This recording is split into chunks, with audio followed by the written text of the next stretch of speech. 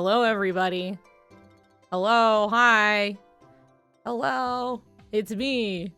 After a week, a solid, at least a little over a week, right? Since we last streamed.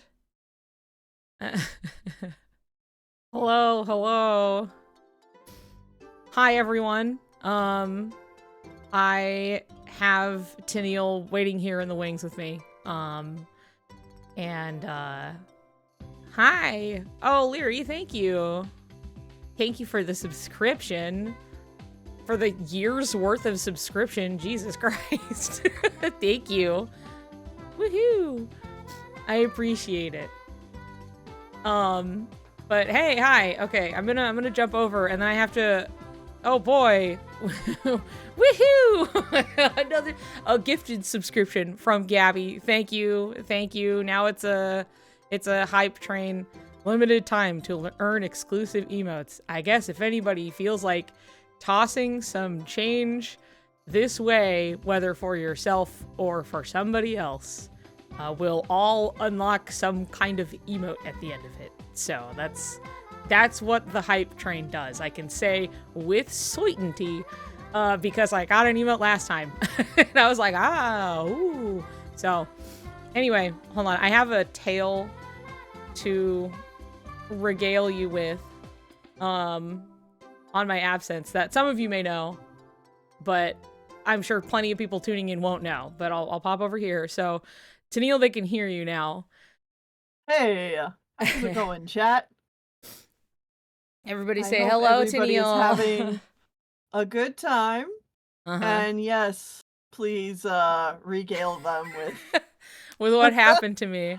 As some people are already chiming in that I almost died. You were spitting out your guts. I was. Okay, so here's your fun story on so last week, right? Early week, I was like, okay, I'm not gonna stream Monday, Tuesday, because I was just tired. I was trying to recover a little bit from the length of this stream, because I could feel my voice kind of going out a little bit, and I was like, I can't do this again. So I was like, I'm gonna give it a couple days and we'll be back on like Friday. It'll be fine. Okay. And I said this not knowing what awaited me later that very day. Okay. And so as a slight precursor, okay, this is something I've dealt with before. Okay. And then I had the worst episode of this thing I've ever had. So I, for a little while, was having issues where like, and I heads up, 35 cents. Really? I get all that? Thank you. But like, this is something I've dealt with, and as a heads up, I will talk about vomiting for people who do not want to hear about it, but I will not be talking in detail about it, just the fact that I was, okay? A lot. But I've had an issue in the past, so if this sounds familiar, maybe consider talking to a doctor, which is part of why I wanted to bring this up. But, so I kept having these episodes where like I would eat some food and then I would feel really full. And then I would feel like this really uncomfortable, intense pressure in my stomach for a while. Sometimes it was really fast. Sometimes it would be like over the course of many hours. And then the food I would eat would just come back up, right? It would go nowhere and then I would throw it up. And then having enough of these gave me enough information to say, hey, this kind of sounds like gastroparesis, which is, in essence, your stomach, the nerve that tells your stomach that there's food in it, kind of just like goes to sleep for a little while, which is fun. And so like basically the bottom valve of your stomach closes up, right? And so it's just like, guess there's nothing here, and all the food is in there like waiting to go, and it's not going anywhere. And it hurts, okay? It does not feel good until eventually, at least, because like I've had like one time where maybe it like finally passed through. Every other time I've had to throw it up, okay? I went to a doctor Monday, not this, but the before last week, right? I go to the doctor and he goes, yeah, this sounds like gastroparesis. It's also related to PCOS. Apparently it's a really common, or it's a common enough effect of having PCOS. Okay. So, consider this, I suppose, if you're dealing with this. a lot of just gastrointestinal issues that come with the territory. But anyway, I'd been, taking like a medication for it. And we were both like, well, maybe this will kind of lessen or help ease the episodes when they come up, right? And I still think this is true, but because I'm freshly on this medication, I think we're kind of in that transitional period where things are like my body has to cope a lot less. And so some things share guts with Niku. yeah. One of those things where whoa, gifted 5 thank you Shannon, 5 subs. Everybody enjoy your fun little emotes while I talk about throwing my everything up, okay? Anyway, we thought maybe this was going to lessen the symptoms or whatever, yada yada, and then I think it's in that point where like because my body is coping less, some things are getting worse before they get better. Does that make sense? Kind of like when you don't wear glasses for a while. And your eyes get like better, but it's because they're trying harder. And if you're like, I had glasses once and now I don't have them anymore, but it's almost like my eyesight's better without them. Don't believe those lies. They are not doing better. They are working way harder and they are going to make your eyes worse faster. Get glasses. Okay, make their job easy. It's better for their longevity, okay? Anyway, so transitionary whatever period and stuff. So I have the worst episode of gastroparesis in my fucking life. And I was like, oh, maybe it won't be so bad. It wasn't feeling as intense when it started. Wrong. Dead wrong. I wake up at 4 a.m. and hurl so much food, right?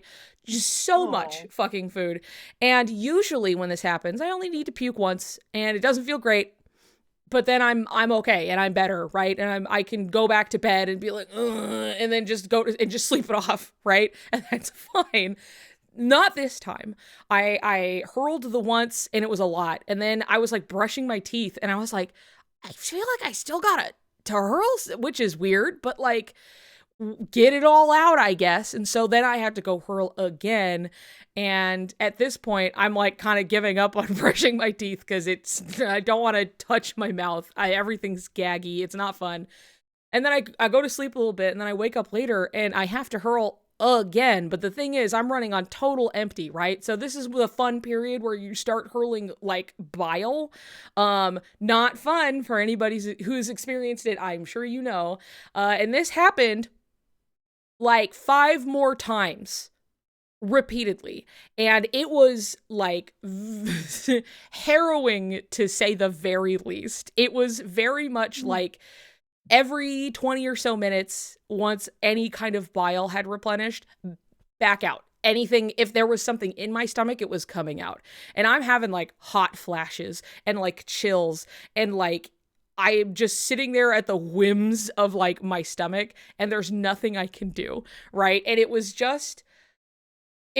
ridiculous how much it was going. And eventually I was like, this is not stopping on its own, no matter what I do. And I need intervention badly. And so I had to go to immediate care because I couldn't stop hurling. I puked 2 more times on the way. And when I say puked, I'm just talking like sludge coming out of my throat. And that's all I can like muster. But my body's still trying, right? And so eventually, I'm pretty sure at that point, I'd be telling Whitney, either take me to the doctor or kill me. Yeah, basically, that's kind of where I was, if I could talk more. Right. I was just like, the doctor, and I was just I had like a bag to puke in, and I had like a death grip on it, and I was just like rigid, like holding myself up because I couldn't lean back, and I couldn't lie down. It made it worse, so I had to just rigidly upright. And I was like that in the lobby too. I was like a ghost. I was like, there was nothing there. And so it was me just like kind of passing out, but like rigidly upright because I was so tired because I didn't really sleep, right? I didn't really sleep at all. And I've been hurling for like many hours. Okay. And I'm so thirsty because I can't drink water. I can't keep anything down. It was awful. Right. Yeah. So it was a whole time. Thankfully I got in there and I got like an anti-nausea med and it kicked in and I was fine.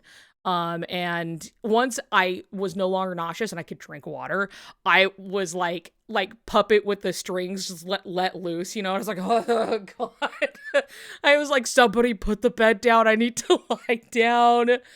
And then I went home and I fell asleep and I was so still, my partner had to make sure I was not dead. So, and I woke up and I was like, so like I had lost a fight. I had blood vessels had like burst in my face, not just around my eyes, but like on my cheeks and around my mouth and shit. It was like, I really looked like I had lost a fight. I looked bad, dude.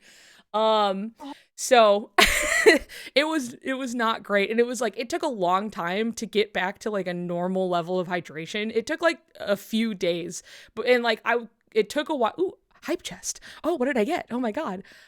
Ooh, a little grabby hand emote. Let's send that one in, I guess. Hold on, in the middle of my story. All right. Anyway, yeah, it wasn't fun. I'm fine now.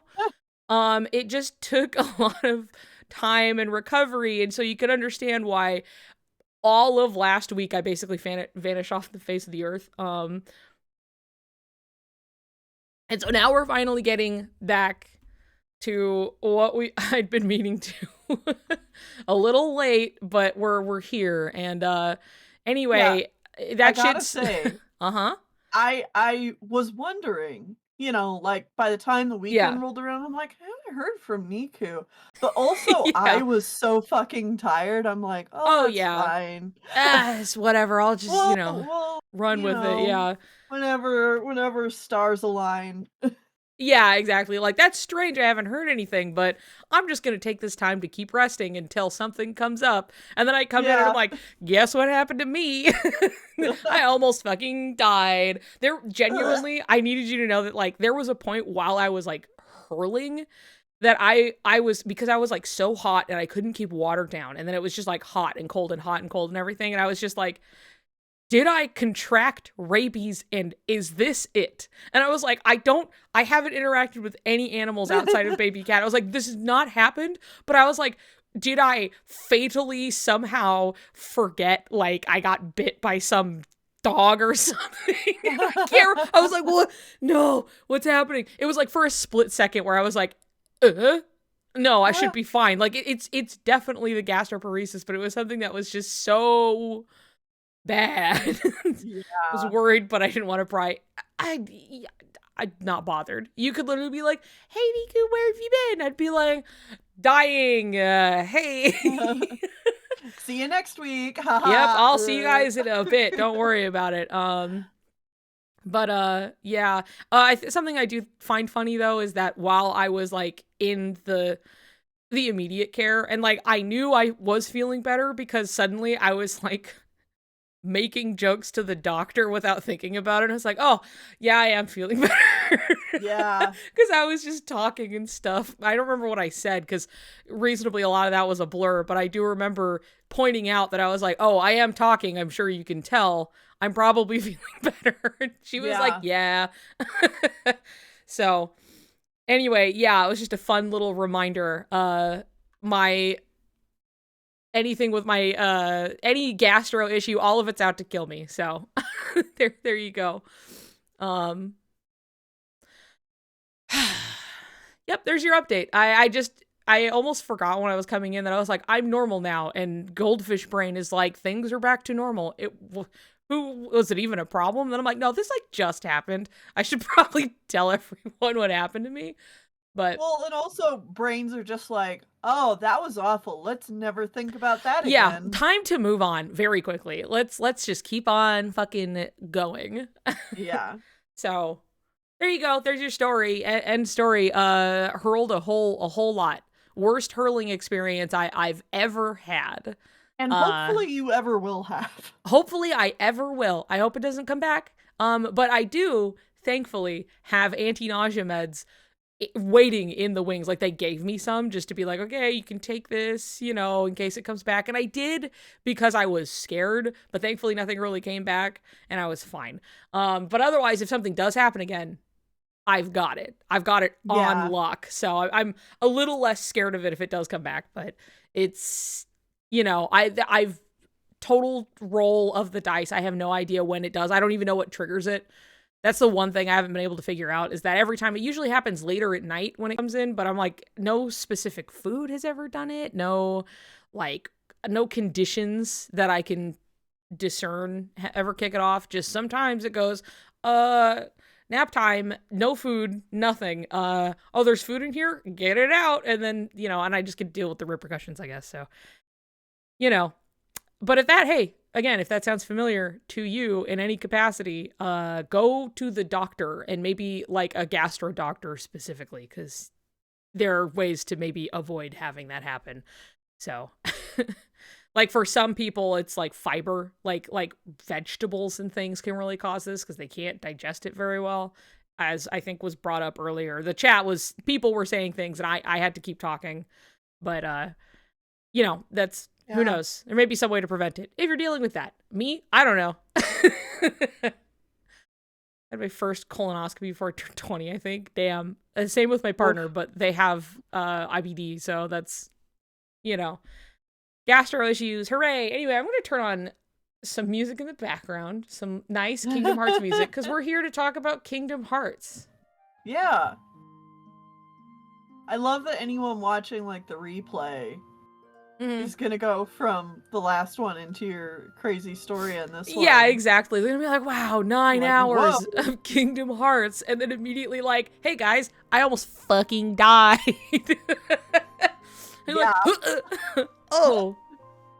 Yeah, for everybody else, this is just like an immediate follow-up, but for everybody who is actively waiting for a conclusion on this for like a week or so, with me saying nothing for a while, now you know. So. Yep. Ugh. Okay. Anyway, you have bad tummy disease. Hee. Oh, bad tummy disease sucks, though. Bad tummy disease sucks ass. Did you know horses can't vomit? They can't? No. I can believe it. I love you're just like, no. Nope, they can't. Like, I know you know. But, like, what an interesting tidbit. I guess it just keeps moving through, even if they're... Huh. You have to be... Horses' stomachs are extremely delicate, just like the rest of the goddamn animal. Yeah. I was gonna say, I was like, sounds like the whole horse. Well, then they die. All right. Yeah, like, you have to always be careful of your horse getting a colic. A colic? Yeah. I couldn't tell you exactly what it means, but basically, like, Something the food bad upsets their stomach. They cannot do anything to get rid of it, and so they just die. That's so fun. That's so fun. Fart disease. Got it. That's interesting. Your fun fact with it's like the 358 Dearly Beloved too, so it's like, oh, so kind of sad. It's like horses can't puke. They will just die. They will just die. Can't vomit from the other end. Who knows? I mean, I'm sure if it can pass, then yeah, basically, but never had a horse. But I was a horse girl, if you can't tell. Wow, girl horsed, the horse girl. My chowder. While you eat your chowder, great food for this subject. Hi, welcome. Anyway, so to catch everybody up, I suppose, we had made it about, I look at the scroll and it's not quite halfway, but that's not exactly always accurate. You know, again, there are a lot of images and things, but... Well, plus we kind of reached the conclusion of the overall thesis, and now we're into the, like... Here's a bunch of... in case you're interested in more... Yeah. So... Yeah.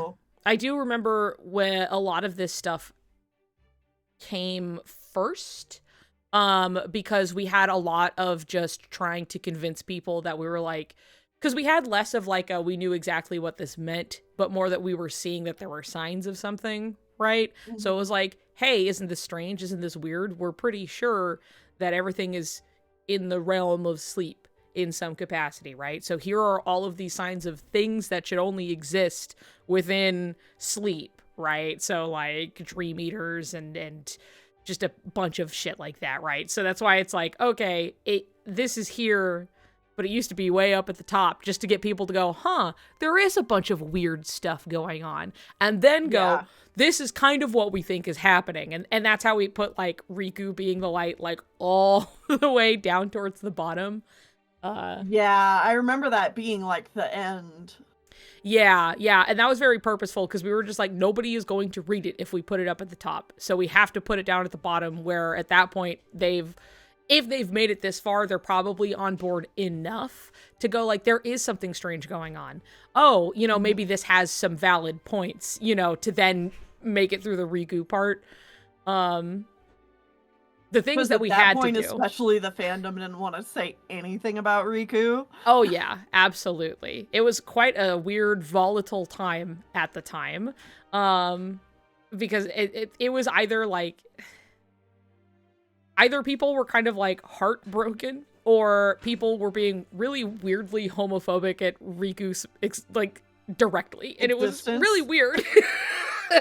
I mean, not that weird as in like, wow, imagine that somebody comes off as queer and then some people are homophobic about it, right? But it was something where it was like, especially like, I remember seeing this before getting the game myself and being like, what the fuck happens in this game? And then going and playing it, and then I'm like, I still don't know what they were being like really specifically homophobic about. But like, I think there was some angle of it where like Riku let Sora go and they were like mad at him and they just decided to call him some slurs about it. So people, not everybody obviously, but pointedly people being very publicly using slurs about it. So One second, I'm gonna close the door a bit.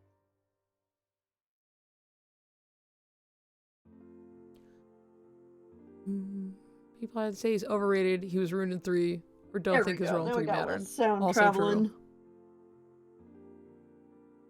Well, yeah, and everybody, like, before Kingdom Hearts 3 was coming out was like, oh, this is the game where Riku's gonna die. Riku's gonna die, because that was constant. His character arc is over. His character doesn't have anywhere else to go. Yeah.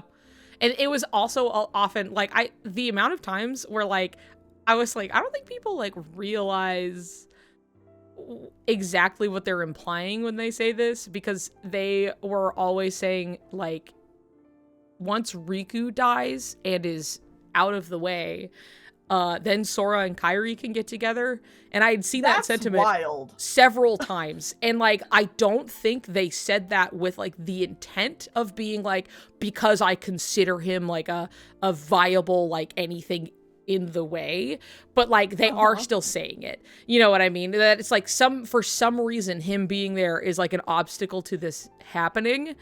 But like they were not, trust me, not being like a fun ally about it. You know what I mean? This was something where it was just like, finally, once he's out of the way, like they'll get together and it'll be this nice little wrapped up with a bow type ending, because Riku is going to complete his arc by dying and being dead forever, even though the whole game was like, and we're going to bring back those that were lost, but Riku's the one, he gets to die and not come back, I guess, is what a lot of people desperately wanted to think for some reason.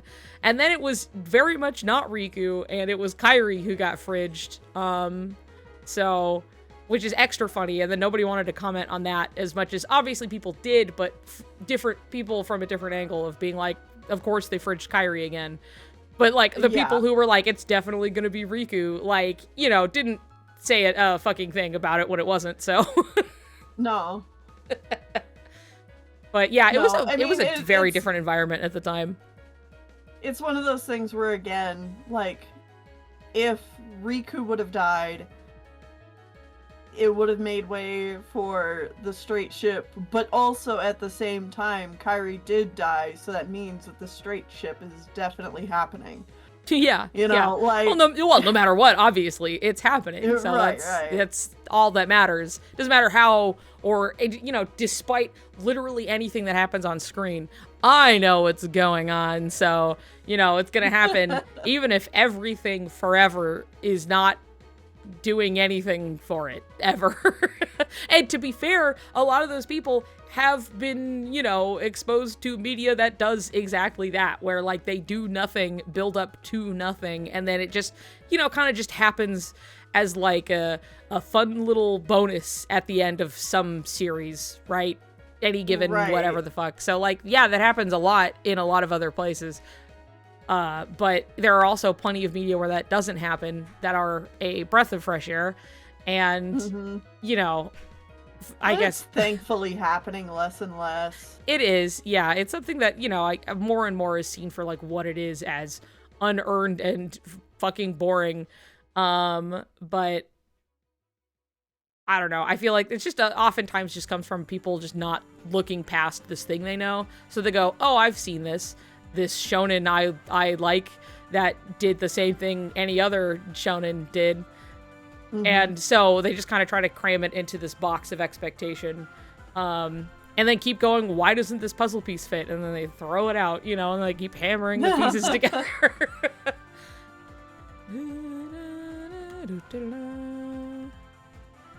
This is actually an important theme in KH. It's just not just a series that ends with the main cast getting paired off in the epilogue. It's not Harry Potter. It's not Naruto. It's Kingdom Hearts. That's what it is. Anyway, sorry, I was reading chat a little bit. Now I'm thinking about the Harry Potter epilogue, and I'm just, Yeah. Yeah, we don't need to go into it. It's fine. No. Nope. We don't. Don't need to get out any more what time. Trash. Yeah. For a number of reasons, yes. Uh-huh. But, Gundam series with lesbians. Yes. Gundams with lesbians. Woo! Not that that's not the only, like, queer anything in Gundam either, so. But that one gets to be more, like, on the face, which is nice, so. My Sariku 4K kiss. How did I get... Oh, okay. Sariku, Tidus and Yuna. Yes, you know, yes. Final Fantasy X. Yeah, the Tidus and Yuna moment. Yeah. As I always bring up. Yeah. Yeah. I think we've all earned it. And especially me for being so strong after throwing up 4 million times. That one's for me. Yeah, come on, Dad. Do it for me.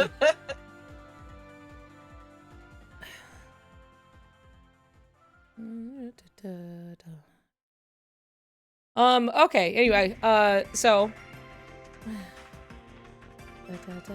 Do we want to get into this? Yeah, we do. Sometimes the music is like a little louder than I want it to be because it like forgets where it's at.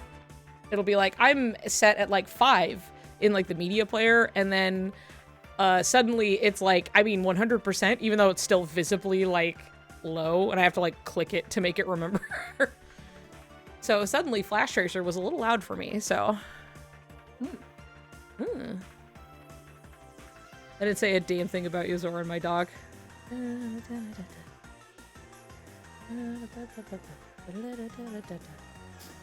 Okay, yeah.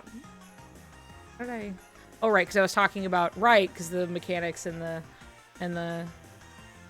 How things were different then, and we had to talk about it differently, and that's how we got onto the conversation. Okay. Yeah. Because it was different, so there you go. There's your explanation as to why it's kind of set up this way, because I went and rearranged things to kind of flow better, but like while I added in some new stuff. But that's why there's been some leftovers. I mentioned this before, but like, you know, there was a whole document that went in a certain way, and then I like screwed remixed the whole thing to like flow a little differently to make points at a different point, because some things just weren't relevant in the same way anymore. So yeah. Yep. Anyway, here we are. Here we are. So the signs were there all along, where we go into about things that were helping point out our case of, hey, we think things are happening in some form of sleep for one reason or another. Or if not strictly sleep, but like there's a lot pointing to things not being normal. Right. So, and I think I probably say more or less that in this paragraph, but I'll start reading a little bit. All right, everybody ready? Okay. The signs were there all along. Now, with the overall theory there and done, let's look at all the nitty-gritty details that led us here. Through the game, there are many little unexplained oddities, things that could be written off, brushed aside as a video game thing, things that maybe you don't notice the first time around, but are entirely too consistent in nature to ignore once you spot it. This is just a collection of things we found parsing through under the pretense of, oh my god, they're in the realm of sleep. Big or small, key, or coincidence, it's in the list. So, that's my general of, like, you know, not everything is necessarily indicative. Some of it is just like if it is, this might be something, this may be, or may not be. It's not, you know, it's very much putting anything in there, because some things are like, well, this could just not be a thing and it wouldn't hurt. Like, you could remove this entirely and it's not going to make that big of a difference of the proposition. But right. Also, it could be because Nomura loves to go like, hey, you know this little thing? Yeah, well. And then, like, reveal some weird fucking specific lore dump behind it, you know, and just go... Honestly. And he does it all the fucking time. He does it all the time, and this is where so many of the bombshells of the doc are. Yeah. No, it's true. There's a lot of stuff in here that people go, what the fuck? Yeah. Which is part of that was another reason. Like, a lot of these are like big kind of banger hit points because we put it at the top of the doc to be like, look at it. Don't you think that's weird? And then people go, that is weird. You're right. That's so strange, man. That's, you know, because we had to get people to like give it the time of day to even like make a point out of things. So there's a lot of it in here, but I forget. Do you guys cover in this doc the fact that like there's the callback to of Sora doing like the KH2 opening a world pathway? I believe I put that in, because later down the line, because again, it's like just me writing the updates, right? Because I became like the sole like manager of the doc after a certain point.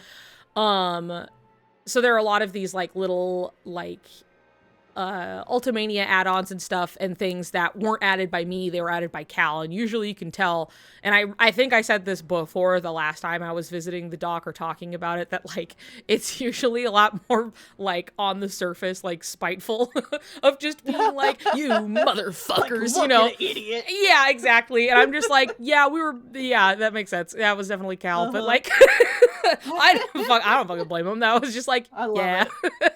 It's really funny. But like otherwise, like outside of like a few shufflings here and there from like Cal when we got some information, it's pretty much entirely been me with whatever written add-ons or like rearranging of the doc or anything. And so eventually I just added at the end like, and okay, here's the Remind update. Okay, here's the Melody of Memory update. You know, like here's this stuff. Because I was like, I do not want to write it and then have to like surgically insert it somewhere into the doc where it makes sense, as opposed to writing it more organically with all like, that's something that like if I were to like, okay, I'm gonna make a video discussing these points, they would a lot more naturally be like woven together of like, hey, this thing makes this point and it's followed up on here in like the DLC, blah blah blah blah blah, right? But I can't do that right now.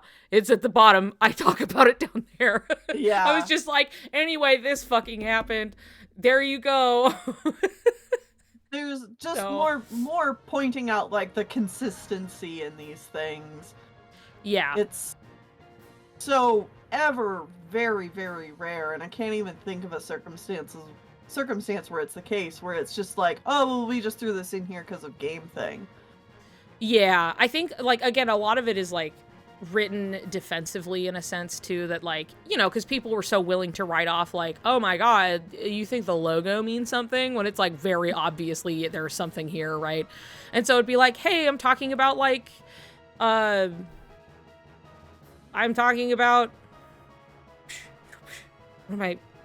motion. I'm talking about flow motion.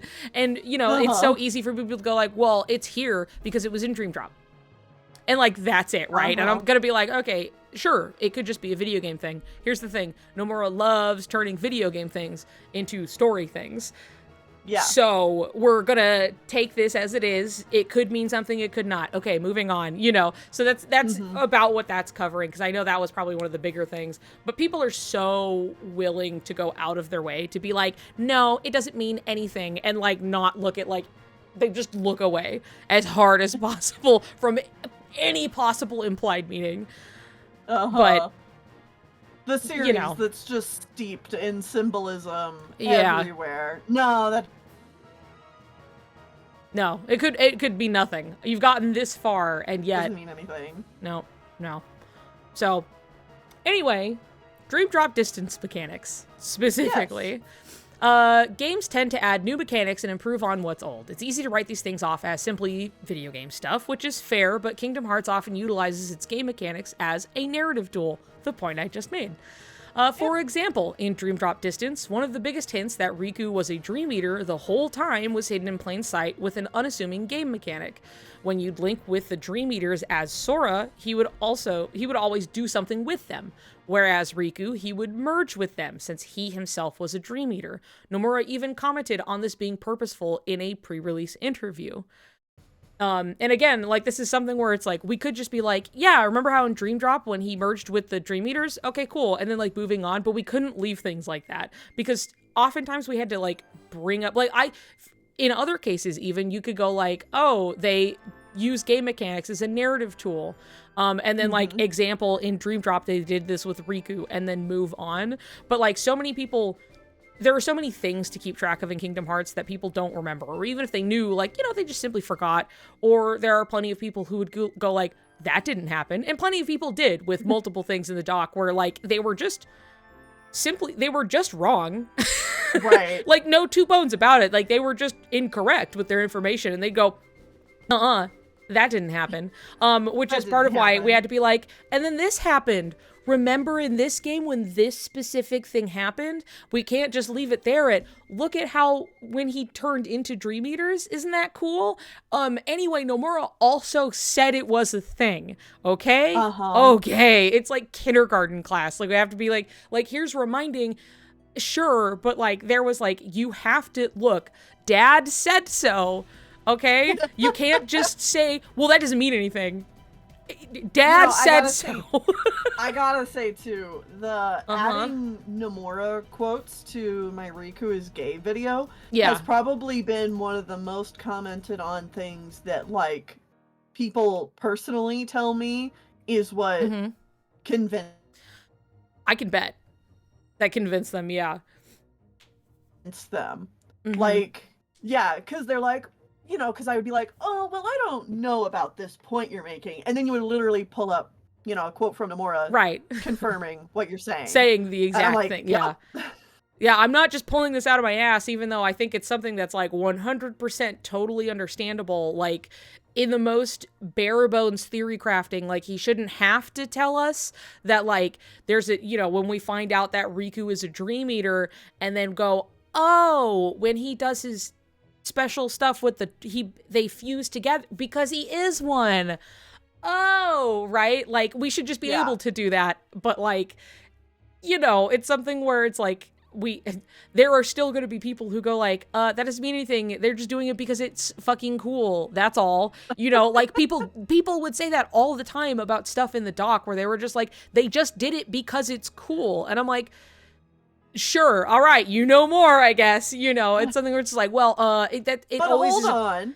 Could they do it because it's cool and it means something? Yeah, and because the thing is, Nomura loves doing something because it's cool, and I you know, yeah, that's true, but he also loves being like, and I put this in here because one, it looked sick as fuck, and then two, all of this like long receipt of like this one idea he had, you know what I mean? Like something that like sometimes it's only shit that he finds important and we just go, oh, okay.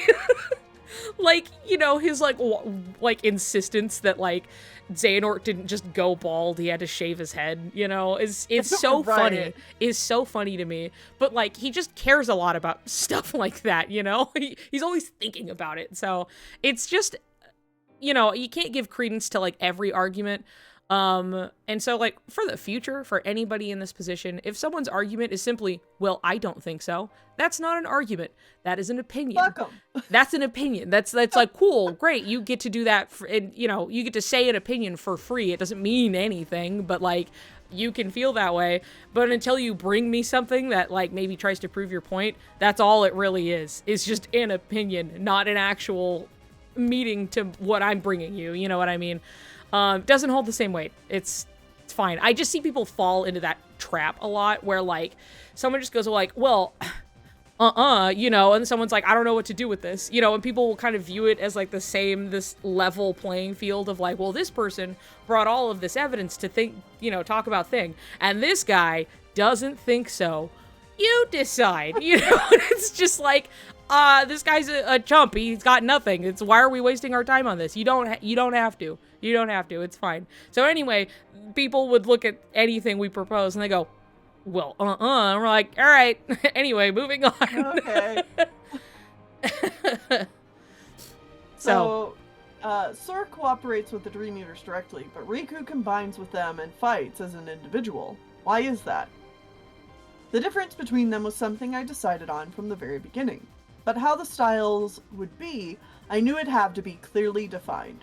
From the start, I wanted the system and the story to link, so their difference too has meaning and a reason for it regarding the story. The last scene will have a lot of impact. Various connections are developed upon, and it ends just in prelude to the final battle. Which, yeah, I mean, like, that's not only Nomura saying, like, I did this purposefully for this thing. Yeah. That's like Nomura saying, I like to do this whenever I can. Yes. All the fucking time. And honestly, yeah. I think that's just a better usage of the medium anyway. You know, it's like, right. I can tell a story, but it is one you have to interact with. And so utilizing those interactive elements for the story versus just say, like, here are mechanics, we have a battle, okay, story is, like, separate and, like, a thing you watch happening, right? But, like, utilizing these things to help tell that story is great, and I'm a big fan of that. Well, and it's been something that's been part of the series since the very beginning. Like, I'm thinking about Kingdom Hearts 1, and even just something as simple as the Trinity limits, or, like, the Trinity spots you do with Donald and Goofy. Yeah. Like, those, as you get them, show a progression with your friendship with Donald and Goofy. Yeah. And so, like, it's only at the end of the game where you get the White Trinity, and it's, you know, like, the special one. Yeah, yeah.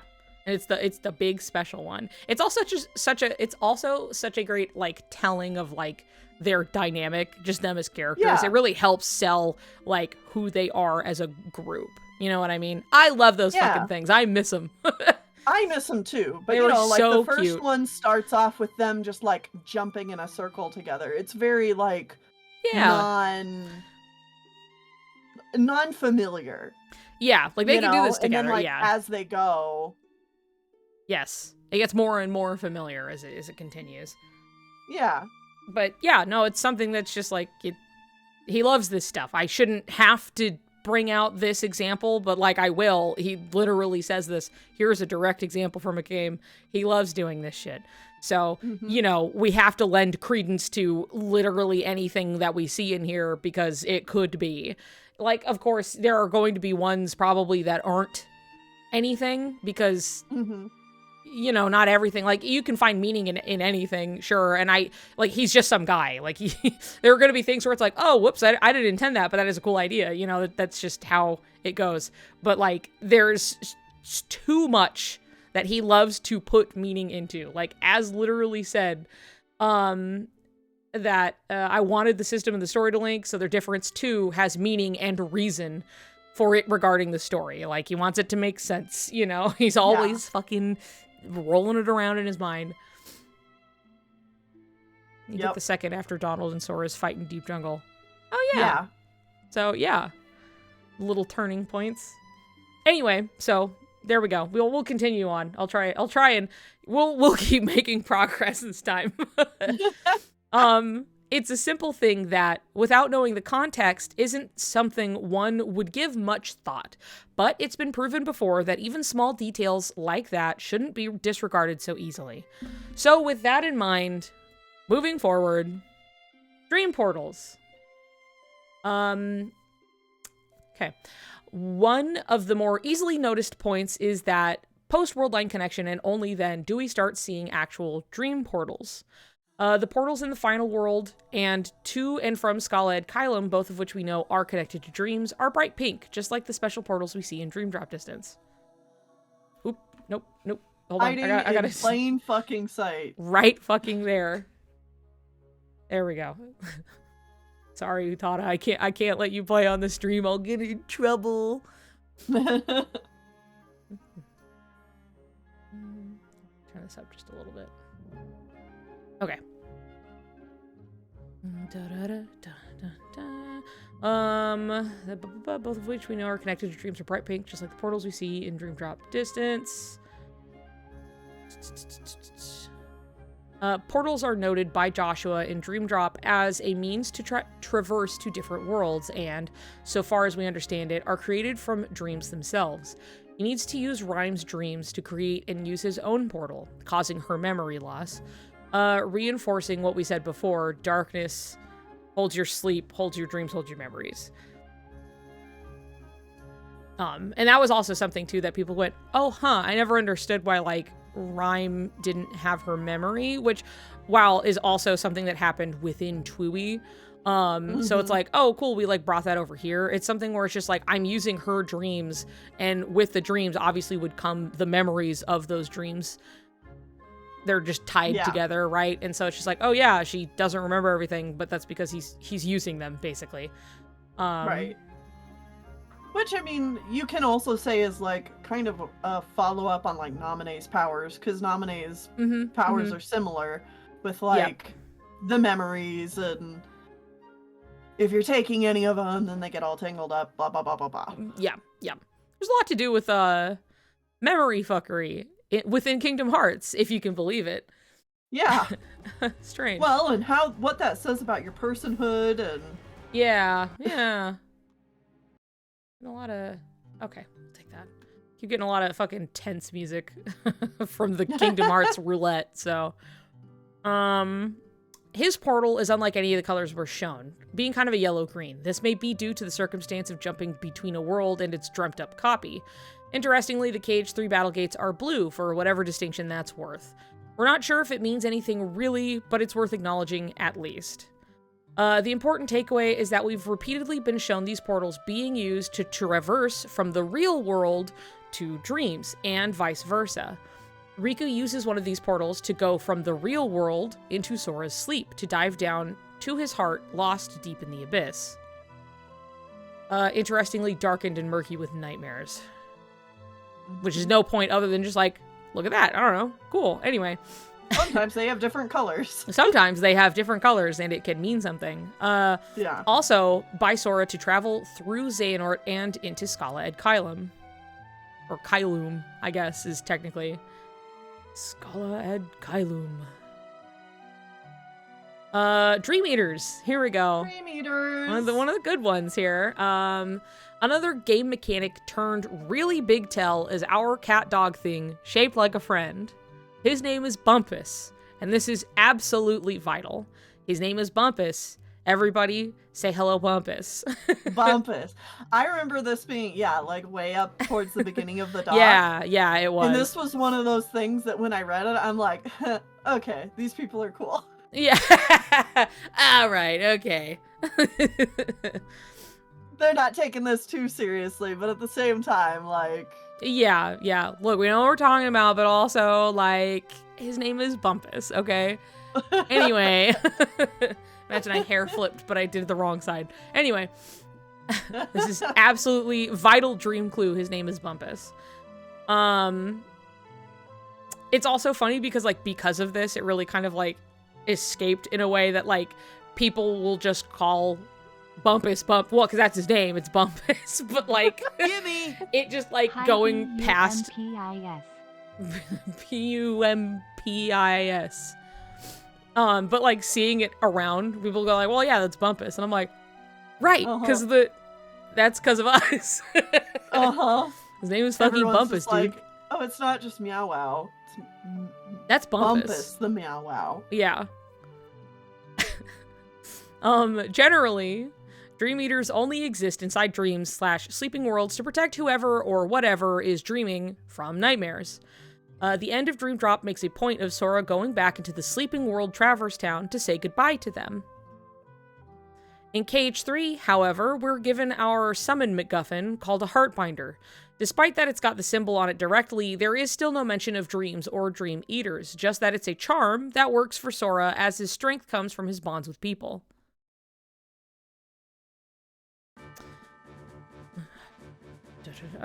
What's even more interesting is that every single Link summon otherwise is in some way incorporeal. As in, not real, some kind of element and or pulled from somewhere far away where Meow Wow, Bumpus, where Bumpus, by comparison, is seen completely normal. Wow. Isn't that wild? It drives me crazy. That one's a favorite. Like, I said it on stream last time, but it truly was like, I was hunting for screenshots, and I had like a moment where I paused, and I was like, wait a second. Why can we like, we can see Bumpus like fine, and I was like, I think all of them are like not solid, and then I had to go look at all of the summons, and I was like, very cool, time to put it in. Yeah, this one's a real crowd pleaser for me. Yeah. Like, just... Yep. There they are, I like... want someone to interview Nomura and ask specifically about this. Yeah, yeah. Like, this is something that feels like it would so simply be something someone would ask in, like, one of the Ultimania, like, where it's just some little question of, like, now we noticed that this one summon is blah, blah, blah, but all the others are blah, blah, blah, you know? And you'd be like, that's supposed to tell something, but, like, you know, I gotta keep quiet about it for now. And then, you know, just leave it at that, like, is so common in other ones, but... And here we are still sitting in mystery. Yeah. Now... okay. Flow motion and attraction flow. It's everywhere. It's everywhere, you know, and I know Nomura also was like, this is kind of like the continued direction for the series, we're going to have this, and that's also fine. I think walk on air, we can't do that. We can! And then he just does. Gravity not binding.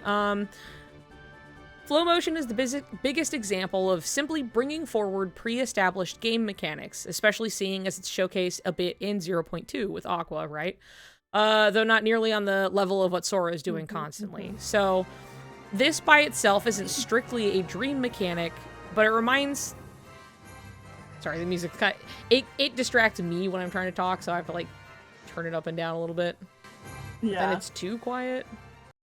Move on. We'll leave that one. Okay, so this by itself isn't strictly a dream mechanic, as, you know, it has been exampled elsewhere, but it remains that we've literally only ever been introduced to it being a thing within the sleeping worlds in Dream Drop. And then we have attraction flow. Oh, attraction flow. Which is so cute and fun, and I do love them. Even if, yes, they come up at inconvenient times and I'm trying to open a chest and I suddenly am on a pirate ship, I still love them conceptually. I just wish they were accessed in a different way. That's my only criticism, is I wish I had more control over accessing them, like everything else. While flow motion can be seen as a magically enhanced kind of physical skill, attraction flows are pretty much just summoned magical light rides made of fun, dreams, and fairy lights, much more akin to reality shifts than anything else. They even share the dreamlike carnival motifs that Dream Drop had. And then, the Ultimania update, there's a section showing concept art and planning for attraction flows. Which is very cute and fun. Love to see it. But also, look! Yeah, in the bottom corner, there's an in-game concept example. With Sora in his Dream Drop outfit. Set in Dream Drops Traverse Town. right there. There it is. Do you want me to do the next part? Go ahead. Okay, Sora's outfit. Now, we keep bringing up Dream Drop Distance, how Dream Drop Distance use their outfits to signal plot twists, to show how nothing is off the table when it comes to Nomura, right? So, it'd be a little remiss not to mention the fun fact we learned, that Sora's KH3 outfit is literally confirmed to be a fusion of his KH2 outfit and his DDD one. I'm so tired. The key colors of the new costume seems to be black and red. Its design is a fusion of the outfits from Kingdom Hearts 2 and Kingdom Hearts 3D. Because Kingdom Hearts 2 outfit was popular among fans, it still had some hints of it while having a sporty design. I do like the sportier looks, generally. I'm also just personally a sucker for, like, sporty, like, clothes and designs and stuff. So I enjoy it, but... Yeah. Whether you want to take this to mean anything is up to you. It could really be just melding outfits together to keep Sora recognizable and pay homage to a fan-favorite design. But we can't ignore that Sora's clothes have already been a canonical plot point, so this is something we're including anyway. Mirrored images. I can't believe that people want to excuse this whole segment as nothing. Anyway, we talked a bit at length about the mirror symbolism in the Dive to the Heart. How Sora literally phases through a mirror and into his older self, and how mirrors are commonly used to symbolize traveling to parallel worlds, a flip side alternate reality. Now, there are a couple of odd details in the worlds of KH3 that make the mirror symbolism something more of note. When we first enter Twilight Town, the first out-of-place comment Sora makes is about the tram. It's a tiny little throwaway thing. It fits exactly into all the other deja vu moments and weird pointed scenes that Sora has had at the beginning of each world. Oh, cool! The trams are still here! Before anything else, the tram is the first thing that Sora calls attention to. The first thing we're meant to notice about KH3's Twilight Town. In and of itself, this wouldn't be anything to comment on, except there is something off about it. It's moving the opposite direction of every other game it's appeared in, going left instead of right. Tennille, I need a quick pause. I've been handed Tropical 7-Up. You're not sponsored. Don't fucking tell them what it is. Why can't I tell them what I'm drinking? Because that's a fucking free ad for these motherfuckers. I'm not saying... Well, I'm not endorsing it. I haven't even tasted it. I love a review. That guy who sits in his car and eats Taco Bell, he's not sponsored. That's true. Anyway, let me taste it. Let me at least taste it really quick. Is it good? Let's find out.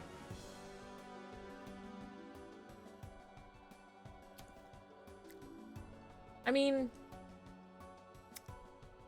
That was a face. I only get slight mango because I'm not a full taster. Not I'm like trying... the rest of you. It's reminding me of... It's definitely tropical flavored, right? But I'm trying to think if it's like... I'm kind of reminded of like tropical gushers, but like I love tropical gushers and I'm not crazy about this. It's not the worst by any means. I'm sure some people will like it. Oh, it looked like the one Brittany Broski where she's like he's like no. Hold on.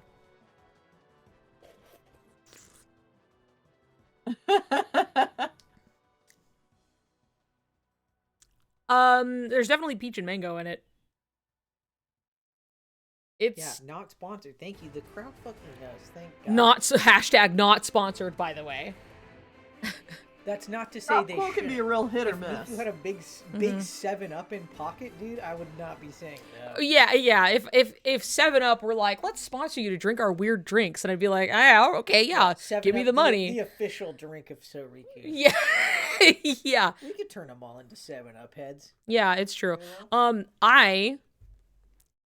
not because of the drink, maybe because of the drink. I have to go to the bathroom really quick.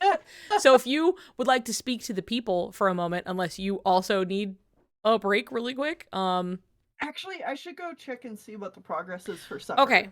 Okay. So quick BRB. All right. We'll be right back. Okay. All right. So we'll be right back. Hello, I'm back. Sorry, my guts are still not great. And Tennille got food. So, hey, now we're all ready. Woohoo. I don't want that fucking.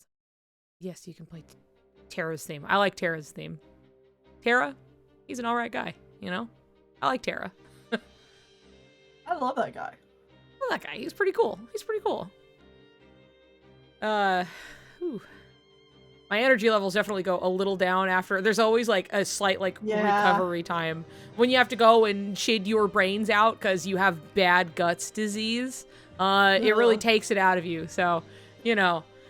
So that means you're going to keep reading. Yes, I'll keep reading. But first, let's talk about this tram. Yes.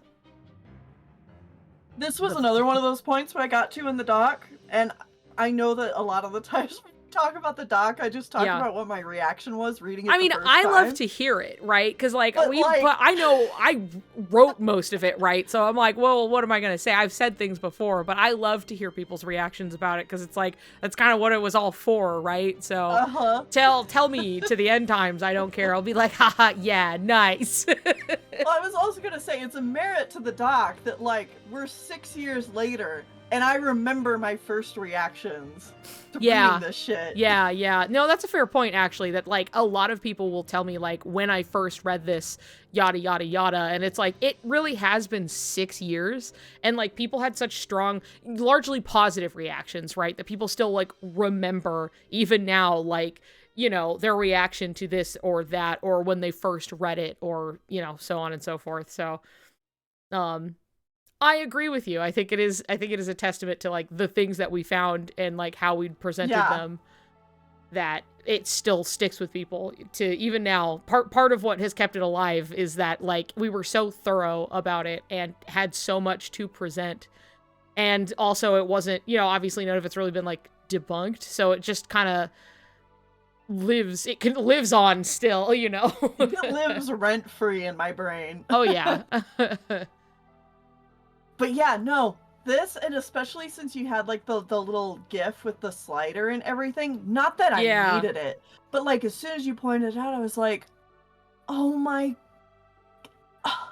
yeah, yes, like I remember that point in the game bothering me. I'm like, something's wrong, but also something's like different. Twilight Town looks so new and shiny, like there's a lot to so quickly. Yeah. Popping in on lunch break. Hello. Hi. I think Sora pointed out is like Nora shaking you. Look at it. There is so much weirdness that happens when you first go to Twilight Town. I don't remember how much we did cover. It was something that was like known, right? And I think I bring it up somewhere later. A lot of information, obviously. I'm trying to remember like where it is in the doc. But the whole like going to Twilight Town in the first place. And there's like nobody around, and then suddenly it's like here's the big like demon tide shit showing up basically, and then like the big like, you know, heartless bullshittery going on that's like, why the fuck is this here? No explanation, zero explanation. It's just there, and then once it's taken care of, everybody's just, you know, they're here. Everything is fine. And it's very strange. And like, I can say this now that part of that, like, it makes me think of when they talk about worlds loading in at different rates in Dark Road. Where, like, you can go in and there could even be, like, key characters and stuff, but, like, that doesn't mean people have necessarily loaded in, or, like, the world can be there, but, like, there are no people, because it's just loading in at a different rate. Because it's not like anybody, like, it was like, oh, well, they were hiding because the demon tide was there, and then they came out, and then people were like, Man, that was weird. Like, the only people we see have any kind of reaction to it, obviously, is, like, you know, Hayner, Pence, and Alette a little bit as they're fucking running from it. And they're like, man, woo, and stuff. But, like, that's what an absurd and, like, incredibly, like, scary thing to be happening. Like, it's not like some Heartless showed up. It was, like, a huge fucking thing. And then nobody talks about it, like, at all. They talk about other stuff. People are like, you know, yapping away as you walk by. Perfect, easy time to just have somebody go like, man, that was weird. Why did that happen? You know, it just kind of, there's nothing, right? So it's something that's, it's such a strange time. Like, it raises a lot of questions just being what it is. Twilight Town's an odd one. That's like, there are so many things that just happen for no explained reason, and people who are not familiar with the series or think they are would be like, well, stuff happens like that all the time and it doesn't mean anything. And it's just like, no, it doesn't. Like, there are few times where like something weird happens that goes unexplained, and usually there is a point drawn to that, the fact that it is unexplained still. You know, even Ursula showing up in fucking Dream Drop was like, yeah, that was weird. And we were just kind of like, I guess we're just going to move on from that. Whatever, it's fine. And then later they've brought it back up being like, why was she there? And you're like, yeah, why was she there actually? You want to tell me? Like, oftentimes things like this, like, have some kind of... Nomura's so picky about, like, his storytelling and, like, what something could imply. In the way that, like, he wants people to be able to think freely for themselves in theory craft and stuff like that, but he doesn't ever really want to leave something that may imply something totally opposite of what he wants. You know what I mean? Like, he's very particular about, like, what you are free to interpret things from, I guess.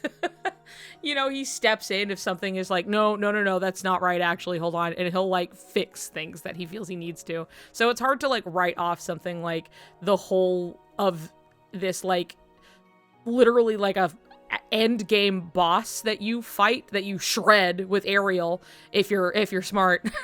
That you absolutely decimate with Ariel, our best friend. That it just shows up unexplained here at the very beginning for some reason, and it's also the time when you get Bumpus as like that's when you get Bumpus, like, as a summon, basically. Like, you literally just got Bumpus, and they're like, hey, why don't you summon Bumpus, you stupid bastard? And you're like, oh my god, my dog, my dog Bumpus, my dog cat Bumpus. And then, yeah, like, there's just so much. I'm pretty sure we bring a little bit up somewhere later, but it's, man, anyway, that was a tangent, sorry. Yeah. But yeah, Twilight Town has a lot of weird stuff going on with it, and the tram just being one thing, which, by the way, was not something I picked up on. I was just like, I did pick up on the, like, why did you bring it up, was like, the trams are still going, and they are very pointedly like, it hasn't been that long, like, what are you talking about? That definitely stood out. But, like, the tram just going the opposite direction, like, that was, I'm trying to remember who discovered that, because it might have been Cal. I can't remember exactly, but it wasn't me. And I remember going, huh, you're right. And then that sent us on this hunt for, like, mirrored imagery, which is why there's, like, more shit in here. Just once, well, that's the thing too, is, like, so often you guys find one thing and then it just ends up leading you to, like, oh shit, like, this is a thing. There's, like, happening. A bunch of this thing. Yeah. That's usually kind of how it went, which is how part of how the doc would get bigger and bigger every time we would find some little thing, go to the others and go, hey, this weird thing, and then they'll go, okay, we're gonna, hold on, let's go see if there's more of this thing, and then suddenly we're finding all of this shit, and we're like, well, now we gotta put it in, so start getting screenshots, and we're writing it out, and, you know, and this happened, like, a bunch of times, so it really kept going. If it's a mistake, why didn't they patch it? That's, yeah, you could say that to a lot of things. For sure. Anyway. So, there might be more examples of this in game, but given how subtle it would be, it's a little hard to look for, since, well, it could conceivably be anything. Like the fact that after Birth by Sleep, after Aqua spent a prolonged amount of time in the Realm of Darkness, the teeth on the Master Defender Keyblade flipped upside down. You can even say the little corner piece nub there flipped from right to left. Yep. That's also like an insanely good catch. Yeah, I'm trying to remember who found that, but again, it was like we went troving through, right? There was a lot of like, I remember Cal and Sarah looking for like, they were like looking at like all of the clocks like painstakingly to make sure that they were like, they looked right, or if there was anything like different about them. And like looking at the clocks in like Monsters Inc. and just a bunch of stuff to be like, okay, what would be something of significance that could be like mirrored, right? And was like just like combing through so much. And then like one of them had discovered this with like the Master Defender. And I remember looking at it and going like, what the fuck? Excuse me? And I'm pretty sure Cal found this thing with the ultimate weapon, because that was like a little case that they were on, where I was like, okay, you guys go look at all the mirrored stuff, and I'm gonna keep typing away everything. Keep typing. Yeah. So. Or like the ultimate weapon, just like the tram. Out of all of the games that it's appeared, 7 since 2002. For the first time, the heart on the ultimate keychain is inverted. The half heart symbol is on the left instead of the right. And I was thinking about this the other day too, because, gosh, I don't remember who it was now, but it was basically when we were doing this stream last time. Somebody had just posted pictures of the Ultima weapons. And their designs, and I'm like, it could just be an evolution of design, but it is also, I think, with everything else in mind, of note, that this one is like red instead of like blue. Red and silver versus like the blue and gold. Yeah. Yep. Yeah, that was something too. Like even just looking at it on the face of it, we were like, damn, why is it like so different? Like I really like the Ultimate Keyblade in KH3. I think it's really cool looking. Yeah. But it is very much like a total like shift in like it wasn't a gradual thing. They've pretty much always been like a yellow with like a blue, or primarily blue, even with like hints of like kind of white and yellow, like very almost like angelic in a way, very light coded type thing.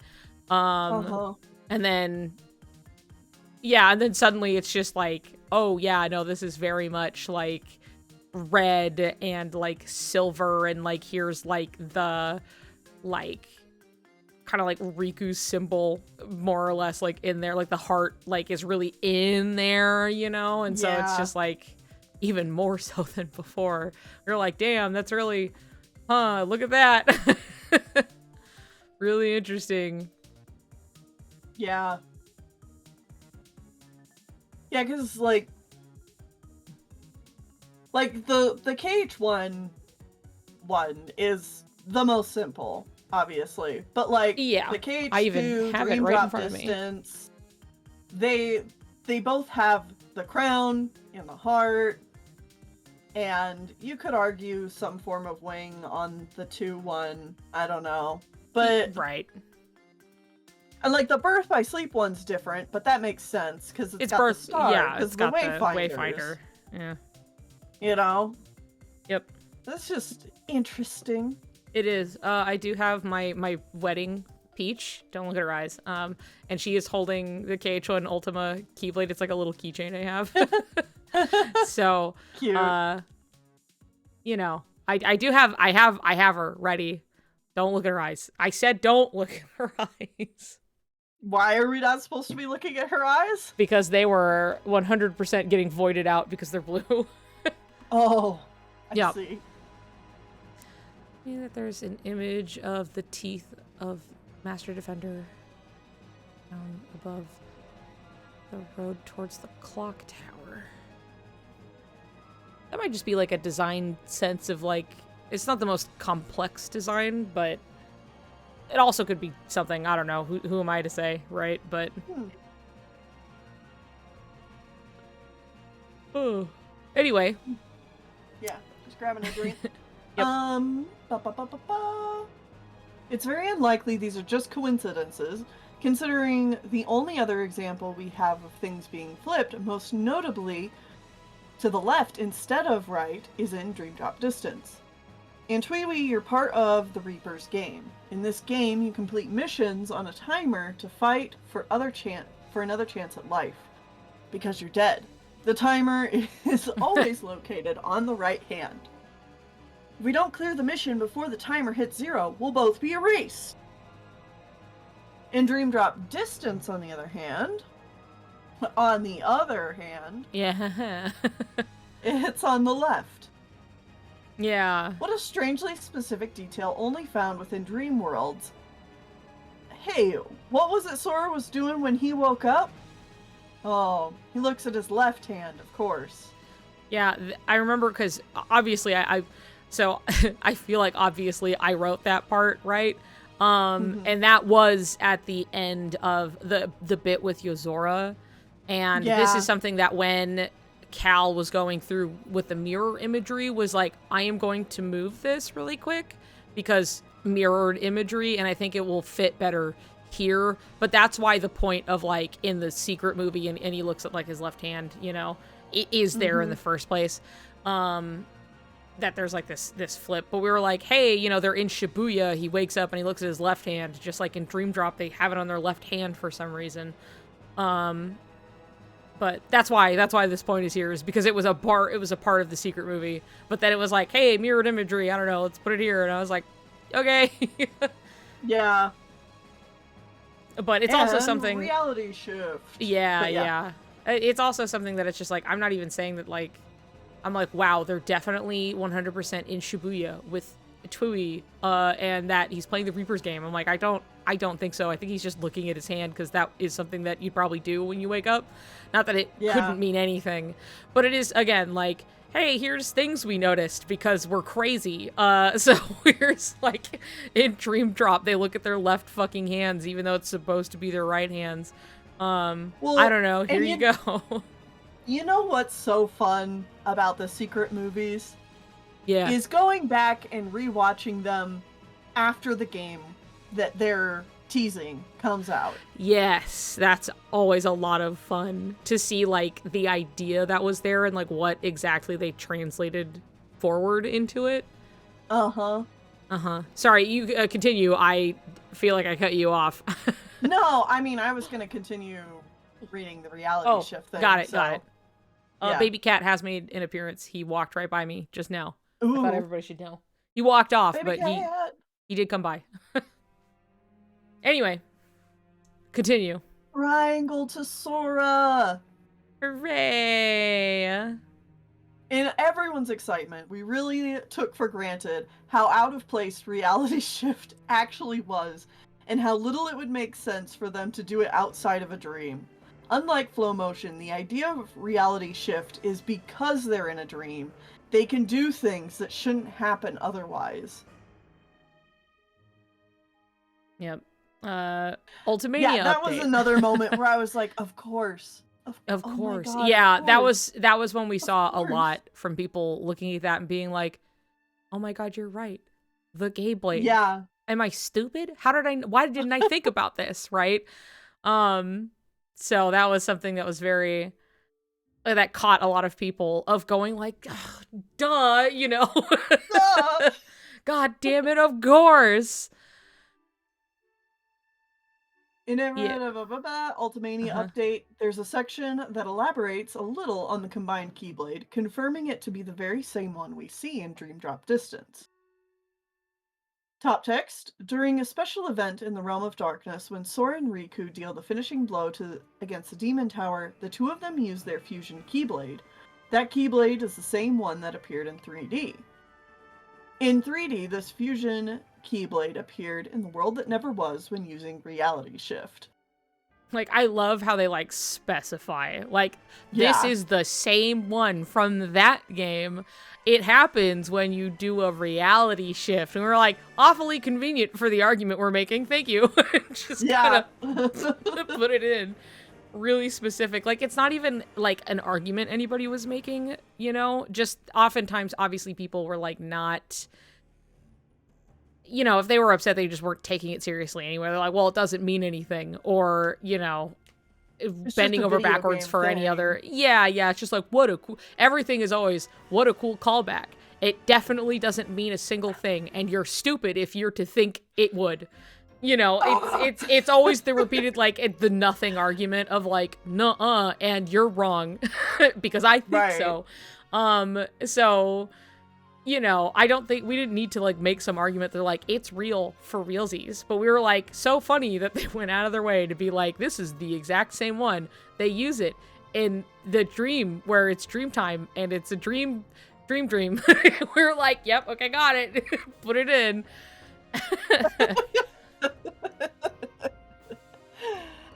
Well, I mean, just going back to the whole dive to the heart thing again. The dive to the heart has always been just, like, filled. Like, if you're gonna snooze through any cutscenes, don't snooze through the dive to the heart, because, you know, those are usually pretty important cutscenes. Just going into, like, the themes of what that game is about, or, like, lore implications, and everything. So to not take Kingdom Hearts 3's dive to the heart seriously is just shooting yourself in the foot. Like, suddenly now this one doesn't matter? Like, this is the one that doesn't matter? It's just a callback? It's just a callback. You know, callbacks are done for a reason, right? Like, sometimes you can have a fun nod to stuff, sure, right? Of course. But, like, also they are used with purpose more often than not to give you information as it's telling you a story. So it, like, a callback not being, they are not one and the same thing. Just because it is a callback, it functionally is just hearkening back to something you know before, to either draw a parallel or give you some newfound context for it. You know, it's very odd how quickly people are like, well, it's just a callback, and people go, oh, well, yeah, okay, then it doesn't mean anything. I'm like, what do you mean it doesn't mean anything? A callback, it does not equate to fan service. It's just, yeah, for sure. Also, let's see. Really quick on people hated what it was calling back to, and yes, what of that course, implicated. What that could possibly imply. So obviously, since it doesn't mean that, it doesn't mean anything. Right. Duh. Also, can we get a blurb about what you guys foresee happening with the potential canonization of Suriku? Like, what would happen in KH4 with those two, with all this info you've gathered? I mean, obviously, Tennille and I have talked about that sort of at length. Yeah.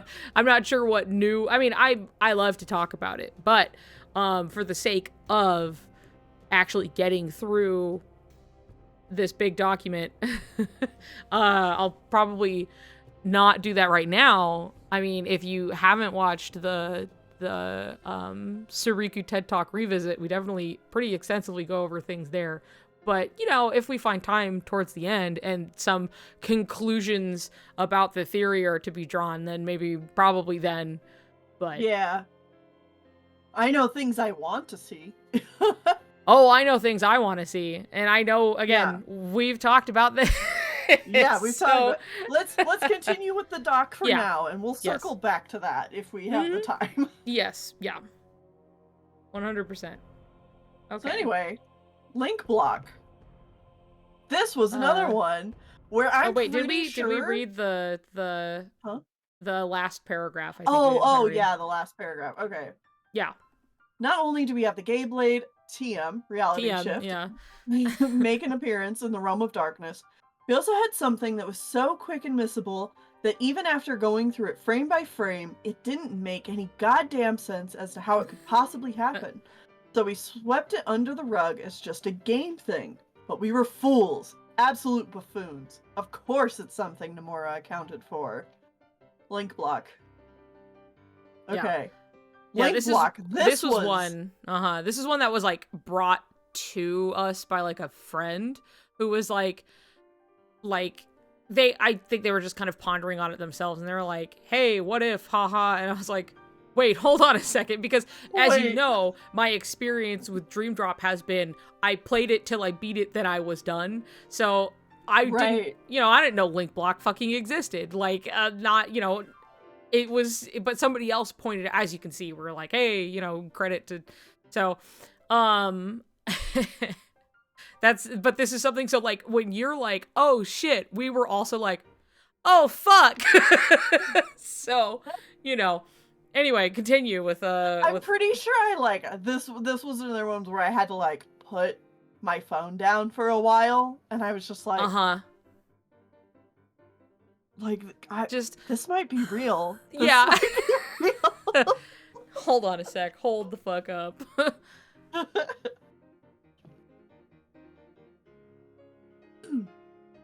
Okay. I'm looking at the gifts. Link Block. Oh, God. Is a defensive command exclusive to Sora in Dream Drop Distance, which allows him to warp in front of his Dream Eater just before they're hit, blocking the attack. Now, why are we mentioning Link Block? Sora used Link Block to warp to Riku to guard him from Aqua. Just like the clip from Dream Drop Distance, it's instantaneous. Even up to the last frame, there is nothing between Aqua and Riku aside from unbridled fear. Not only does this reaffirm that Riku is, in fact, still Sora's Dream Eater, since the ability is for Dream Eaters specifically, it doubles down on Sora still being able to use his abilities from the Sleeping Realm. This otherwise shouldn't be possible with the rules we currently know. Riku states, at least this much in DDD. I know I'm back in the real world, but I still have my Dream Eater powers.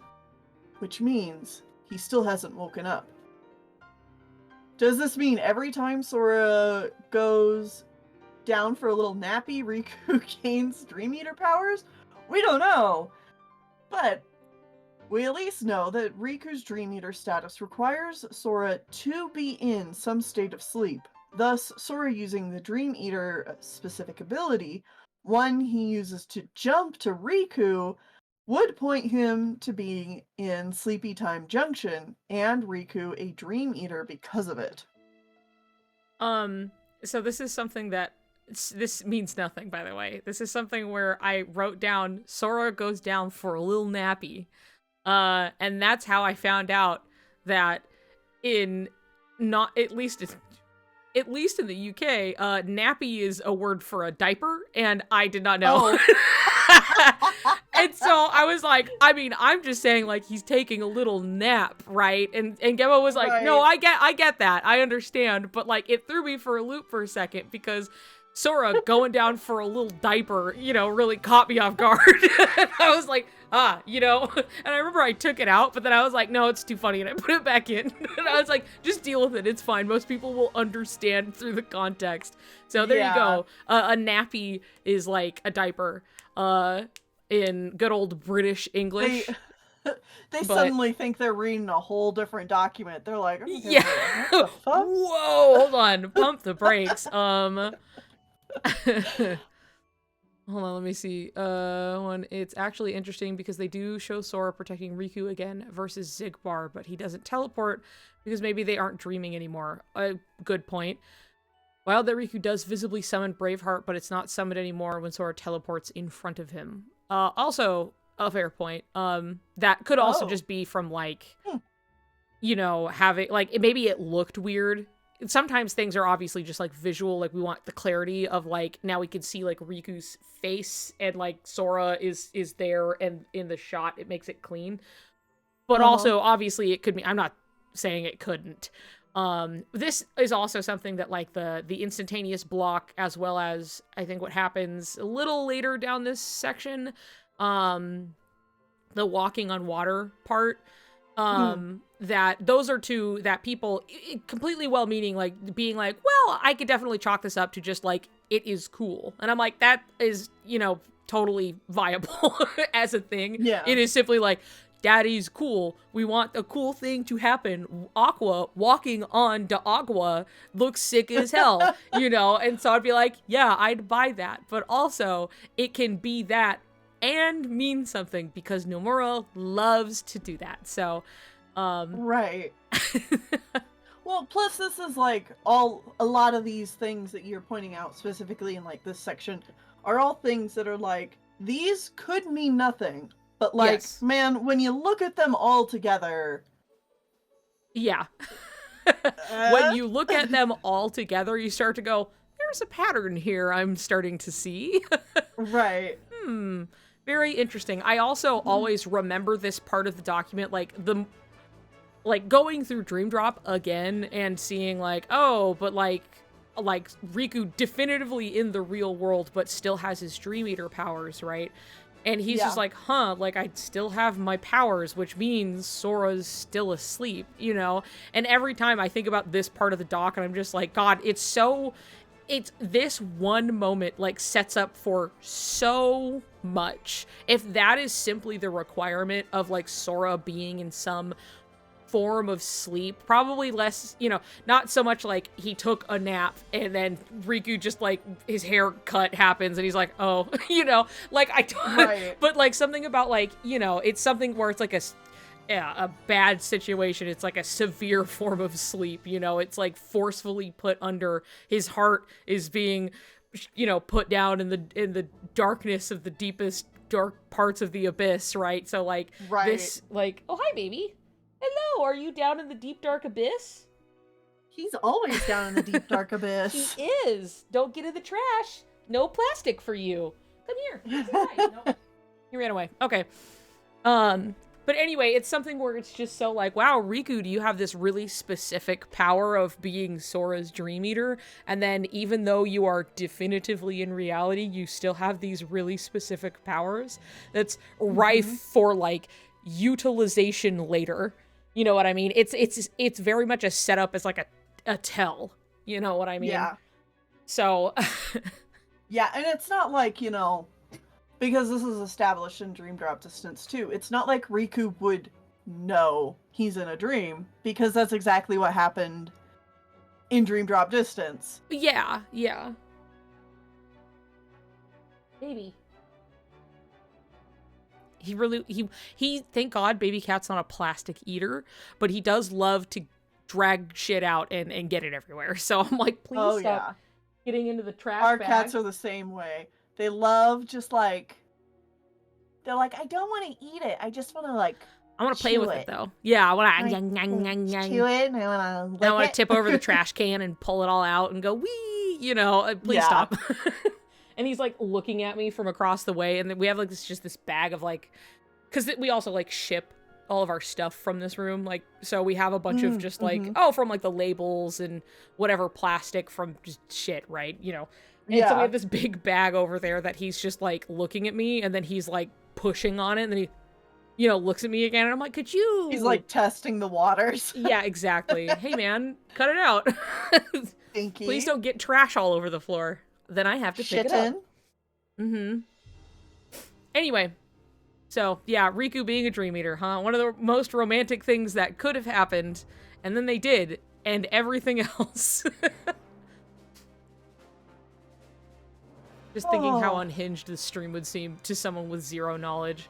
I mean, yeah, probably. It just depends on how, like, people can adapt. You know, people can go in and pick up things from context, even if they don't know stuff. I have faith in people's ability. I think it's usually people's willingness to engage with, like, if you come in, you're like, obviously, I am coming in part way, page 236 out of 488 pages of some fucking document, right? And go like, I'm gonna be a little stuck in the middle. You can pretty readily put together some context clues of what's going on. You know what I mean? But yeah, the whole document assumes. Yes. The whole document assumes the Kingdom Hearts games up to Kingdom Hearts 3. Right. You have some working base level knowledge, obviously. Because, like, you can say, have all of this knowledge, come to the document, read it start to finish, but people will be so, like, refusing to engage with it in a way that they're like, none of this, I'm so, what? You know, as they do with the games themselves. Right. Being exhausting is what they're doing. Yeah, exactly. wasting their own time, to be frank. Like, you could just either engage or just, you know, why spend, like, a couple hours reading something you don't want to believe anyway, so. Anyway. Multiple drops. As discussed previously, we have a very clear drop point for Riku during 2.9. The scene transitioned from inside the demon tower to a black screen with only Mickey calling out to Riku to wake up. But this isn't the only time it happens. Riku, wake up. There it is. The God, he's so pretty. So pretty. I remember that was Gemma who just went and like put it in, and we're like, well, we'll keep it, you know? Yep. God, he's so pretty.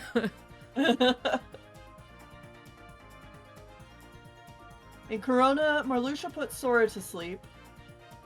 Something easily brushed aside and accepted as a way to move the plot forward. However, Sora, wake up!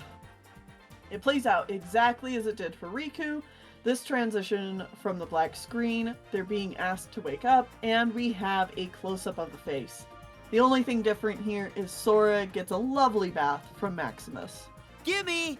Bonus note, fruit moment. the music that plays during this scene is actually a cut-off version of the song Nightmare from Dream Drop Distance.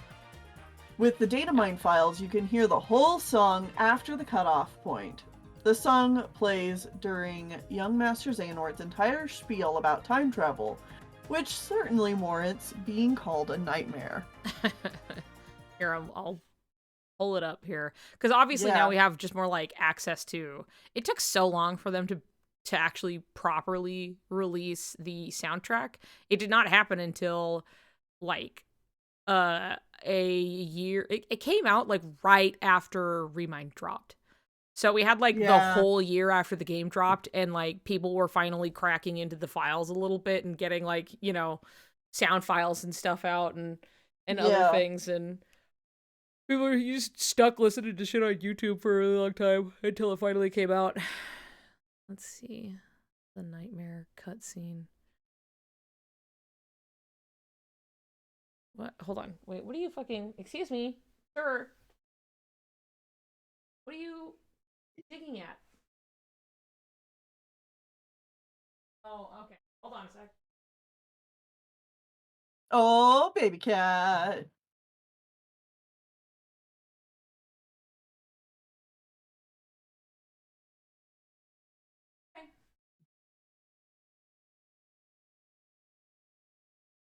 I could hear him like scratching, but I couldn't, through the headphones, I couldn't place what it was.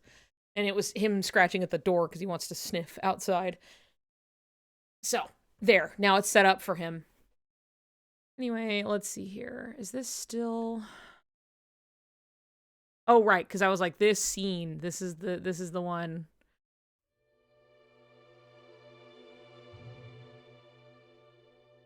Unused. Yeah, it cuts off, like, is completed and is at least 2 minutes long per data mining, which... It probably points to them probably initially wanting to do more with it. But yeah, probably. It's like a whole fucking composed song, basically. But, like, as it goes, like, the scene ends just before it, like, goes into the fucking song. We're just gonna let it play out just a little bit. Yeah. I'm trying to remember exactly. There's part of me that sometimes wonders if at some point in Kingdom Hearts 3's development, especially when you're talking about like the early trailers and stuff for the game, where it has the phrase like, you know, dive right in. Yeah, dreams become reality, like yada yada, like all of that. Yeah, it makes me wonder if this was going to be more thoroughly explained originally. Maybe. Like, it's hard to know. Like, I remember, so, like, literally right before it, like, slips into it is, like, when it cuts off, basically, because Sora falls asleep. Mm-hmm. Hold on. Nope, just before this. Because then it really, like, it literally just a fraction, like, just a second before it shifts into the, oh, we know this fucking song. It's, like, and then it kind of, and then... Okay, hold on. No, we're almost there. And then, yeah, we just kind of, as it, like, slows down, and then he, like, falls asleep, basically. And then it's like, oh, here's the whole rest of the song. And it's, like, specifically this song from Dream Drop Distance.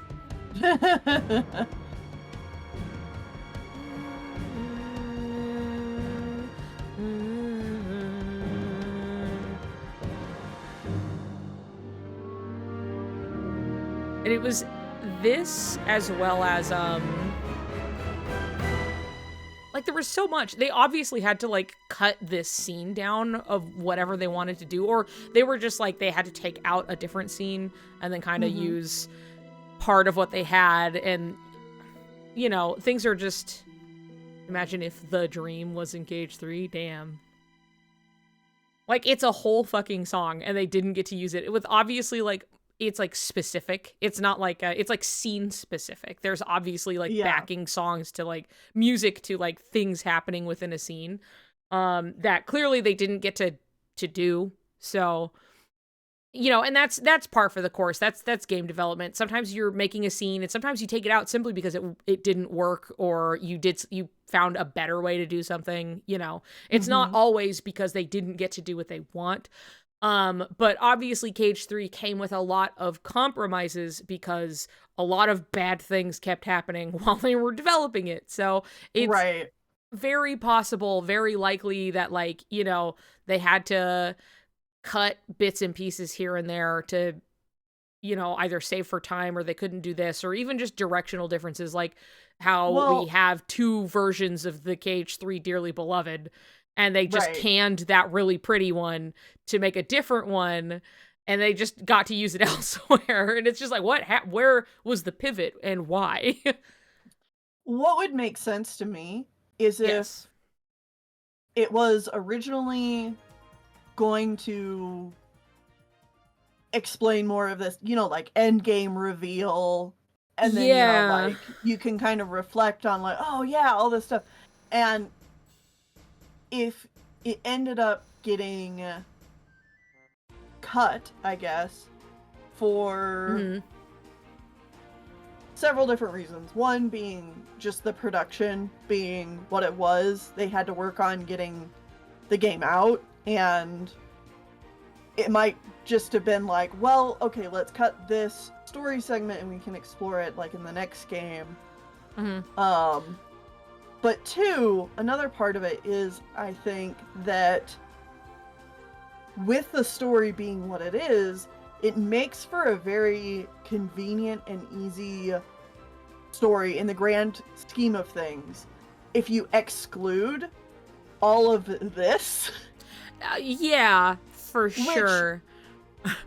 KH3 was always going to have, like, that nightmare marketing scenario where it's like, oh, well, you know, we want to bring in the people who remember KH1 and KH2, but maybe haven't caught up with the series in a while. But also satisfying fans that have played, like, all the games. Like, I think KH3 does a really good job keeping all those elements together. And had they also included this storyline, I think it would have really, really lost the casual people. Not that they should be catering to that. No, and casual people were pissed anyway, so, like, there's no true winning. But, you know, yeah. Yeah, I feel like it was probably a mix of, like, again, like you said, the nightmare of having to, like, Cage 3 was just in such a precarious situation of expectation, and you had so many different kinds of expectations from various levels of people's involvement with the franchise, whether it was somebody who played KH2 and then fell off for, well, you know, one reason or another. You know, they couldn't necessarily keep up between having a DS and a PSP and, like, you know, all, you know, and that happens, or it's just like somebody who, you know, they just play it as it comes out, but they haven't touched it since, like, the one time they went through, or you have, like, avid fans who have all of these, like, dream scenarios that they want and all of this stuff.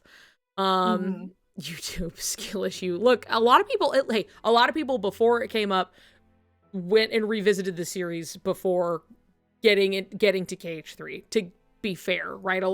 It was a huge like push back into like Kingdom Hearts. A lot of people either went through it for the first time, me, or were just revisiting it to refresh themselves to some various levels of effectiveness. That's for sure. Yeah. But KH3 was like, it just had such like a weird pressure on it from all sides, on top of the fact that obviously they had lost like over a year of development to just higher ups of being like, hey, never mind, you have to recreate all of this in an engine you don't know, and so now you're scrambling to figure out how to do all of this again in an engine you don't know. And there are still like, you have to conclude all of these different stories for all of these different characters that you've set up. And, Nomura's commented on it before, where he rewrote the ending to the game so many different times, and eventually he just went with the most straightforward one, which I'm, assuming, at least by way of ending of the game, it's like wrapping up people's everything. And so that's why we have, a bunch of brown boxes of everybody getting their kind of like reuniting, like little fights, and then they get to reunite and then we move on kind of thing. Where that's probably as straightforward as you can get it. You know what I mean? It really is just like, we are going through a checklist of making sure these things are taken care of, because there were so many pieces getting juggled, as well as all of the pressures on top of all of the development struggles, right? That larger ambitions, say, like conveying the fact that they're all in in some Unchained State world line hopping type scenario, from the mobile game that has in no way caught up to where it needs to be by the time the game has come out. As well as the fact that some of this precursor knowledge is from the mobile game that a lot of people aren't necessarily paying attention to. Nixing some of that a little bit just to keep it on a little bit more of a simplified, just to be like, we're getting the game done and we're going to take care of things we need to, while still, there's still obviously secrets and strange consistencies and other things that, like, if you chew on it, you're like, something's going on here. What a strange flavor, But, like, otherwise, something that may have been a little more straightforward, set up and done within the game really had to fall way to, like, every other circumstance that was, like, surrounding this title, So I which is a very, very long roundabout way to say that I agree with you. Right. It's just the context of everything. There's plenty of reasons and plenty of evidence, I think, to show that, like, this maybe originally would have been explored in the game itself. Yes, something more readily concluded within the same title. Yeah, but because of all of these, outside circumstances. Yeah. Nomura did what a good director does and finds a way to, like, okay, well, let's work with these problems. And right. We have to work within our limitations and kind of like, right, scale down the scope a little bit just to try and get out a more cohesive thing of what we have. Hey, real quick, and I don't want this to go on too long, I beat Pokemon Scarlet last night. Okay? Oh. I beat it last night, and the whole last, like, hour of that game, when you go into Area Zero, is probably the most cohesive and interesting the game had been for the entirety of our playthrough. Yeah, and right? It was actually really cool in a way that was almost more disappointing, that, like, it painted the rest of the game very clearly as how much they had a vision, they had a lot of good ideas, and then they were not given the time to execute this or, like, properly implement things.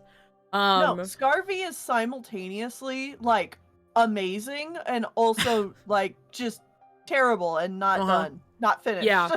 No, there are so many things that, like, especially since we had just recently played 10, there was a moment towards the end of it, too, where we're like, oh, we've got all of our little friends here, and we're having, fights against these powerful Pokemon, And each time it had to be like, all right, it's 2v1, go into the fight. All right, back out of the fight. There's more guys. All right, you and me, let's fight that guy. Into the fight. One guy, both of us. You know, and it kept doing this, and I'm like, boy, remember in 10 when they would do something that would be like, we're fighting a bunch of little dudes. We cleared them out. Moved on to the next, like, you know, it was so dynamic within the environment that it was in that it was just like, okay, cool, now we're doing battles, but we're really utilizing things. And obviously, you know, Pokemon, not the same game. Also, you know, obviously, clearly there was development issues here, but it was something that was just painted so clearly when I'm like, a game in 2001 did this very simple concept of like having, you know, we are fighting, like, because even if you're just like, well, it's just one at a time, or like have them there and then we fight one and then our attention is turned to the next guy or something, instead of having to go in and out of these really underwhelming little battles when I'm in this really cool crystal area, you know? No, it's just like, it's stuff where it's like, there were so many cool ideas, and the last fight was sick as hell, and like the environment was really cool, and you could also tell that Toby Fox worked on the music in these parts, and he did. And you're like, man, this shit slaps, and you're like, oh, that's why. But like, it's really something where like seeing the state of being like going into Area Zero and being like, this is really cool, and there's like interesting little character writing, and it's all crammed into this last little part of the game, and the rest of it is like spit and string held together with like a bunch of obviously compromised ideas and just trying to like smooth things over to like make it a game. And they're like, we made a bug lady who should be in a forest. We can't make forests, all right? We have one, and it makes your Switch want to die, so we can't do this. So we're gonna pivot. She's gonna be with a bunch of olives, and it's gonna look like shit. And we're like, wow, okay. There's obviously a mishmashing of ideas and trying to, just a lot of compromises, you know? And so when I see something like that, and then I look back at KH3 and I can see where, like, God, they did such a good job with all of the shit that happened to this fucking game. Oh my God. But, like, it really, I don't know, something about it, like, gives perspective at the same time. Like, it's so many instances of, like, I think, like, Scarlet and Violet, had they had the time, if they got to, you know, scale the scope down just a little bit, you could have had something a little more solid. But it was like, it was so ambitious, there were so many ideas and no time, which is not necessarily the devs' fault, because they have bosses they have to answer to, and they go, we want money now, send the game. Yeah. It has to go out, and I think the DLC helped bring some stuff up. Just having to pay $90 for the whole experience is yes. Yeah, that's the thing. I'm not sure if we're gonna get the DLC, because the game also kind of exhausted us, but like, there are things that we enjoyed about it. So, you know, I have a better breadth on that game as a whole, for sure. But again, I don't want to go too long on that versus just like, oh, talking about like cut content and things not getting to happen and other stuff where it's obvious you have to pivot and make compromises and do other stuff that I see, you know, plenty of evidence of it in Kingdom Hearts 3. And it's all very thematically similar of like, why does all this dream stuff may or may not be like, it's either here just under your nose, or it's like very like straightforward but now cut content. Yeah. So, anyway. No, it's related. Yeah, I mean, yeah, it's related. I was just like, oh, I don't want to accidentally go on a tangent about fucking Pokemon Scarlet for too long during the, because I'll just keep going, right? I don't want, and I'm like, we're trying to be good, okay? It's relevant, it's related, but focus. I'm trying to focus, okay? It's right here. the document, Kingdom Hearts. But you know, just, I guess, kind of like going back to it, but just the fact that, like, very obviously, with the very first few trailers we saw for Kingdom Hearts 3, the emphasis on dreams was a thing, and then was very specifically suddenly stopped at a point in production. Yes. And like, obviously, we do bring that reasons, but it seems very relevant.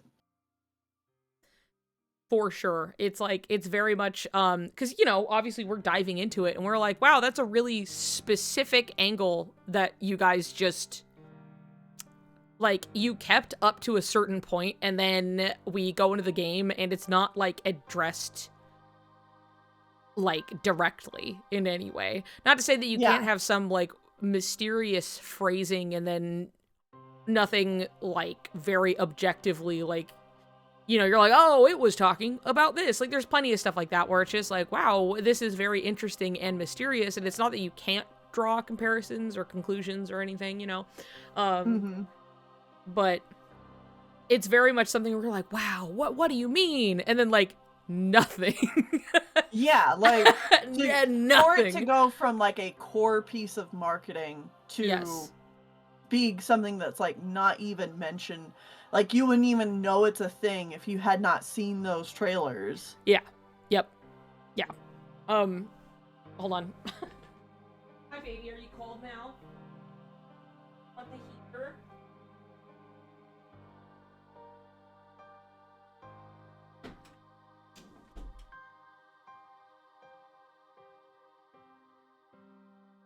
Okay.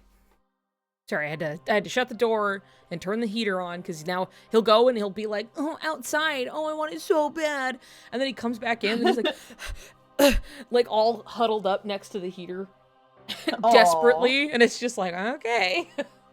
So, baby cat. Everything adjusted and done. Poor baby cat. Anyway, yeah, so obviously we'll get to that part with all of the marketing is on. The heater, the little space heater is now on for him to roast by. Like, he was already sitting next to it even though it was off, so I'm like, oh, okay, let me go, you know, click, click, gotta turn be it roast on. chicken. Yeah. Does his tail puff up after going outside? Not so much, because he's already kind of a big... He'll kind of puff a little bit, because he's like, ooh, it's chilly, right? But, like, he's already kind of big, so he's usually not, like, having to very much. But anyway, now he's a little loaf on the floor. Lovely. Where is my mouse? Oh, there it is. Continuing. Are we ready to continue? Yes. Okay. Anyway, this additional drop certainly isn't the only one. In fact, it happens a number of times through several different worlds, and it's often, not always, accompanied with the same dropping noise recognized from Zigbar's drop scene in Olympus. Below, we'll list other drops with links to a time-stamped video. This way you can both hear and see what we're talking about. Yeah, this was something too where I was like, I have a lot of information to be putting in, and I'm like, at this point, like a one-man band putting this shit in. So I was like, could I make a video like we had before of all of these dropping parts? Yeah. Do I? Am I to create the perfect system? Yeah. But I did not have the fucking brain power. That's something, again, if I were to make this a lot more concise, I would just be like, here are all of the fucking examples of this happening. Bing, bing, bing, boom. If we ever actually get around to doing like a video version. Yeah, it would be a lot more like, okay, we're showing you exactly what it is being talked about, so. Right. Don't you love that Sora also loses consciousness in Remind? Yeah. I love how he just wakes up in his own heart with his eyes open, staring at the ground, like, just, not there. After what should have been Riku's sacrifice. And, you know, we just... That's so strange. Moving on, as if that's not supposed to mean anything. No, I mean, Terrazane. Yeah, there's that part, too. Sacrifice. There's more than one part. Going through it. Yeah, 6 hearts, no fucking sacrifice. Killing me. So, yeah, I guess for the sake of... Hold on. I'll open the videos. I timestamped them and everything. Just blacking out to the battle with Aqua. Crazy. He's crazy. Hayner. Flash of Hayner. Oh, there he is. Roxas, I'm gonna find you. So weird, huh? So strange. Huh? What is that? And it's like after this that we get stuff happening. Nobodies. So interesting that happens. Twilight Town, full of mysteries. Corona. Oh, yes, of course. Every time it's gotta, like, load all the fucking way, huh? Of course. And so we were just talking about this. Right. Yeah. It's fucking knocked out.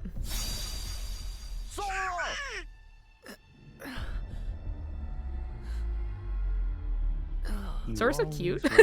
He is. He's so cute. Gets so mad about it. And then, yeah, then that song that was just playing literally goes on to be the nightmare from Dream Drop. And then obviously he wakes up. Fucking Arendelle. This one was one I found like later, I remember. Because this one I didn't catch like several times. Like this whole scene is so like, Yeah. and there's that fucking noise. And then, of course, because I was like, it's so strange that this happens, and then they just wake up on the ground from, like, and, like, everything's weird. And I'm like, that's Hidden really in plain strange. Yeah. And I remember that was one where I was like, because, again, you're juggling so much information trying to put all of this together. And so this was one that had gone... The dream noise is so crazy. No way. But there is so much that it's just like, I remember going through, even with the, like, we're noticing them dropping several times, and this one had gone missed for, like, a long time until I was, like, looking at it again for something, because, you know, I was like, obviously there's, like, this weird big parallel, and even with the color and everything, to, like, Riku's sacrifice later, and it was, like, watching that I suddenly heard the noise, right? And I was like, hold on. Now, wait a second. Because then, yeah, and then they wake up right afterwards. And that's really interesting. Like, face down, like they always do. Yeah. The drop noise just becomes your dog whistle of like, huh? Yeah. Huh?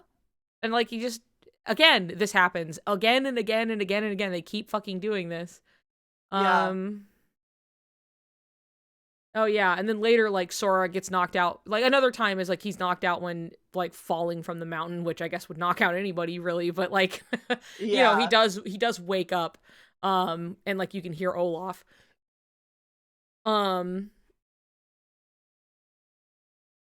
and I have a lot of these, obviously, these points. I'm like, okay, you know, there's that drooping, because it's, like, I described it as, like, a drooping noise, because it's very, like, you know, kind of noise. And so we get that, and then, you know, after waking, nobody's in Demon Tide. We can finally see other living people, like I had brought up. Like, it's very strange. Corona, it's all right there. He gets knocked out. He gets waked up. He gets waked up. Waked up. Yep. A loud drooping drop noise. Sora wakes up from the ground. You know, also time is just stopped. For whatever, I guess. It's kind of like implied that it's like Larxene kind of doing it, but like it's just happening, you know, it's just fucking happening, where it's just like he's in this fucking bubble and like time is stopped. Imagery of Snowball protecting Sora from Big Purple Blast seems pointed enough to at least point out. Time is just stopped, apparently. Pirates of the Caribbean, right? We know this one too, when he falls from the sky and then he wakes up. And... Yeah. Oh no! The Pirates one, yeah. The whole pirate, like, the section of you guys talking about Pirates of the Caribbean was so eye-opening. Yeah, that was because still, I remember like... going through that part of the game, and I'm like, yay, pirates! I'm so happy, but also I don't remember what the fuck happened in these last two pirate films. This does not seem like anything I remember going on. Surrogate Jack? What? Yeah, what the fuck is going on? Because, like, I had the special experience of already having it in my brain of, like, hey, we think that there is some kind of, like, time loop repeating something going on. And Kyrie is, like, not fully herself, right? And so I got, you know, and I got the game early, and I was going into it with this kind of already in the back of my mind, right? And I was just like, okay, well, I'm just gonna play the game and we're just gonna see. And hitting Pirates of the Caribbean, and it had been a while, yeah, since I had watched the movies, but like I still remembered them clearly enough to be like, of like, you know, the lot of us that were talking about this, I had to be for some reason, the de facto like guy on Pirates of the Caribbean, even though I was like Pirates guy. I had to be Pirates guy, and I was just like, this didn't happen in the movies, you know that, right? And everyone was like, yeah. What? And I'm like, no, this is like KH3 exclusive specific thing they're doing. This did not happen in that movie. Yeah. So it feels really fucking pointed if what we think is happening is happening. And that was one of those moments of like, I had like I was just like, now hold on. Now wait a second. Guys, yeah. So that's definitely one. Also, let's see. Gabby has, the scene is crazy. Can I talk about it, Niku? Rewind it like a minute. So you mean when he's like flying? I know you were talking about this before a little bit. Lay it on us. Yeah, where he's like, oh, flying, and then like, we can, and talk about it so much. And the thing is, it is cute and cool that we get to protect the ship. I'll handle the Heartless. Just fly on the clouds. Just fly on the clouds. It's fine. It's fun. This is so cool. Who remembers this terrible fucking boss from Days? I do. Yeah.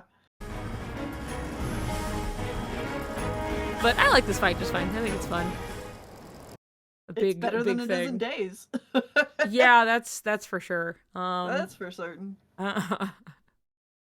But yes, go on to say what you need to say. But yeah, he falls, and like it's harder to hear it with like without having headphones on, but like you can hear that kind of like, but there's like a bunch of water splashing noise. But I think it being a Neverland boss showing up in Pirates of the Caribbean is crazy. Yeah, I mean, it's also like that's definitely something to be drawn, because obviously Neverland has its own implications and everything. But you know, having a pirate theme to a pirate theme like is something where I could buy it, just being like, hey, remember the pirate Heartless that we had? Yeah. The big fucking pirate Heartless we had in Neverland? What if we just brought it back as like a fun thing? But I mean, I say that, but that's not by any means me trying to like shut anything down. Yeah, exactly. While you type words, I'm going to open this one with Zigbar when he falls back, and that's another one.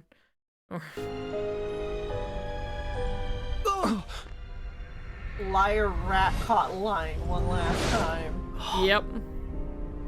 Or it makes that, you know, noise, and then he falls back, and then we know he's up to weirdo shit going on. So like, God, you know, I can't wait to see him again. I know, I can't fucking wait. I love that guy. I fucking love Zigbar. And yeah, this is post-Worldline Connection, but it's Zigbar / Lushu, who is a big crazy mystery anyway. So it's certainly worth pointing out. And then yeah, he's Liar my Rat, favorite, like, villain character. Yeah. No, he's just so fascinating. There's just so much back there behind whatever. There's so much going on that I'm very excited for more of him. In my head, it's about childhood versus adulthood theme. Sora's straight up in the air floating for like 20 seconds until it's clear he thinks he cannot anymore believe in flying and being able to fly.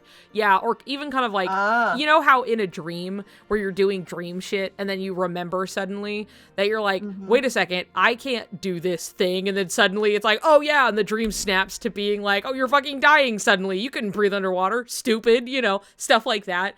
Where it's like you realizing something suddenly makes it true in the dream. Right, where you like have a moment of like lucid dreaming. Yeah, yeah. Or just, yeah, just anything kind of like, now wait a second. And then the dream's like, oh, right. You're dying. You're dying. Or even maybe less dire stuff, but it's always just like that shift of like, ah, fuck. Is usually what happens to me. And I see what you mean too about like the Heartless being a Neverland boss and Sora being like, oh, well, we can't fly like it's Neverland. Yeah, yeah. And then the reality of it and being like, oops, no, wait, hold on. It's because like we are in Pirates of the Caribbean. People die here. But we won't show the bodies hanging or anything. But the ropes are there. The ropes are there. Which I think is so funny considering the fact, again, when it's like they have to like censor it's a Disney movie that had the thing in it and they have to go, no gun. But I guess that part of that is because like the movie is like appropriately like geared towards an audience that should be able to, you know, it's like, oh, guy has gun, whatever, you know. An adult, where like the game that they're like, well, this is for children, at least teens or something, right? And so we have to take that adult element out of our own material to make it palatable. We gotta make sure that the scene where Will says he's gonna kill himself, he doesn't show himself actually pointing a gun at his head. Yeah, exactly. He's just holding it. He's like, I'll do it. And you're like, oh, okay. You'll do what? Or the fact that they like gave everybody like crossbows instead of like muskets or whatever. Yeah. Because that's so much better.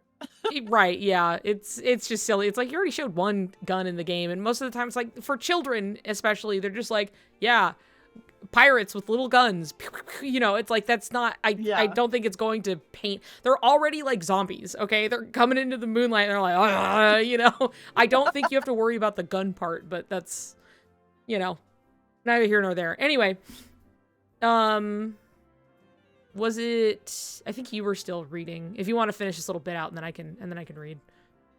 Okay. I'll skip what's all just like these those little bits I had, because I've been reading them basically as I like went through. But liar, rat, caught lying one last time is a good line. So. Yeah. So we can only speculate that these instances are other additional drop points, each time with Sora going further into sleep and deeper into darkness. With each new layer, the dream effects crank up.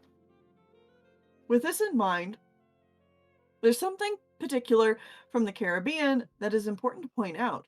Sora's newfound ability to breathe underwater. Sora falls into the ocean after his battle with the giant flying Heartless. He hits the water. Yes, hello, Bobby. Hi. Kitty cat. Hello, kitty cat. Okay. Yes. All right. He hits the water and it cuts to black, cue to waking up on the beach. After this, we get more of the free-form water exploration. What's interesting here is that at the start of Pirates of the Caribbean, Sora can't breathe or speak underwater, despite his best efforts. Yeah, this just absolutely like, what the fuck? Yeah, again, because I had to be the de facto pirates guy, right? It was my job to go, I was going through the cutscenes and everything, and I remember this being very specifically that I was just like, yeah, like, it is strange that they can, you know, talk and breathe and do stuff underwater, while obviously as a video game convenience, sure, right? But I was like, there was literally, like, just a scene where, like, they couldn't talk and breathe underwater, that it like just happened. And I remember looking and I was like, oh yeah, that is pre this point. And then afterwards they're like, anyway, now we're going to teach you how to swim underwater and do whatever you need and don't worry about it. So it was also kind of this point that you brought up where I was like looking back and thinking on it, and I'm like, man, a lot of the Disney worlds, but particularly Pirates, felt like a fever dream because like I remember this happening. I don't remember when this happened, and so I had to like watch the Pirates section and just be like, oh, I have Pirate Sora with me at the moment. He's been on my desk. He's hanging out. Oh, I love him. Even though, don't mind that his little blue headband scarf thing is voiding out, but otherwise, here he is. Because I was studying his outfit, so you know, and like seeing it again in the screenshot, I'm like, oh yeah, because you know, and then I was like, oh right, because he's right here. He stands here looking so cute. I love him. One of my favorite form changes. Yup. Additionally, Donald and Goofy are noticeably gasping for air as the ship resurfaces, like one does. Yeah. Surprise, surprise. But after the supposed dive, they can talk, breathe, do whatever they want underwater, no problem. Gee, how convenient. Now continuing on this, go ahead, take it away. Okay, breathing underwater. Normally, you can't, believe it or not. Just like in Dream Drop Distance's Prankster's Paradise, Sora can breathe underwater with no issue. In fact, he can even talk, and it's never even questioned, where it usually understandably has been in the past, i.e. this example, land where? In the sea. In the we'll sea, drown. we'll drown. We'll drown. Oh, yeah. No, I don't want to hear that either. I'll take Hollow Bastion. I'll take a little quiet Hollow Bastion playing. Wonder if some of the breathing underwater shit could be argued as Calypso helping Sora, but I don't know. I mean, and even that still has its own, like, implications. Because there's weird stuff going on there, too. Well, and even still, like, if it is Calypso, you would expect it to be, like, addressed in the same way that Surrogate Crabjack is. Right. Because usually the game addresses, like with this example with Atlantica, usually the games address that kind of thing. Yeah. And Nomura loves having, like, explained little reasons for stuff. Yeah. Right, okay. I never even questioned where it usually understandably has been in the past. Boy, the air here sure is humid. That's a good one. Thank you. We get the same effect in the Caribbean and Scala Ed Kylum. The first after a supposed drop, and the second when you jettison yourself into Xehanort's time portal dream something. Oh, hey, check out the Daybreak Town clock tower. That's neat, huh? That's just a fun little something. Yahoo! I know for probably a good chunk of people playing this game, this whole segment means like nothing because they don't recognize the silhouette of the clock tower. Yeah. But man, it was hard not to just like completely lose my shit as I'm trying to like remember how to do combat underwater. Right, yeah. Seeing it for the first time and just being like, what the fuck? Hello? That's a tower! Yeah. It's fucking cool. It is. There's no outright explanation for it, and importantly, Sora and the gang aren't the only ones affected, namely Xehanort. He's also, you know, hanging out, doing shit down here. See, this would imply a mass application of the rule, where otherwise in KH1 and 2, Sora needs transformation magic in order to breathe underwater, which is supposed to be directly from Donald's magic and only applied to them. But otherwise, you know, whether it's a mass application or not, it is still something where it's like, that's not how that works and hasn't worked in the past, and there's been very noticeable points made of that, so that's definitely worth questioning. Saving Aqua. Hey, speaking of the supposedly impossible, saving Aqua, as they set it up, shouldn't have ever happened. It's established early on in the game that Aqua was at the Dark Margin, the same shore both Sora and Riku found themselves on at the end of KH2. This is confirmed again when she's later found there by Riku and Mickey on their return visit to the Realm of Darkness. But up until this point, their entire mission revolved around the need to find somebody who was close enough to Aqua to dive down deep enough to save her, like Riku had done for Sora. They have almost no options and resort to following her steps, trying to find anybody she may have been friends with. But we never actually see this come to fruition. Sora, with Ven's heart, is really the only one able to, but even he doesn't manage to get the chance. Riku and Mickey discover her unexplainably before Sora's intervention to save them. Even Aqua's descent into the abyss is almost the exact same as Sora's in Dream Drop Distance. Darkness spreads across their bodies until they're covered entirely, being dragged down into the abyss. Unlike Sora, who had Ven's armor protecting him directly from darkness, Aqua was defenseless. Dude, stinky. Covered in stinky, smelly darkness.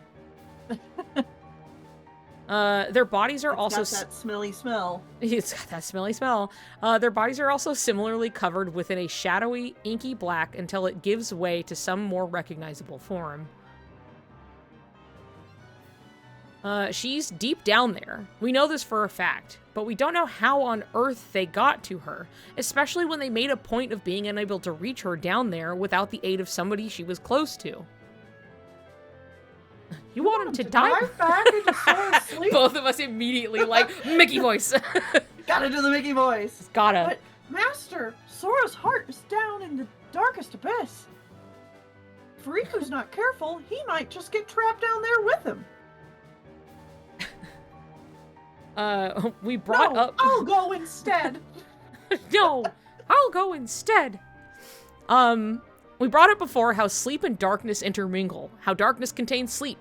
They're also both often presented or referred to as physically downwards.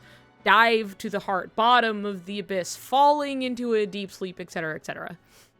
All trace of her vanish into the great abyss, beneath the realm of darkness. Beneath the realm of darkness, you get the idea. So, at that point, on this timeline, they're already a layer of sleep deep. Let me propose, context, proposing, right, how this may have worked. 1 foot in the darkness, if you will. This would also quite physically place them closer to Aqua, who fell down into the abyss, perhaps enabling a faint connection that otherwise would have been impossible in the waking world. This is then made even more viable if you consider the entire game up to the point of saving her has had multiple drops deeper and deeper into sleep, into the abyss. And if that doesn't float your boat, don't worry, the game has you covered. What do we mean? Well, with the effects of diving into sleep enabling Sora and company to breathe and speak underwater, did it occur to any of us to ask why exactly it is that we can now just walk on water? Other than just being sick as hell, of course. Other than just being fucking cool. Because, no, it's not just something special to Aqua who has fallen to darkness, seeing as both Riku and Sora also walk all over it, no questions asked. It's also not something special to the Realm of Darkness, either. We're shown earlier in the game before Aqua fell to darkness, actually before the events of the game even start, that when she's tossed like a rock, she sinks like one, too. The more layers of sleep you're in, the more viscosity the water has, you know? Right, yeah. As we all know, eventually it just turns into, we're getting our real life slime tutorial as the water becomes more viscous. Yeah, Wind Waker Salvatore voice. Sploosh. Real specific sound. Yes, she sinks right into the water, just the way you would expect somebody to. This is within the Realm of Darkness, but it's very much in the real world. It's only after this we see her overcome with that creeping darkness. It's then that her heart gets lost deeper down into the abyss where Mickey can't reach her. And it's later when we finally catch up with her, do we get to see an almost exact repeat, a direct comparison from before, only this time she hits it like a solid surface before slowly sinking in. See, more viscous. Yep. With each dive, the dream effects are cranked up, both enabling them to reach her and enabling everybody to walk on water like it's yesterday's fad, no big deal. And with such a direct comparison, whether it's what we propose or not, it's hard to say something didn't change between then and now. Additionally, it's actually very reminiscent, once again, of Sora and his Fall to Darkness. After he's freed from Ventus's protective armor, he too hits the strange liquid surface like it's solid, before slowly sinking in. Sora, who we know is at the bottom of the abyss, and the direct comparison they use when speaking on Aqua's current situation. That all said, with having to dive as deep as they do to even reach her, it begs the question of how differently things could have gone in the first timeline. If they never had a means or connection strong enough to save Aqua, they potentially wouldn't have had all the Guardians of Light. The organization might have had to enact on their plans of utilizing the new 7 Princesses of Heart. This too, the princesses, is another plot line brought up and dropped. Dropped, yes, because with Aqua and thus Ventus, they gathered all of the Guardians of Light, rendering the princesses unnecessary. The game even specifically mentions Kairi is still a Princess of Heart, despite the rest giving up their lights, and this is never brought up again. But the fact remains that the chess game suggests 7 lights had come to save Sora, when we never really found or even met all of them. However, one thing remains constant. Princess or Guardian, Kairi would always remain a vital piece for Xehanort's plan, and it would always be in danger. As just a side note to all of that.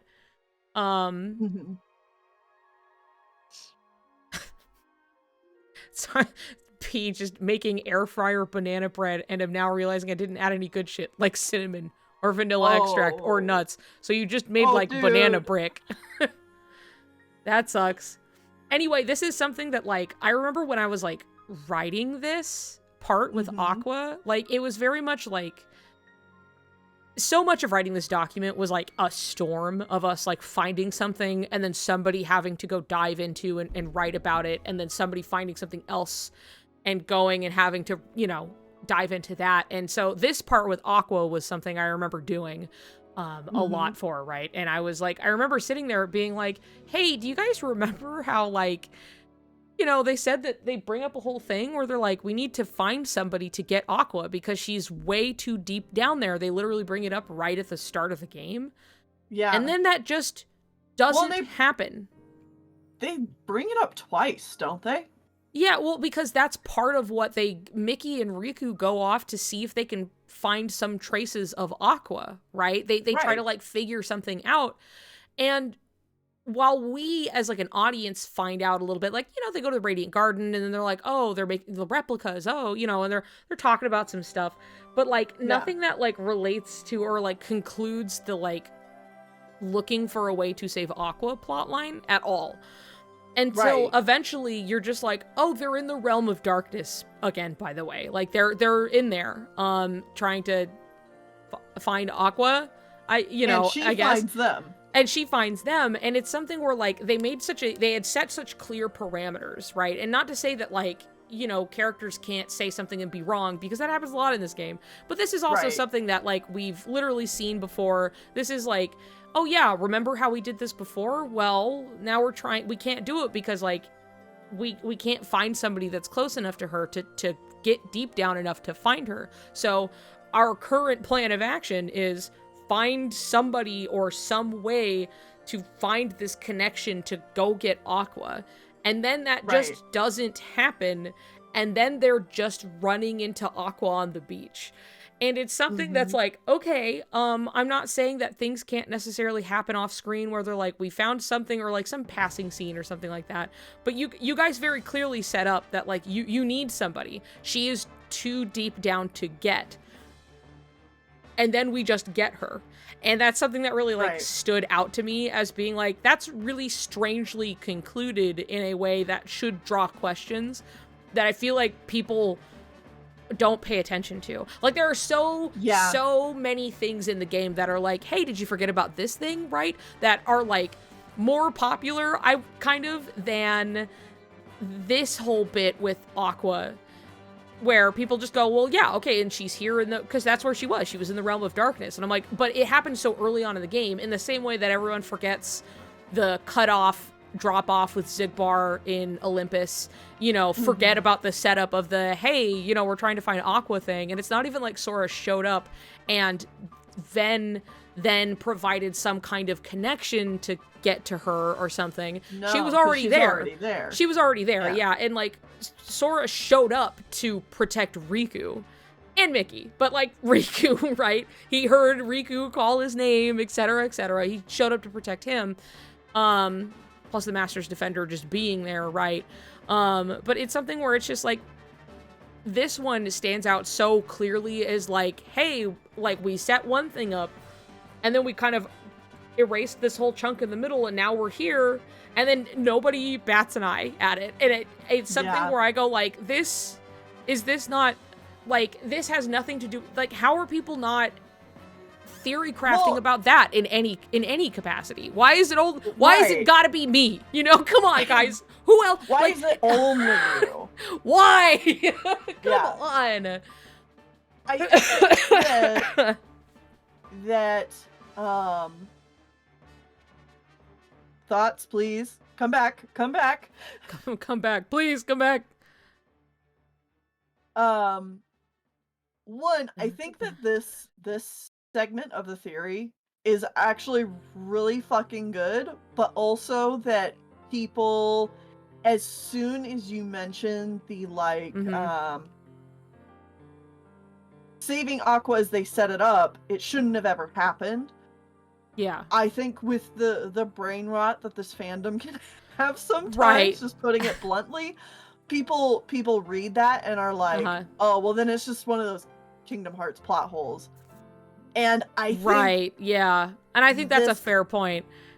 This is one of those segments that the doc could really, really benefit from a like rephrasing. A video, yeah, exactly. Just talking about like, hey, so something else that's really strange is that like how this was concluded, it seems to be missing a whole thing that they set up, right, you know, that is very suspect that people don't really talk about, you know, that's like, they set it up as to like, we cannot get down there, she is too deep, you know, and then they just kind of come across her later, unexplained, like unexplained, right, despite the fact that we had a very clear, like, you know, setup to follow. Yeah, through. A very clear setup. What's the word? What's you start a class and they give you like a paper like packet that's like an outline for, what's the word for that? For like the class. Saving Aqua 101.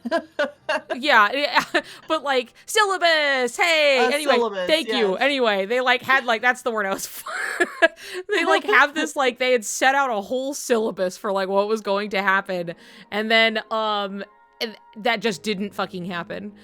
And yes. And but it's also something that's... I caught my other thought that I had almost lost, so I want to say it while I got it. Another thing too is that, yes, while in this series, a lot of times characters will say something and be wrong. Yeah. The fact that they're wrong will usually also be addressed. Like, also true. Or you know, we'll have had other, you know, take the nobody's having hearts thing. Right, yeah. It's pretty obviously like foreshadowed. Versus this, where there's not foreshadowing that like Riku and Mickey are wrong in their assumption. And instead we don't get any explanation as to why this suddenly worked. Or why she suddenly appeared. Yeah. There's just a gap, basically. There's just a total gap in between like how or why they found her, you know. And I wouldn't even say like, wow, what a plot hole, because it's like, it's very like consistent with every other thing that's like, hey, why did this happen, you know? And it's usually something that could be pretty easily be like, if they were, say, I don't know, in some kind of like crazy little weird sleeping state kind of thing. It's also considered something where like Cux, right, has like, there's this continuity of like, and this big crazy thing is happening, and then just like fucking smash cut, things are fine, and everyone goes like, well, that was weird. Do you remember there being like some weird tensions or something? And then like, oh, everybody's fine now. You know, I thought that was gonna blow up into something crazy, you know? So it's like something like shit like this keeps happening where it's just like, and something bad is gonna fucking happen.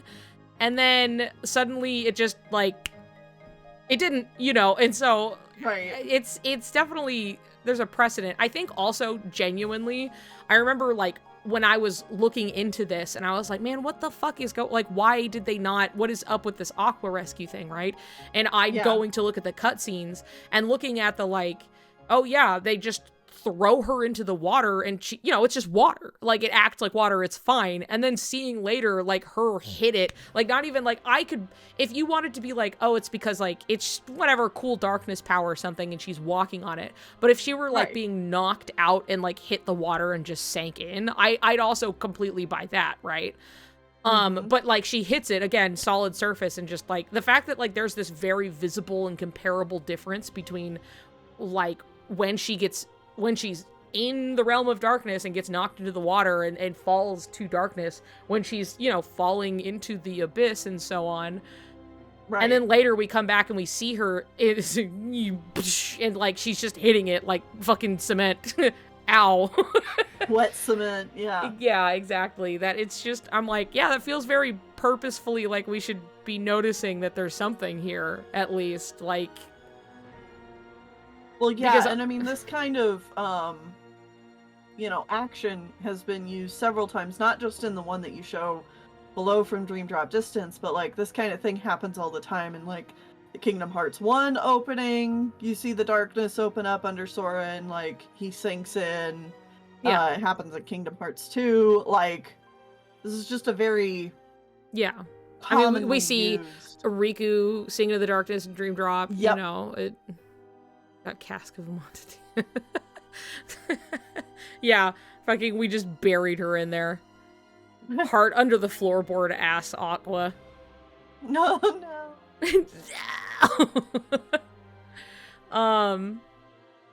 Which is a different story, but you know, still. Yeah. I remember learning about the heart under the floorboards thing, specifically my first exposure to. Yeah, that specifically was The Simpsons is where I learned about it. So there was a whole thing where it was like was it a science project? I don't remember, but they like made these little like scene things, and that was like one of them. But then they also were applying that to the overall episode. And Lisa was having like high fucking anxiety about this thing she was lying about. So anyway, I remember being like, wow, I'm learning so much from The Simpsons. So anyway. I was one of those Edgar Allan, like I went through an Edgar Allan Poe phase. I see. Yeah, that wasn't me. I was watching The Simpsons. Had like a whole... No, I had like a whole like collection of Edgar Allan Poe stories, short stories that I carried around school. I was just reading through all of them. Yes. Sorry, I'm stretching my back a little bit while you're talking. I'm really feeling it when I like stick my legs straight out. Something in my lower back is like, it feels like something needs to pop. Oh. Anyway, I'd say the worst, but you're also dealing with a lot of gut issues that are definitely worse. Yeah. Hernia buddies, I sure fucking hope not. We'll fucking see. You and your banana brick, get out of here with that. Yeah, yeah. Okay, alright. So, yeah, anyway, everything with fucking Aqua. Yeah. Yeah, it's true. P, I'm disabled now, be nice. Poor P had to go undergo spinal surgery recently, so, you know. Oh, man. So, anyway, I hope that's not me, but at least you won't be in terrible pain all the time. Yeah, that's right. Feel bad. Yeah, milk it. Get all you can out of it. Anyway, yeah, so... But I forgot but the Aqua thing is something that, like, every time I'm reminded of it, I'm just like, yeah, why does nobody talk about this? Why is it, like, not that I'm, like, other, like, people who read the theory and go like, oh, wow, you know, I'm not even talking about, like, people more actively in this, just, like, not even, like, in the greater fandom. It's, like, the same thing where, you know, you're saying that it's, like, nobody else did any theorizing. It was just, like, and then this came out, and then nothing else ever. And I'm like, there are so many things that, no matter what angle you're coming from, would you not go like, oh, this is kind of weird, and, like, I'm thinking about it, and, you know, just diving into it for virtually any reason? Like, there's no, like, hey, this thing with Aqua was strange. People love Aqua. They're not talking about they're not talking about this? Like, what's... I also think that a lot of people are just kind of like lost in the weeds as to how a lot of this stuff works. Yeah, and for whatever reason, they just kind of like turn their brain off. Where it's like, we got Aqua. Yay. Okay, don't have to think about all right. it. She's saved now. Most of the time, people walk away with it and they just go, I think Riku should have been the one that saved her. And I'm like, I understand the complaint of, like, you know, you're like, oh, Riku, he's capable, and, like, he was there, and, like, he was having this moment of being like, you know, like, all misery, all of this bullshit. Like, he's like, I got my own, you know, and, like, being the one to, like, hopefully, like, help her. And, like, I understand how people get to this point, but, like, you know, that's not the point. Sorry. Yeah. It's because the whole point is, like, we need Ven, but yeah. Is that a KH3 bad? And that means weird stuff is just bad writing. Yeah, I also think that where it's just like, so much of KH3, even when you're, like, going through looking for stuff in total good faith, things can go missed, right? Like I, you know, there were plenty of things that even as I had looked at stuff like a million times, and then suddenly, like, looking, like, having the right, like, little context of going, like, looking at a scene, having something in mind, and then going like, hold on a second, you know, like, you can just miss stuff because there's so fucking much. There is so much. It's a big game. It's a big game with a lot of stuff going on. So even, like, a casual playthrough, there's just gonna be stuff you forget, and that's totally fine and normal. So unless you're, like, you know, sick in the head and you go play the game 40 times and you're, like, fucking, like, running a fine-tooth comb through every cutscene, like, you know, you're gonna miss things, and that's okay. But, like, even for the people who are like, yeah, I love Kingdom Hearts, I love to theory craft or do anything about it, I think have, like, moved on from KH3. They're like, it's done. There's nothing to think about. And I'm like, but that's so not true. What are you talking about? Like, because anytime I see some other theorizing, it usually has to do with things moving forward, right? So anything to do with, like, things with, like, Yozora, or just... or, you know, Kairi's involvement in the future, or, you know, anything that has to do with, like, Quadratum and stuff where we just don't have enough information, but people obviously are interested and playing with the idea and trying to call shots and whatnot. But, like, there's so much in KH3 that I'm like, I think everyone was in such a rush to get through it that, like, people aren't, like, sitting on it and chewing on the information in the same way that they did, say, with, like, KH2 or something. Or even, like, you know... and you know what? That's actually a really valid point. And I could say this as someone who's been around in the general fandom for far a long longer. time. Yeah, far longer than me. Is that when it comes to theory crafting in this community, there does tend to be more emphasis on trying to guess the future versus looking at what we already have. Yeah. Yes. And I think, I mean, that usually comes from people's excitement as well as, you know, people want to, like, call a shot and see if they're right. And I also totally get that. But, like, it's something where, like, I feel like at least in general, when people are like, maybe it was just because it was different and the internet was different and the way people spent time with games was different. Not that, like, wow, people change, so everything changes so much, right? But, like, little things can affect little stuff like this, where it's like, you know, you're playing Kingdom Hearts 2 and you're, like, a teenager and you don't have a phone, right? You don't have access to social media at all times. There's, like, computer time and you're, like, maybe on Facebook at this point. Right. early Facebook, right? And it's just like things are different, and information is played with differently as far as fan spaces are concerned. So it was like we used to chew our food. Yeah, that's a good way to put it, is like there was just more time to like chew on it, and people were more inclined to, because we were used to it at that time, because what were you going to do but chew on it and tell your friends, or, you know, maybe you were on DeviantArt or something, but it wasn't like, you know, just your with own different forums. Yeah, exactly. So, you know, people they're not hitting the forums and talking about blonde-haired kid like they did with like KH2 coming out and having like, you know, they're like, it's not exactly the same as it was. It's people, like virtually anybody can like consume something, vomit an opinion onto, well, vomit makes it sound bad. It's not, it's just like, you can just, you know, spit out your opinion and then move on and just completely forget, like, within a day, right? And so it's just like, people are like, everything is so much more, like, impermanent in a way that, like, I feel like there's a lot less sitting with this, like, already handed to us information.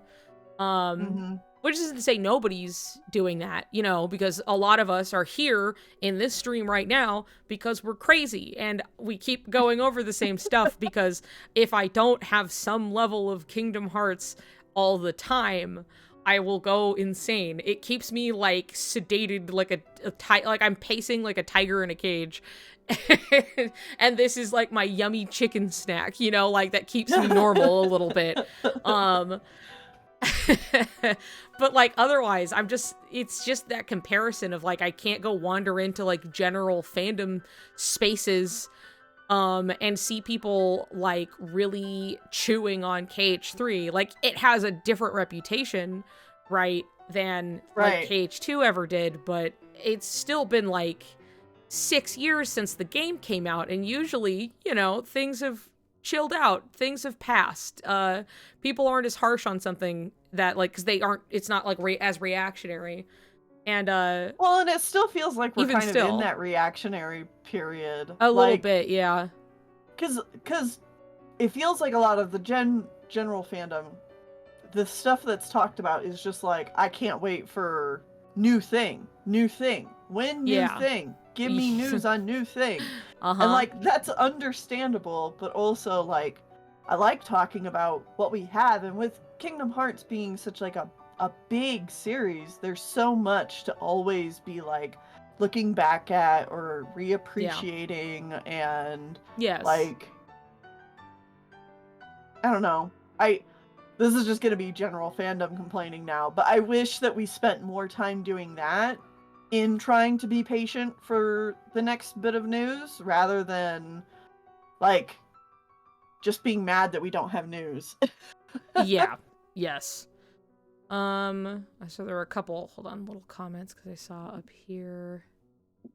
I remember feeling so stressed because there were so many leaks and spoilers around at the time of release, so I rushed through KH3 to avoid getting spoiled, but I wasn't able to sit with the story like it needed. I think, I think that's true for a lot of people's experiences, whether they realize that or not. Also, in general, people's relationship with media is different. Media literacy has been so steadily declining. People want their entertainment to be something they can kind of check out with, so there's less and less digging happening. A lot of media is catering that as well and becoming more straightforward, so people are expecting that in everything. Doesn't work well with engaging with Nomura type storytelling, which is very intentional and layered. Yeah, and obviously that's not going to apply to like everybody, but yes, there is definitely like an increase. Stop playing licensed ass music. Sorry, it was jumping between like Mickey Mouse March and Winnie the Pooh, and I'm like, no. I blame the MCU. I can't say we could blame any one thing other than just like there's generally like a trend, you know. Yeah, it's a lot of little things. A lot of little things over time. But it's just like, even just talking within like the specific scenario of like Kingdom Hearts fans, where this has very much been a long-standing like approach to the material. Like people love to chew on it, and they love to theory craft and pick apart the little things, because Nomura obviously has been very intentional with a lot of stuff, and then he says it. And then you're like, oh, so this all, okay. And then it makes you look back over through different things. I don't know, I'm being cheeky. Yeah, it's fair. It's still a point I wanted to make. But, like, it's just wild, like, within that specific context of, like, it's fucking Kingdom Hearts. I thought we were all kind of on the same page of, like, there's shit going on and people love to, like, chew on it. And, you know, maybe it's just because things become more accessible, which I don't think will ever be a bad thing, but it will just bring in different types of people coming in and being like, it's nothing, don't worry about it, like, you're fucking thinking too hard, etc., etc. Yeah. And then, of course, time and time again, it keeps being like, no, well, that was intentional, this was intentional, like, this was right, that, you know, this and that. I feel like one of the biggest hurdles is getting someone from Gen fandom to make the leap into, like, okay, you need to stop looking at Kingdom Hearts as, like, this baby Disney game. Because while it is also a game made for kids and has Disney, you should also be treating it,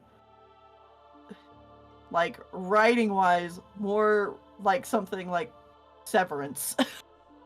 Very much so. That's truly, like, the easiest, because it's like, it's so much like, it's obviously like a game, it's like less so like obviously made for kids as much as kids can partake, you know. It's right, something where like it's made for, like, how did Nomura put it, like, he was really just kind of shooting for the audience that, like, the apparent level of, like, the complexities, he's like, that's for the people who want this, you know what I mean? Yeah. I'm not making it for children to understand, but people already have that. It's gonna be like, well, it's Disney, so it's for children, and I'm like, well, a lot of the Disney movies are just, like, family / like, movies for everybody. Obviously, they want children to be able to watch it, but, like, you know, there's a lot of stuff in there that's for everyone. Some things truly are made for everyone involved. There are going to be things that maybe children don't understand, but it gives them something to think about, you know? Yeah, it's supposed and, like, to a lot help. of time when people are saying, like, you know, well, it's a silly Disney game, they're also not giving the Disney movies that are in the game the credit that those Disney movies deserve either, because, like, you know, I don't want to be too hyperbolic about this, but, like, right, yeah. You know, Disney / Pixar / anything under the Disney umbrella has produced some of the most impactful cultural art of the modern era. Yes. I mean, that's just true. Whether you like them or not, their undeniable place in pop culture generally, as well as just animation as an art and media, is undeniable, right? Like, they are very important, if not still an evil corporation, but, like, that's because the corporation, a corporation part of anything is evil, you know? But, we can all, you know, say capitalism go die, and also say that, you know, Disney and its artists have made some of the most, you know, influential art of the last century. Yes, very true. Also, P's point of, like, it's attached to this, not like infantilization, but dumbification of the concept of a child, which, very well put. It's very much like, it's so common where, like, people are like, oh, I'm an adult now and children are so dumb because I'm special and different, you know? And it's just like, you were a dumb, stupid, idiot child too. We all were, because we didn't know anything, you know, but, like, we were learning. That doesn't mean we're incapable of learning or figuring something out or even understanding something complex or emotionally difficult. You're just a little person who all of this is, it's your first time, you know? So it's like, it's important to have this, like, you know, again, giving them, instead of having, like, we're going to make something dumb because it's for kids, this is supposed to be, like, an easy access kind of, like, learning opportunity for children, even with the babiest forms of baby media, is usually there to teach them stuff, right? Right. And so, like, these... That's why adults are watching Bluey and getting a lot out of it. yeah. So a lot of these things are supposed to be, like, you know, we can approach difficult subjects and other things because it's supposed to be, you know, media and, like, just fiction are supposed to be nice like safe spaces to explore things that otherwise may be a little difficult to explore in real life. You know, we can't all be an ape man in the woods and see a guy with a gun hang himself with vines. You know, I feel like that one's probably not, but like that one's probably not going to happen in real life. But to understand that the violence begets violence and it comes back on him like tenfold and he kills himself despite Tarzan's warnings, I think is something that even a child like myself at the time could understand from the situation of like, he did this to himself very clearly, you know. Bring vine hanging back, woo! But it's, you know, it's just a general problem that like animation as a whole suffers from, especially in like the Western part of the world, that cartoons and animation is for babies and children, and we don't take it seriously as an art form in any capacity, regardless of what it's doing or what story it's telling or who's making it or anything of that sort. If it's cartoons, it's inherently not as good as real life thing, which is why we have the Lion King looking like dog shit. So anyway, not to get to... So that is obviously part and parcel with you look at Kingdom Hearts and you go, well, it's Disney, so obviously it's for children. And I played it as a kid, so it's meant for children. And you're like, well, you played it as a kid and also can't remember anything about it correctly. But, like, it's very much a coming-of-age story that also utilizes, like, Disney fucking fairy tales, like, the fairy tales and movies and stuff for parallels and exploration and, you know, a whole bunch of stuff. But like, it's just what it is. It's a story that has a lot of complexities that you're either here for it or you're not, and you can be a kid, you can be an adult, you can understand it as a child and not understand it as an adult, or vice versa. It doesn't matter. It's just kind of what it is, where it's at. As a child and you can, you can understand it as a child, and then you could be a full adult going in and being like, you know, the whole time. And it's like, there's no in between here, okay? It's like, it doesn't matter. The child could understand it. Maybe you as an adult don't understand it. I don't know. Or maybe the child doesn't get it because there's a lot of stuff going on. But an adult can understand it and see the complexities of the storytelling. Like, it's just what it is for the people who want to engage with it, which is definitely shooting much more above like a child and has been explicitly stated as such. It's not supposed to be. So, well, for a child, I mean, but anyway, all that to say is that if we could just get the general fandom onto that boat, we might have more like interesting conversations for sure going on. 100%.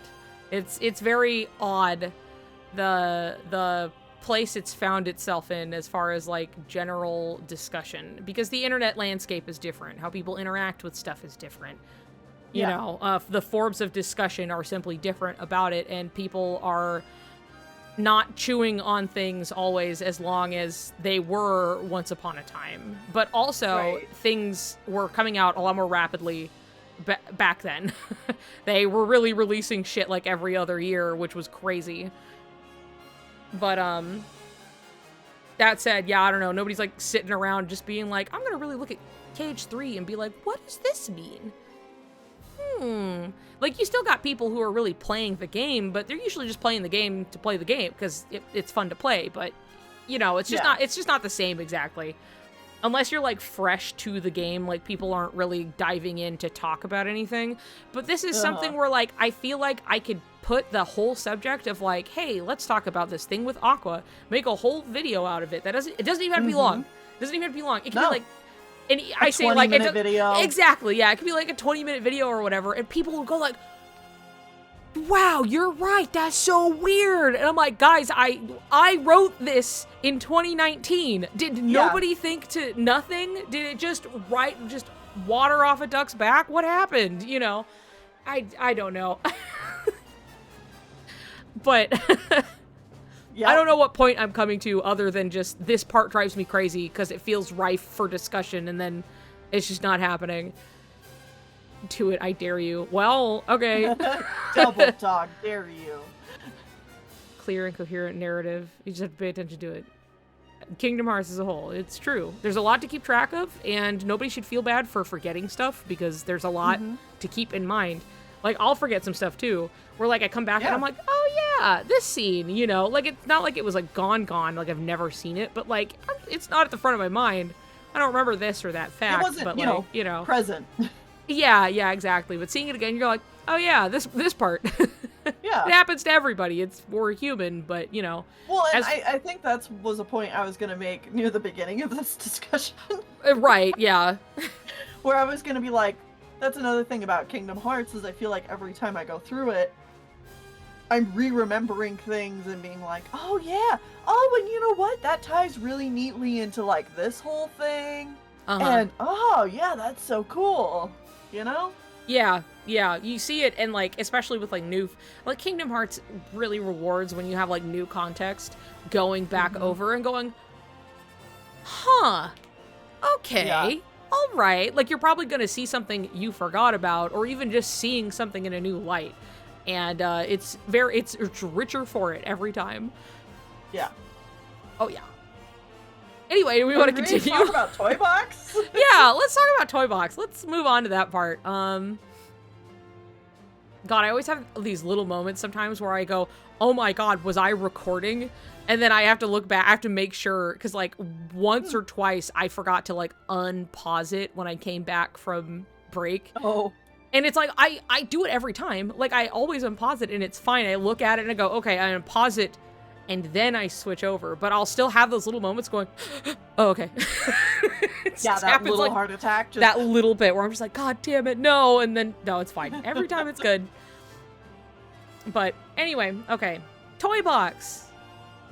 Toy Box serves almost entirely as a rehash of the concepts from Dream Drop Distance. Very strange considering they completely omit it from the intro and fail to mention anything about dreams or other Sleeping Realm concepts, which is true. I also will say, as a preface going into this, because I know Steam has spoken on it quite a bit. Steam also did help and was like a lot of feedback and stuff while we were working on the document. Steam was there. But like, I know Steam has gone on to speak about Toy Box and its kind of like setups for the future, which I also think is like true. Obviously more than one thing can be true. I just see something where it's just like, hey, a lot of these things about like, obviously like with things with Verum Rex and just Yozora and commentary on that and like, oh, this like empty shell and how people are like different, and there's just a lot of like setups like this that I think are like totally like true to it's so. Hello, Papaya, can you hear him? No. Oh, okay, he's just over here going, I love you said he's just over here going, and then like nothing, no sound. Oh, you can't hear any of that, damn it. No. I guess his trills are too high-pitched. I guess so. It's just, he's just over here going, quiet. Or blank. They stole art. They stole all art. Hi. Yep. Please.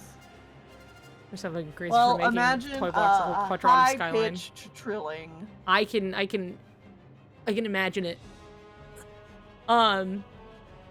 Anyway, there's just a lot of like interesting discussion about like, hey, you know, obviously there's a lot to do with like Yozora here specifically, and a lot of things that are very rife to like, I'm sure as we move forward in the series, we can look back at this and go, hey, they did a lot of like setup with like concepts and other stuff in this world specifically, especially with Nomura's insistence that Toy Box be like that he needed Toy Story or he was not making KH3. So I could definitely like see a lot of that. I just want to bring that up. I couldn't say that like I remember enough of the points made to bring them up myself right now in this discussion. But it's something where like, yeah, we talk about like the Dream Drop stuff here, and I still think they're like, oh yeah, they obviously, you know, world being split in two, just like in Traverse Town, like all of this other stuff that I'm like, yeah, this is also true. But I think both kind of exist at the same time, you know what I mean?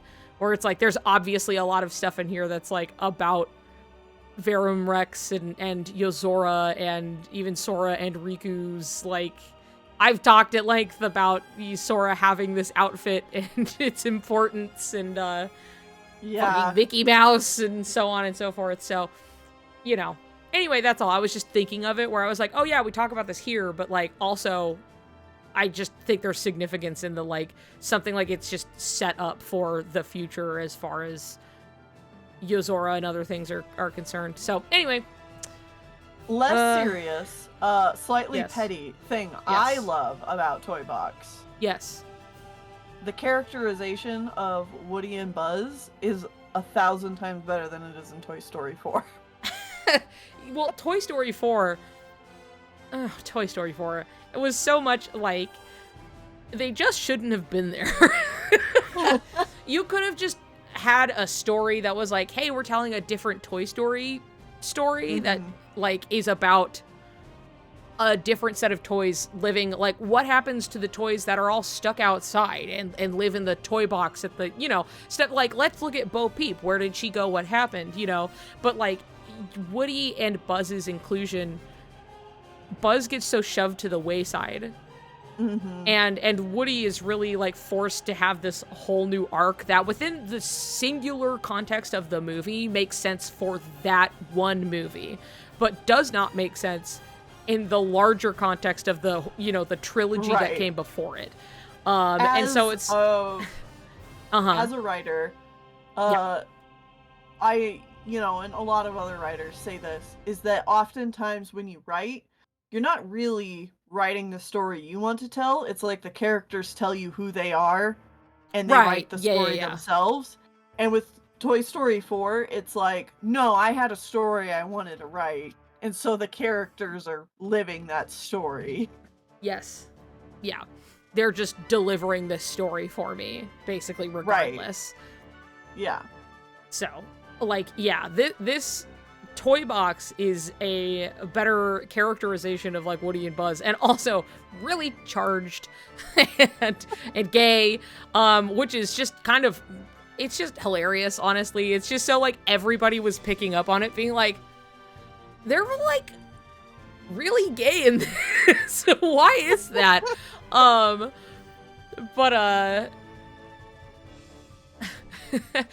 it's, It's so funny you say that because I love picturing Riku grabbing Nomura by the lapels and going, Dad, I'm gay. Dad, I'm gay. Me. And he's like, I know. I know. We'll get there. God damn it, I know. What was I saying? I don't remember. Woody and Buzz being gay. Woody and Buzz being gay. Right, I remember that, but I was trying to remember why I brought it up, other than it was just, it's there. They're just, better characterized in this, but, like, Toy Story 4 is such a, like, its own thing where it's like, well, yeah, everything in it is weird because it shouldn't have been what it was. In the same way that I feel like Lightyear shouldn't have had anything to do with Buzz Lightyear. It should have been a sci-fi story, a standalone, so it wasn't held like ball and chained to a different IP that honestly doesn't do anything for it. You know what I mean? Yeah. And no, saying that it's the movie that Andy saw as a kid doesn't work. I'm sorry. Lame. That could be such an interesting little idea, but they already did that with, like, the Buzz Lightyear the cartoon show that was literally like a Saturday morning cartoon, and I'm like, this is what a child watched and then would see commercials for Buzz Lightyear. So, like, what are you guys doing? Also, though, okay, now I'm mad. If you're gonna commit to that bit of this is the movie Andy saw, make it a fun action 90s movie like The Mummy or Indiana Jones. Anything or that Goonies. actually like something that would actually make this sense. Boring ass. Kid like would something wanna that's go see Lightyear. Way more serious, and like I think there are things I enjoyed okay about it, but I just found it very boring at the end. Socks was strangely the runaway favorite of the whole movie. Socks the cat that I was like, He's cute. But he was the only thing I was emotionally invested in was fucking Socks the robot cat.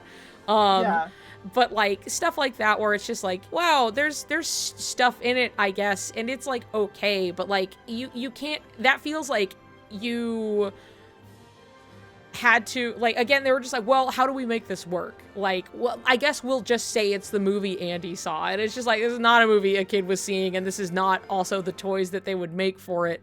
You are lying to me. Poorly, by the way. You're telling me Andy went to the theater to go see Interstellar? I don't think so. Yeah, I don't. And he wanted so bad to have his big, silly, like, you know, fucking astronaut man toy. You know, it's obvious, like, what it was, you know, playing off of when they made it. It's not this, okay? No. I feel like you guys wanted to do something, and then, you know, it was out of a safety measure to be like, no. What if you take the thing you already had? What if we spun this a little bit and made it Toy Story so people will see it? You know, like, it feels like that. But who am I to know? Even though stuff like that happens all the fucking time.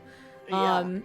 Anyway, Lightyear and Toy Story 4 are both things that are like, yeah, I feel like you could have made something cool out of this, and then you didn't, and you had to do something else. So, yeah. Anyway, Toy Box. We immediately stopped talking about Toy Box, by the way. I mean, yeah. Yeah. Anyway. Oh boy. Okay. Intro and failed to mention anything about dreams or other sleeping world comments. Okay. From the kidnapping and pointed use of possession to the separation yet unbreakable connection of friends between those two worlds, Toy Box covers most everything Dream Drop made a point to introduce. In fact, the entire conflict is based around the fact that their world had been split in two. This is directly what happens in Dream Drop, even the way Joshua explains it. Let's see. Did he say he made a copy of the real world? What's that mean? It probably means they split this world in two. Your friends in one world, us in the other. One of the worlds is real, and the other is just really convincing. I like that line a lot. I thought it was fun. Yeah. Apparently, the world you and I are standing in right now, well, there are two copies of it. It's been sort of split in half. To boot, this secondary, really convincing world is what's enabling Buzz to even use his laser. I admit, it does sound just a little far-fetched, but say we have been taken to some kind of alternate world. That would explain why your laser's real. Just like a reality shift. Yep. And why Buzz's laser started actually lasering.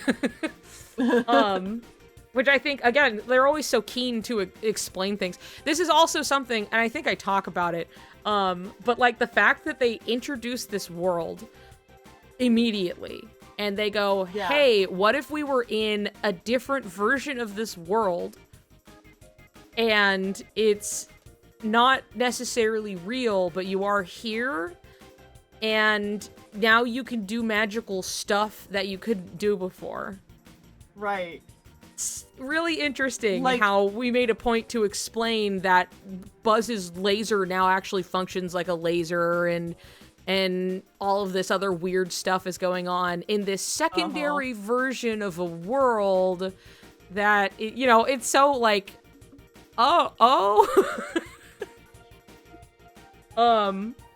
yeah. It's just very pointed to be like, hey. Yeah. Like, they're this. the fact that they, like, feel the need to point it out, you know, that it's just like, your laser is just like a light, and they're like, but now that we're in this weird world, your laser works. Right.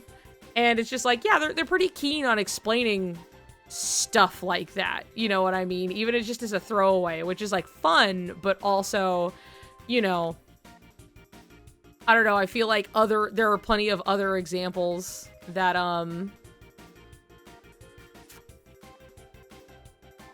there are plenty of other examples like that. On this, my spoof that I would try to wake up early. Oh, okay. It's fun being here. I hope you all have a good night. Okay, thank you for hanging Night, out. Willow. Thanks. Anyway,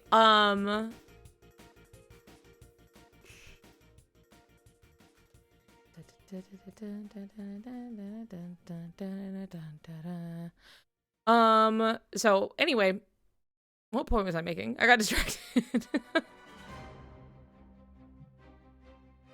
Oop. Making a point of showing this? Yeah, yes, early? that's what I was talking about. Where it's just like, yeah, they make a Yeah. point of showing this, where then there's plenty of other stuff that it's just like happen without necessarily explanation that are like, wow, that's strange, but it seems like almost like they're so inclined to make a point of like this. I don't know. It's just like, you guys, come on. They love to make sense of these things. Do you think maybe they set us up and then go, hey, look at like this weird stuff. Let's think about the reasoning for it. Anyway, and then they set you free on stuff where they're like, look at the weird stuff, and everyone goes like, I guess it's just some weird thing, you know, and just leave it alone. It's like, you guys. Well, and I know we'll get to this eventually in the doc, but you know, to top it all off, we specifically have Nomura saying, yes, hey, I put a bunch of weird shit in the game, and you won't understand the story until you figure that out. Yeah. Yeah, he sure did say that, didn't he? Really crazy. Real weird. Let's see. Okay. It's also kind of funny how this dreamlike double world enables really strange things that don't typically happen, like shooting lasers or, I don't know, breathing underwater, perhaps. Super weird. This is also the world where we see young Master Xehanort, the most noted, I almost read the most noted time traveler of the entire organization. By default, that is true. That is true. Not an incorrect statement. The entire organization, it's his whole shtick, you see. He also debuted in Dream Drop as the main antagonist, Mystery, and one of the final bosses. His link to the game is not small. During his confrontation where Buzz is first possessed, Sora gives chase, only to have young Master Xehanort vanishing with every swing, seemingly teleporting around or warping through time in some way. Though I don't think he's necessarily exactly time travel. Well, I mean, as far as he's concerned, he can do that kind of like time stop type thing. So likely time travel. If you had to explain it, like, yeah, probably. But also it's just like, it's one of those examples where it's like, that explains why he could do it. Also, it's cool. Yeah, also it's cool. Yeah, exactly. But it's just like, hey, here's a note of like, he is doing this, he's having this whole explanation, and he's just fucking waltzing around and like not getting hit really notably.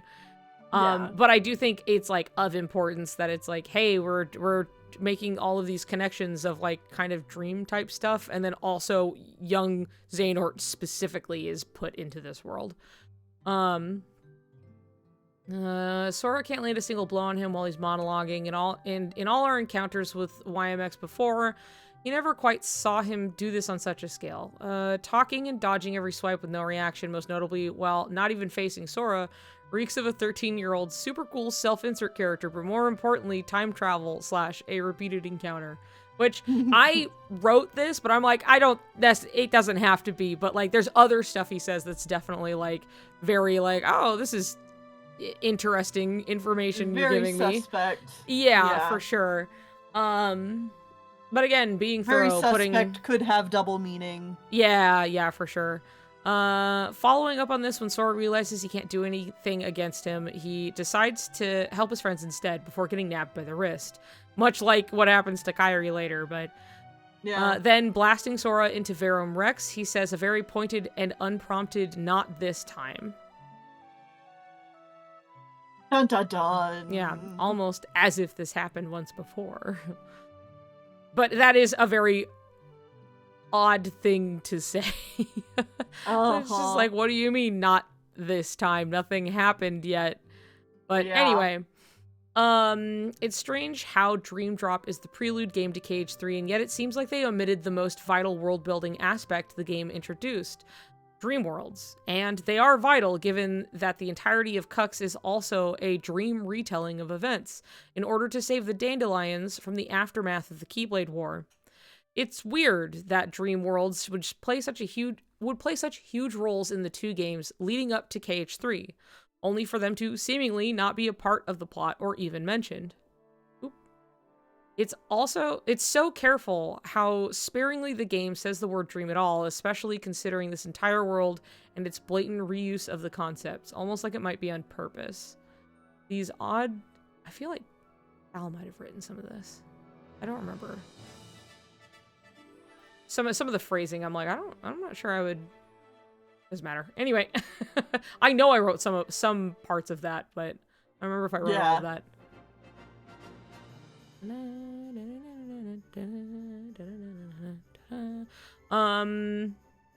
I can keep reading. So, deja vu. Relived again and again, like deja vu. Within Kingdom Hearts, there's a general rule of thumb that even though the mind may not remember, the heart never forgets. This was established pretty early as a concept with Chain of Memories. Imagine, with a name like that. Can I also say they bring back every enemy type besides nightmares, even cubes. That is true. If the Chain of Memories comes apart, the links will still be there, right? So the memory of our promise will always be inside me somewhere. This specific example is even further proven by being one of the memories Sora can choose from during his dive to the heart. Something he otherwise can't actively recall, but it remains with him. His little pinky promise. The power of the Guardian. Kindness to aid friends. Yeah, yeah. This is also kind of the idea behind some of the effects of time travel. If traveling through and into the future, your experiences and memories don't come back with you once you return to the past. You continue to live your life, but with an underlying subliminal need to sense to follow whatever brings you to the future you've experienced as, quote, it has been etched into your heart. It's a convenient continuity failsafe. Time travel. Like, I know this future, now that I have lived it. Yeah. Oh, yeah, and I remember he only is, like, returning to my own time and I didn't want to put a whole fucking screenshot in, so I just put the... Yeah. I was like, we don't need this many screenshots. It's too many, because it's just this one shot with him talking for forever. Yeah. Will erase the memories and experiences I have gained here. Still, my appointed path is now etched in my heart, which will first lead me to seek the outside world. So, regardless of the means, time travel, memory erasure, etc., having experienced something guarantees that that memory still remains somewhere deep within your heart. We see what seems like evidence of this throughout the game, like a lot. A notable amount of verbalized forgetting of details, characters reacting to something before it happens, or aren't present for, or unwarranted familiarity with a given situation. In most instances, characters even provide an easy-to-swallow explanation for it, seeming to deliberately hand-wave the issue so you don't take much notice. The game begins with a cutscene from the end of 0.2. This functions as a means to refresh players of what Sora needs to do. But they have a very interesting conversation where Goofy brings up the very important phrase, "May your heart be your guiding key." Something they've never heard yet, but Goofy insists he had. May your heart be your guiding key. Sorry, let me... Okay, go ahead, please. May your heart be your guiding key. Huh? What's that? Master Ian Sid always said that right before we went off on our real important adventures. Really? Maybe I just imagined it. Even with the implication that the timeline restart happens at the end of 2.9, we're still including this scene and how pointedly odd it is. Because I remember before we were like, yeah, we don't know exactly when this starts, but here's a list of all of these weird things. And then we were like, well, this is still pointed in that, like, he says this thing that obviously has never been said before and very readily could be something like, you know, this would technically constitute as a retcon as far as, hey, we introduced this phrase later in the series. It is important. We are going to have it so this character knows it and has said it. But, like, you know, how do we work this in? Well, he was just saying it quietly, but, like, Goofy has good hearing and he picked up on it, right? And so, like, yeah, that counts as a retcon, though it's people, obviously it has a much more negative connotation than it really calls for. It's just something that's like, okay, this doesn't do any harm. It's just like, this phrase is important, and this series has been going for a long time, so now this is kind of how we're working it in. And that's fine. That also, it could just exist as that entirely. But it's like, well, also, you know, it could be that and be something else anyway, because, you know. Like, I'll fully accept the phrase, may your heart be your guiding key, as something that is retconned into the series. However, I also think it's being retconned in a way that it's not a retcon. Mm-hmm. Like, I do hear a cat this time going, wee? Yeah, he's been talking nonstop. I love that. It's picking up finally. He's very chatty. But yeah, that's something where it's like, okay, we put it in here, and then I had to make a point of like, even if this is or isn't before like 2.9, you know, it's something that's like, it is still interesting that they draw attention to it, and then, you know, he's like, maybe like I imagined it, that's strange. But well, because like it could so easily have been written in a way where they're like, okay, now we're suddenly using this phrase. It doesn't have to be something that like we've always used before. Right, but, it could have been at any point. Yensid is just like, there is a phrase I once heard that, like, I feel may aid you in this situation, you know, and then he's just like, may your heart be your guiding key, whatever that means for you, you know, or something like that. Yeah. And then it's just like, like, I'm mulling on the phrase, and then, like, let my heart guide me and go, you know, you can do anything, right? But, like, the way that this is done is very, like, there's so much of it is just like, the game is just like gaslighting you. Yeah, it's just like, hey, over and over the shit is happening, and you're weird, like, they're like, that's weird, and they're like, no, it's not. And you're like, oh, I guess it's not then. I don't know. And this happens a bunch. Yeah. So anyway, we have that. You know, may her be your guiding key. Namora trying to very obviously gaslight us with like a wink and a little like elbow nudge, and we're all like, huh? I guess that's what it is then. I don't know. Yeah.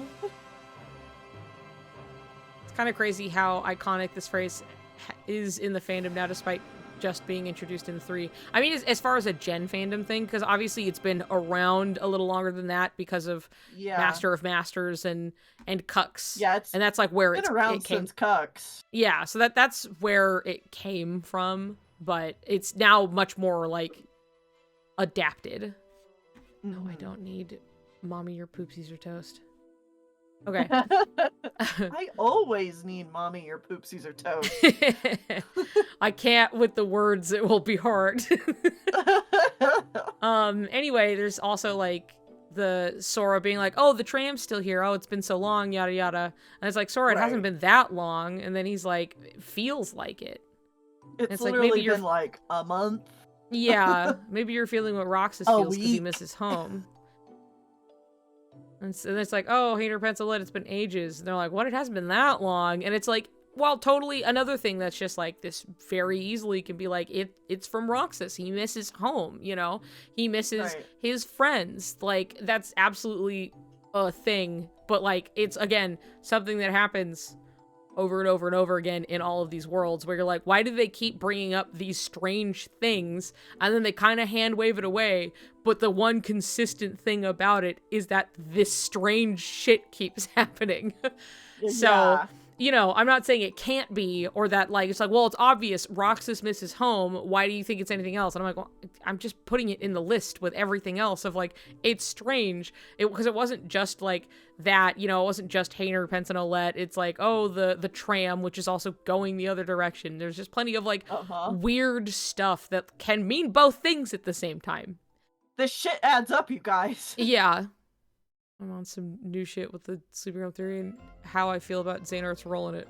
Will explain myself later. Got it. Okay, I look forward to it. Let's see. Note, in Jiminy's journal it says Hainer, Pence, and Olette are still on their summer vacation. So it really hasn't been that long at all. I forgot about that. I wrote that in there and I forgot that he's literally like, they're still on their summer vacation.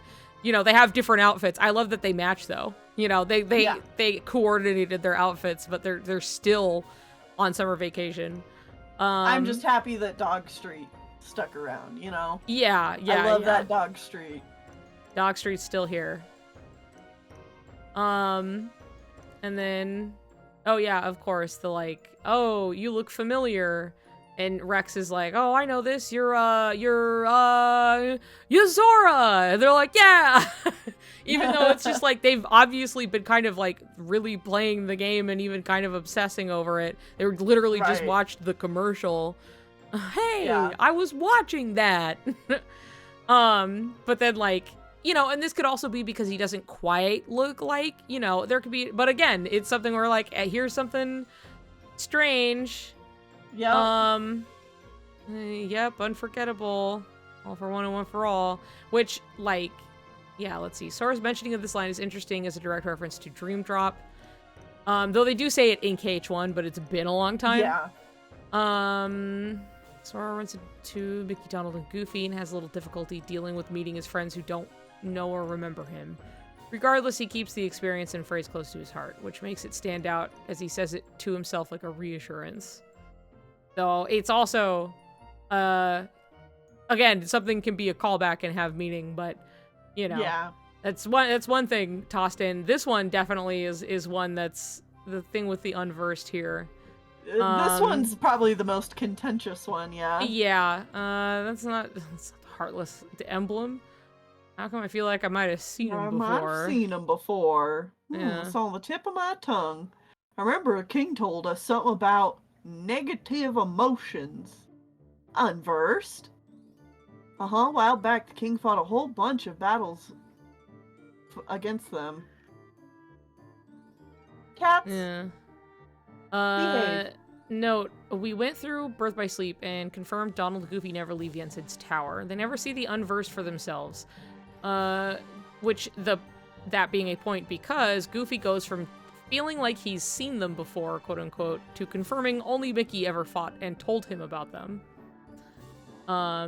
You could say it's just a continuity issue or you know, what have you. But Birth by Sleep and Dream Drop were planned at the same time to lead into KH3, and the series has stayed remarkably consistent with itself, especially post-2010. And all of that doesn't explain why Goofy would contradict himself in the very next sentence. But yeah, that's something where it's just like, oh yeah, the king like told them about it, right? But like it's also something where he's like looking like visibly like I feel like I've seen these before.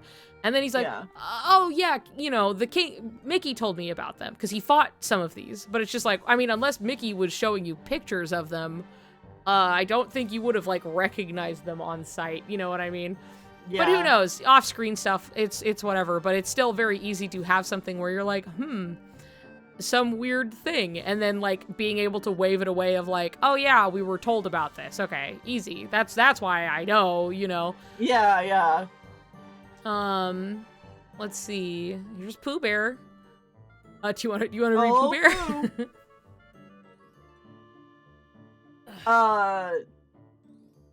Sorry. Have me go. Oh, I was because if you want to read the little, because you know sometimes you like to kick in and do a little voice, so I was asking if you want to read Pooh Bear. Yeah. Let me see. I don't remember anything oddish, but perhaps I've forgotten. Would anyone else care to remember why we're here? So and then I was separate worried scene, I might have forgotten you away. Pooh being forgetful isn't anything new. But for what little time we spend here, coupled with everyone else struggling to remember what they were even there for, it stands out. Because it is true, everyone just kind of shows up and like, you know, it's just kind of like, what were we here for again? Yeah. Oh yeah, sure. But then like Pooh being like, yeah, I was worried that I might have forgotten you away, or like, you know, there's just a lot of like, well, what's going on here with the Pooh book? Let's see. Right. I know we just met, but Sora, was it? I get the feeling that you're someone to trust. I'm right there with you. The sea belongs to everyone. I said that. Don't copy my expressions. Huh? You did? Sometimes it just goes in one ear and right out the other. Wait, really?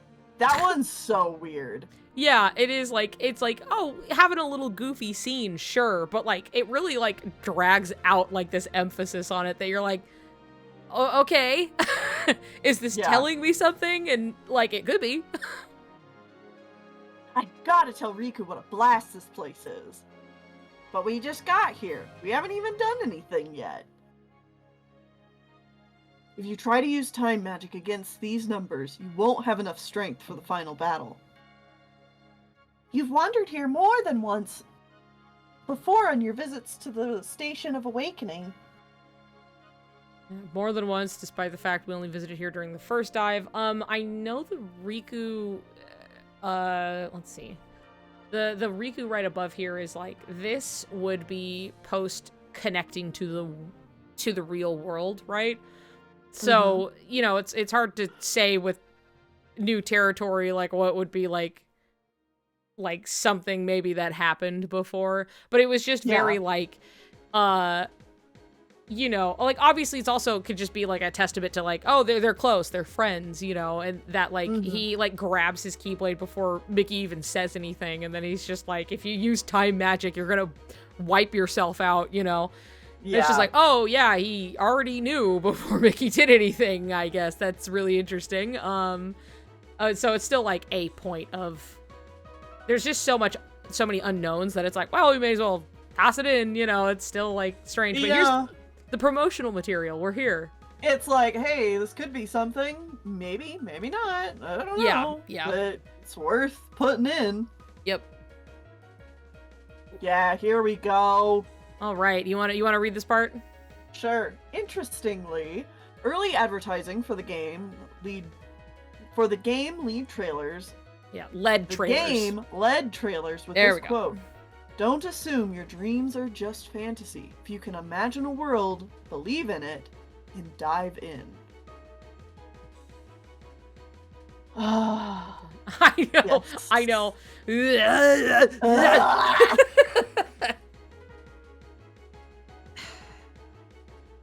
I just want to like take these screenshots and just like put them everywhere and be like, y'all have any comments on this? We have any thoughts? Nothing? Anything? Yowie world.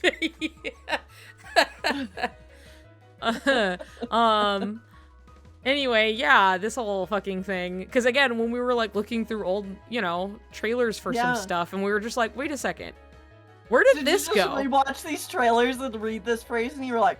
Yeah, we were like... Like the glass breaking noise in your head? Yeah, basically. It was something that like, I remember just like when we were kind of finding this, that we were like, wait a second.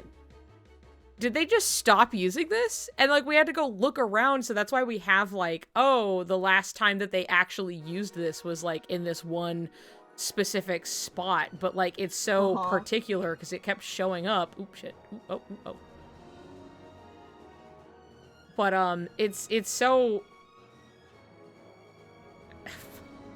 Don't assume your dreams are just fantasy. If you can imagine a world, believe in it and dive in. Yeah. Come on. Come on. I know. Anyway, you may continue. Before it just disappeared from promotional material entirely. Later, official sources started to use a simple but unrelated specific hashtag, translated to only dream, or there is only a dream. The first time it's used was the 6 days to go countdown. And then it was used moving forward in all promotional tweets, including release day. PlayStation Japan was also using the tag. The last time they used it was the secret movie announcement tweet. Just kill me. Yeah, I'm looking at it because it's like, oh, I have like a little like kanji reader type thing.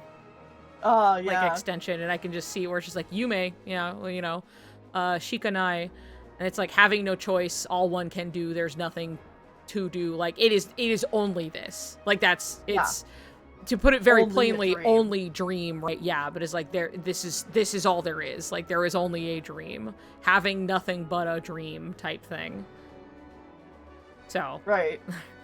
here's that. I forgot about that hashtag. That's crazy.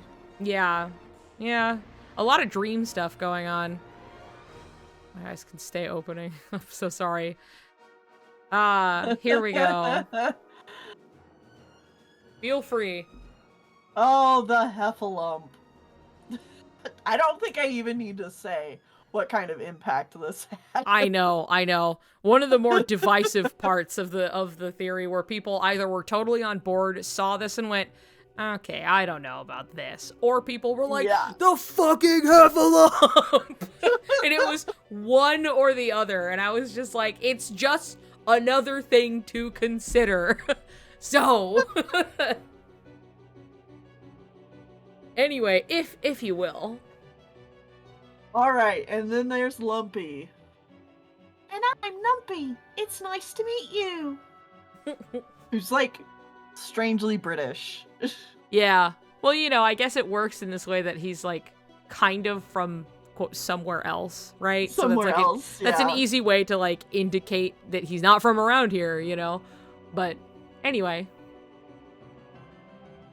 Now, take this as you will, as it seems a bit goofy, but we can't deny that it lines up with everything else.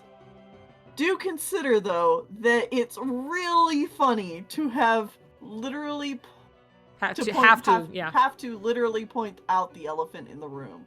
Anyway, did you guys like hit this one and you were like what was the reaction? What was the this was something that I remember came up because I think Gigi was like reading up on something and had just, I don't know, was just like on the Wikipedia or something like that and was reading about like heffalumps. Like it just was some passing something and it was just like, oh, like heffalumps and woozles and yada yada, and talking about like up until like Lumpy's inclusion, like it was like, oh, they're just like, you know, boogeymen, like little kind of type stuff in dreams. Yeah, it's a bad dream. And it was just like, obviously it wasn't me, so it was just like, I can't say what like got, like, I'm pretty sure it was Gigi, like reading about it and was just like, hey guys, and came in and it was just another thing. Like so much of like things coming in like that were just so like, oh god damn it, like over and over again was just finding some new fucking thing and being like, of course. Of course. It's just that over and over again. And like that was one where it was just like possibly like either it's like the biggest clue or it's nothing ever, you know, type clue, where we were like, it's just suddenly Lumpy is here, Lumpy the heffalump, who were supposed to be like a bad dreams, but you know, now he's just actually here. And even though like I like Lumpy and people watched the movie and stuff, for a world that you do a whole lot of nothing in, we gotta bring in Lumpy now, you know, unless new character, you know, who's in one one movie. Yeah, yes, exactly. It was just enough of like a standout thing that we were like, motherfucker, like this so easily could be just like some cheeky little stupid thing that like makes you so mad.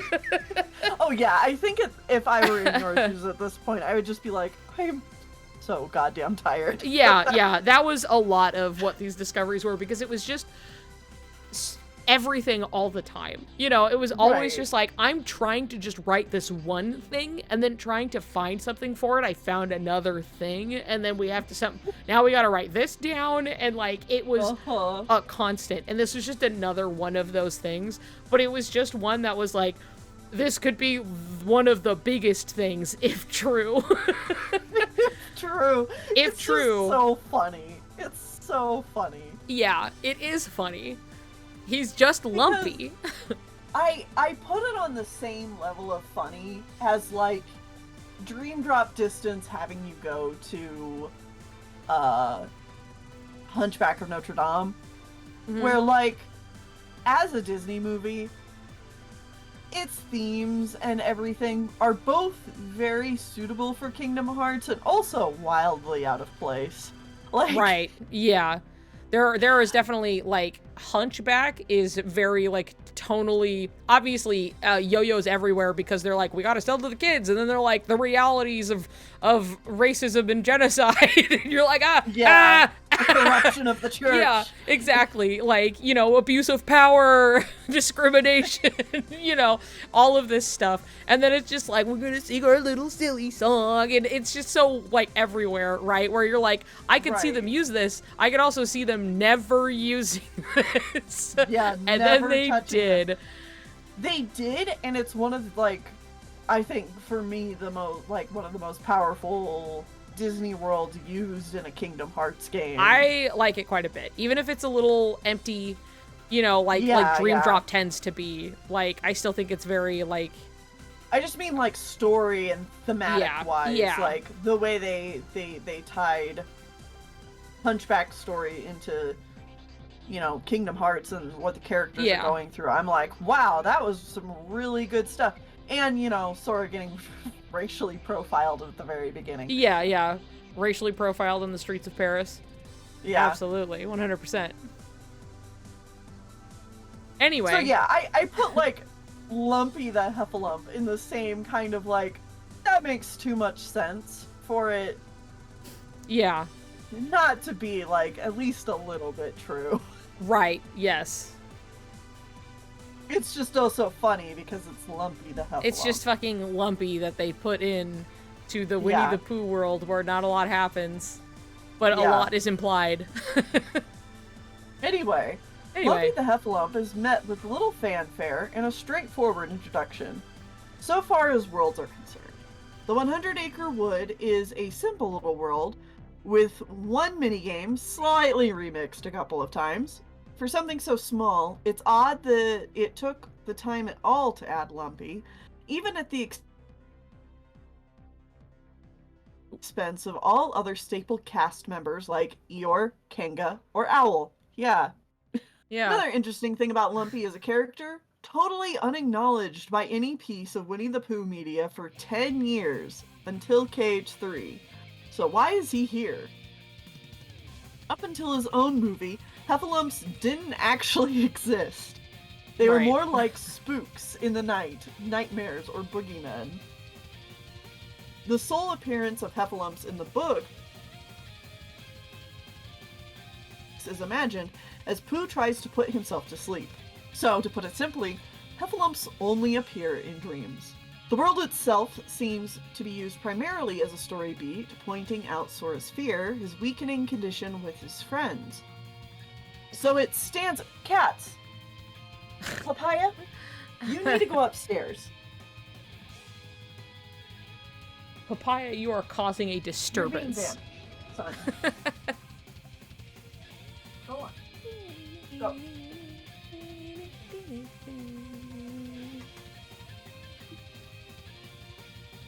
He's just meow, meow, meow, meow, meow, meow, meow. And he's got a lot to say.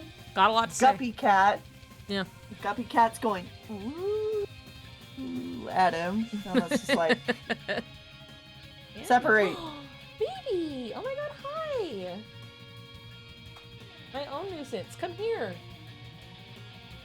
Anyway, so it stands to reason that a purposefully placed character that hasn't been in anything since 2008, in such a small world with some pointed theming, could be very well important. Lumpy the Heffalump, Vital Dream Clue. Oh, sleeping Lumpy. keyholes. Sleeping keyholes are introduced in Dream Drop Distance, used both as a means of entering the sleeping realm as well as wakening a sleeping world from its slumber. Starkly different from world keyholes. Every sleeping keyhole uses the same grand motifs and overall look. When unlocked, a large circular section of the background behind it disappears with an effect reminiscent of shattering glass, revealing intricate designs and symbols underneath. They are so unique, and towards the end of KH3 is riddled with them. The keyholes in DDD,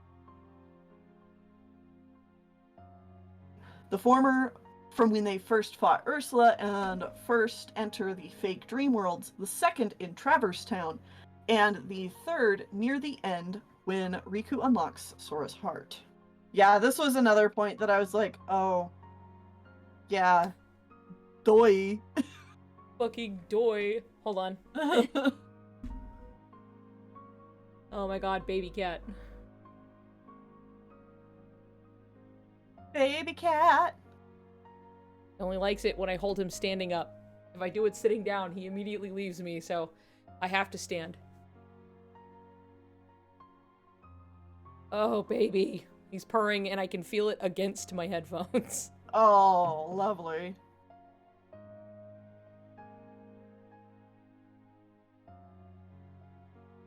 Oh, baby. Everybody loves you.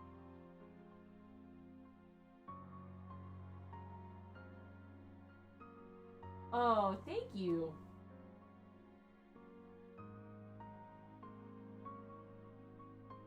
Anyway. Oh, what a good baby cat.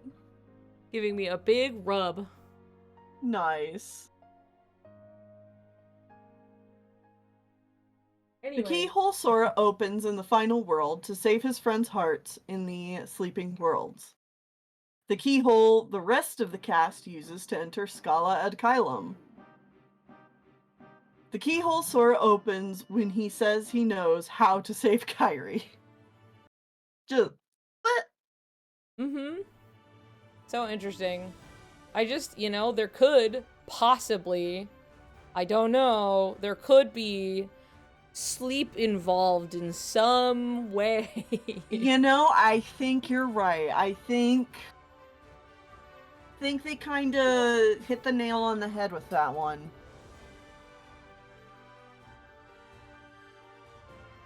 Does Data dream of electric Tama sheep? There's something we'd like to clarify real quick in regards to updates with Cucks over the past year and what it means for the Sleeping Realm.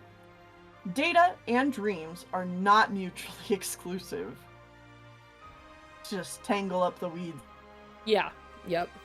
Because, like, we had put the theory out, and then it was, like, furthering, like, as Cucks was going on, it was like, oh, hey, you know, we thought we were the real data, like, the real Daybreak Town.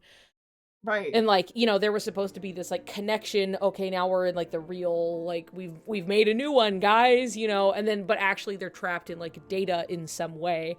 And it's just like, well, yeah, but that doesn't mean that the thing before wasn't a dream. They have that pretty clearly established.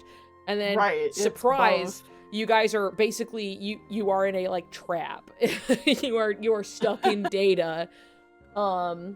Sort of, and that it kind of like there's this it's just more complex than like, is it just this, is it just that? And they're like, you were wrong the whole time because data was involved, and a lot of people took it that way, and we had to be like, you guys, please, it's not like as simple as that, unfortunately.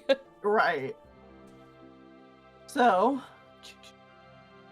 there seems to be an idea that because Cucks is happening within data, that the involvement of dreams is now a moot point, or was incorrectly understood. We simply bring this up as it seems to... We simply bring this up as it seems really pertinent moving forward with the series, and as an explanation for those who thought our understanding of world lines turned out to be bunk. So, as we explained at the very beginning, Kingdom Hearts key to Cucks is a world line hop, which is described as going to a place made of dreams, a timeline without defeat. I can Data hear the is involved. Huh? I can hear Yeah. Not to interrupt you. Go ahead. Is that Stray Key? Who's screaming? Who up screaming? Well, actually, I think it might be either... No, it kind of sounds like Bobby on the other side of the door. They're fine. They're all fine. They're just spoiled. Yeah. Well, okay. Okay. So, as we explained at the very beginning, key to Union Cross is a world line hop, which is described as going from a place made of dreams, a timeline without defeat. Data is involved in this specific jump by means of data recreations of the worlds you travel to. Originally, the foretellers projected the worlds we visit from the Book of Prophecies, and without the foretellers around, they needed a replacement, hence data recreations. The Union leaders are also entirely aware of this aspect. Their understanding is that there is a real Daybreak Town at the center. This center then seamlessly bleeds into the data version of Daybreak Town, which allows travel into other worlds. This is all well and good until it turns out, much to their surprise, that everything is data. I thought that we were in the real Daybreak Town, but it seems we're actually in the data world. This is presented as if they've been tricked, something that they were entirely unaware of, set up by someone else's meddling. What this means is, we thought we'd gone back when we really hadn't. I'm convinced someone set this whole thing up. So the leap we took to avoid the war only served to land us in a cage? This last line is a particularly concise summary. They went through the process of world line hopping only to pop up in the wrong place, in a trap. The point is, the description for how/what goes into world line hopping, as described by Ava and Master of Masters, is still unaffected. The unchanged state being presented as from within the dream, that it would be like a dream until meeting the point of defeat and overriding it, all remains true. This aside, this doesn't mean we haven't been shown elsewhere that data and dreams can coexist. Like we said, they aren't mutually exclusive and have actually almost always been presented as interwoven and closely linked. Within Dream Drop Distance, we're even introduced to the concept of dream worlds. Where we're introduced to the concept of dream worlds, we travel to the grid. And the grid is undeniably data and explained to us as the original of what Ansem the Wise copied for his own use, Space Paranoids. Once my master Ansem found an old system and made a copy of its master control program. This is the original data of that system.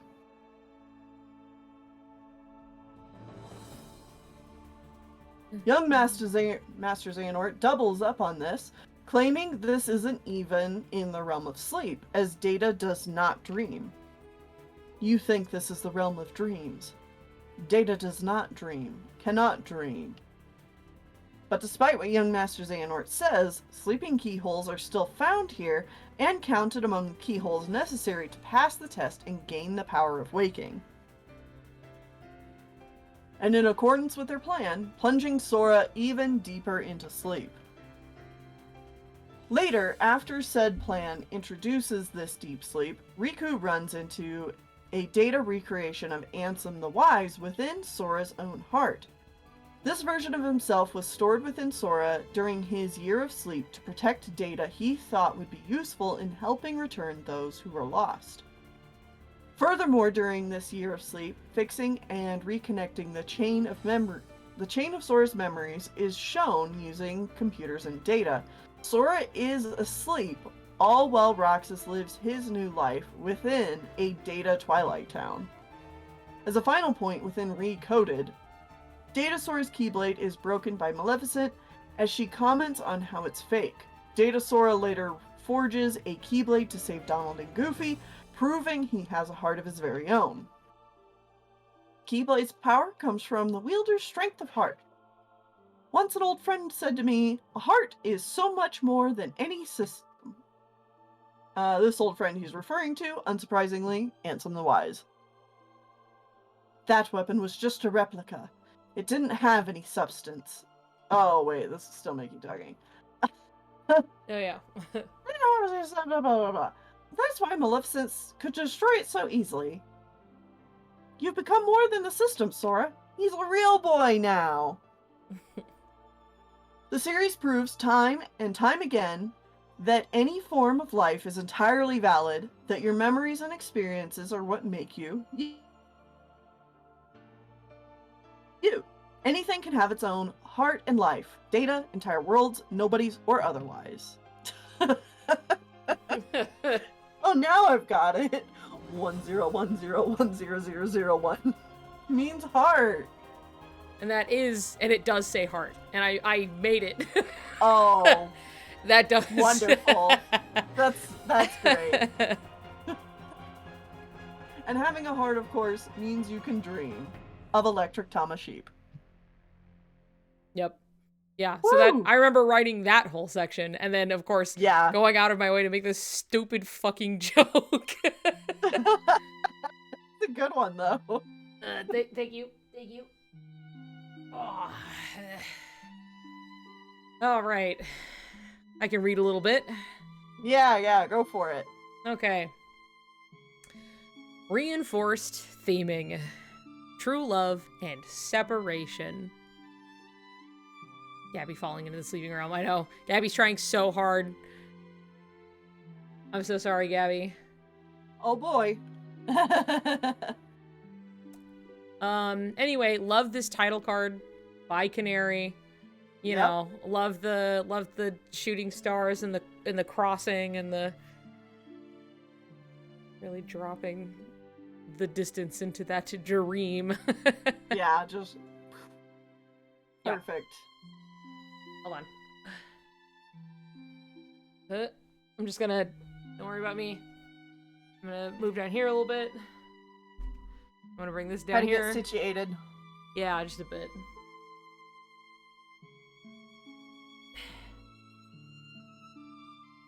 Okay. True love and separation. What's this fucking song playing again? Hold on. Ever After. That's right. Perfect. Excellent. Okay. Now, I know this is going to sound like the most bonkers claim we've made thus far, but KH3 has some of the most thematic world cohesion out of any game in the series. Every single world follows a recurrent theme: to protect somebody precious. Which is, I loved too that we were like, this is what's happening. And then the ultimate, excuse me? What are you screaming at? What? Sorry, baby cat immediately, I know, he immediately went out into the, what do you want? You have an hour until food. I know you're not dying. But he's dying. He is dying though. It's true. And I hope he dies. Him. Yeah. I hope he dies. Anyway, making this whole point and then having the Ultimania be like, anyway, yeah, when he within the places he visits, a clue to regaining his powers, quote, to protect a precious person with all your heart is found. And we were like, damn, that's exact. Thanks. Yeah. Like, it was so, like, it's one of those ones that was so, like, personally validating. That was, like, really funny. I bet. Yeah, because it was just... people were shitting on the world so bad. Oh, for sure. And then, like, everybody being like, of course, you know, people were like, wow, this theory is really cool. And other people being like, you clearly have a Sariku bias, which is like, well, the games do, but, like, that aside... we're making this claim of, like, there is this continual theme of, like, protecting somebody precious to you, right? Or this person who is precious having to be, like, separate from them, whether it's for their own good or otherwise or what have you, right? But, like, these are recurrent themes that keep coming up. And then when it was like, all right, the Ultimania is coming out, haha, woo, here's stuff, you know, and then it was just like, anyway, they directly say that him going to the worlds is because he's trying to figure this out. And we're like, yeah we know. Like, thank you for making it clear. Yeah, exactly. So, let's see, yeah. The Ultimania even clarifies this with each world we visit containing clues to regaining the power of waking. A translation being, though he's also a bit naive, Sora's special trait is that he is always optimistic. Within the places he visits, a clue to regaining his powers, quote, to protect a precious person with all your heart is found. Which is just wonderful. Mm-hmm. Like, in that Sora has to eventually learn the same lessons that Riku does. Like, they're on, like, kind of opposite character arcs. Yes. Like, they're... Yeah. Sorry, keep going. I just love it. Why? How do you think? All right, spit it out, Gabby. Welcome back from the grave. Spit it out. But yeah, no, it's true. Where it's like, yeah, these kind of like opposite, because they've always been like complementary in that sense that like they are each strong at like their biggest strength is usually the thing the other struggles with the most. Right. And so they have these like different arcs where like they're both teaching each other these things while like learning, you know, and learning and like crossing and like, you know, they make each other better people. Mm-hmm. Yeah, exactly. The quote is emerging of Riku and Sora's lessons in 2.9 to protect a precious person with all your heart. With all your heart, yeah. Mm-hmm. They braid. Pretty fast after. Yeah, they braid the type thing. It's almost because it's never just like, oh, we learn and then we're just arcing opposite. Like they're just kind of like constantly, you know, spinning around each other and yeah, which is super gay. Anyway, one comic. Or one comment following after the other. Yes. Exactly. Shooting star chasing each other in the sky. Yep. 2 shooting stars. Yep. Which is, there's a reason, you know, why the title is like the 2 of them. You can see like the colors and stuff. So let's see.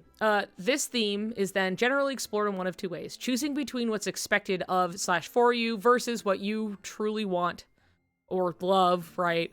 The difficulties, grief, and ultimately the necessity of separation. In essence, true love and separation. So yes, the Disney worlds are actually important.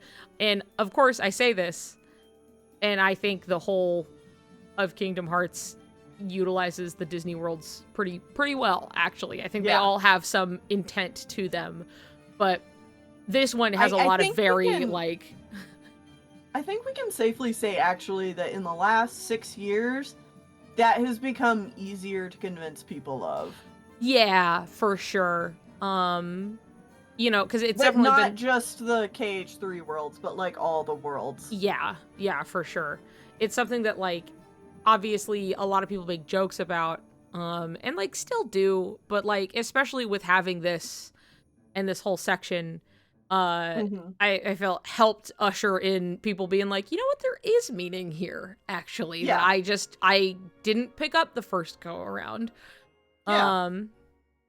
So, like, a lot of these things are, like, at the time when we had to introduce this thing, like, we were fighting against, you know, current ways of thinking about it, and then now after this has been out, it's like, you know, we don't have to fight to try and convince somebody that maybe Riku is the light, right? But that, you know, but when we did, we were like, okay, now we have to hide it down in the document so people don't immediately turn away. So, you know. Anyway, so yes, the Disney worlds are actually important, and you have Sora's heart to thank for that. Guided by the heart.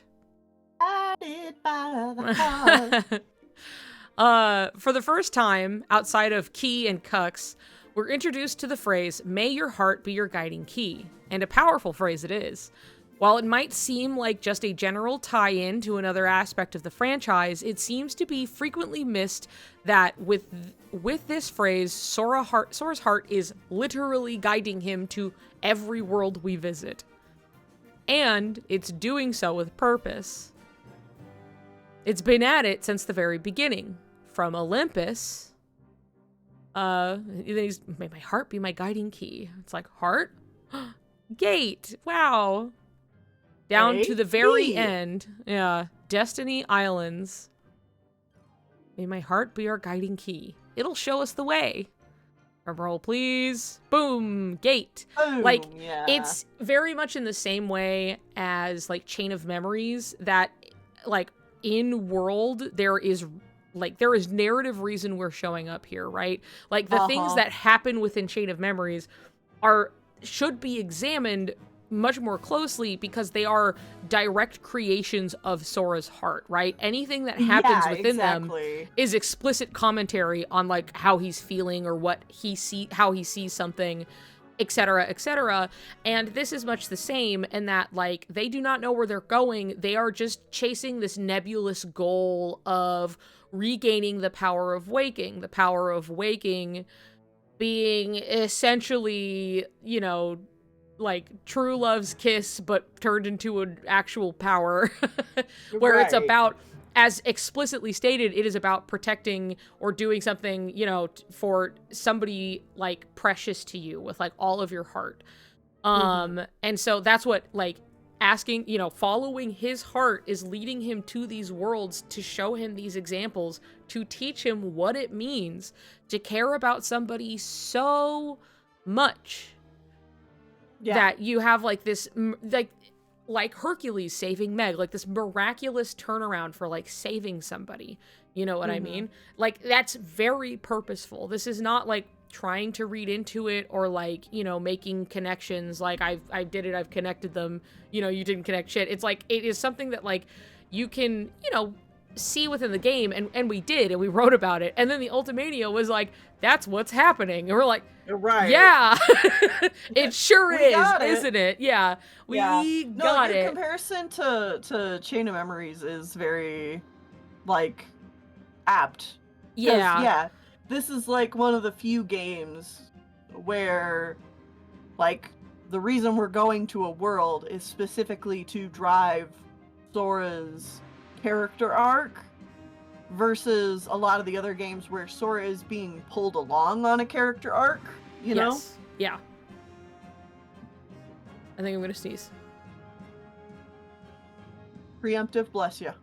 Thank you. I feel something, but it might be going away. Uh-oh. Well, if it comes back, you know, we'll find out. Yeah. and then I'll cash in on that bless you, so. Yeah. But anyway, yeah, it's very much like there is, like, narrative purpose for all of this, and thus opens the doors for, like, we should be looking at what they're trying to highlight and show to us with these worlds, you know? Yeah. And in this case, Sora's faced with no other known options, in this case of going to Destiny Islands. He takes a shot in the dark, and his heart leads him right to where he needs to go. As if his heart knows something he doesn't. Which, again, like, the implications of, like, his heart guiding him, like, he doesn't know what's going on. His heart guiding him to these things, to the fact that to regain this power is to experience this need to protect somebody so badly, you know? Yeah.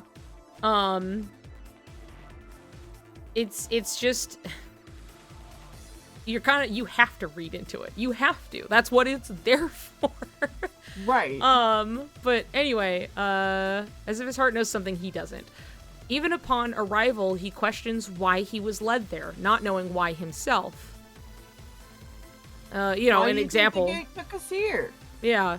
And this isn't even the first time, seeing as the game questions it directly while in Corona. Why do you think we came here? Got me, Donald. We'll figure it out as we go.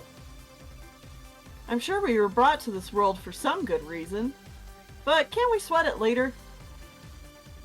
Do you remember how the Master Defender pointing at the Paupu tree? I do. I remember that, like, now, this was pointed out, it's not in the doc, but, like, the Master Defender being on the beach is, like, pointing directly to the Paupu tree in frame.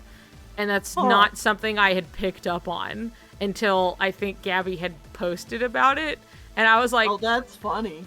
Dog, what the fuck? I was like, excuse me? Like, this really, like, perfect framing of it. You know what I mean? It was just, like, right literally there. And it's like, pointing. boop, like, right at it. And you're like, that's interesting because this scene was already super loaded. And the fact that, and this is the thing that kills me, is that whole scene with Sora finding the Master Defender on the beach, and I would assume what it subsequently leads to, you know, finding, you know, going for Riku to save him and Mickey in the Realm of Darkness. This was literally the first footage we ever saw of Kingdom Hearts 3, was him picking that up on the beach and looking at it. And so it's like, so it's the very, how long have you had this story core beat of the game? Yeah, enough to show us footage from it from the first, like, showing of Kingdom Hearts 3. You had this scene on lock. Very interesting, like, as if I should be surprised at this point, but okay, homos. But meanwhile, you know, Sora and Kairi sharing the Paopu is like no, they would or they wouldn't.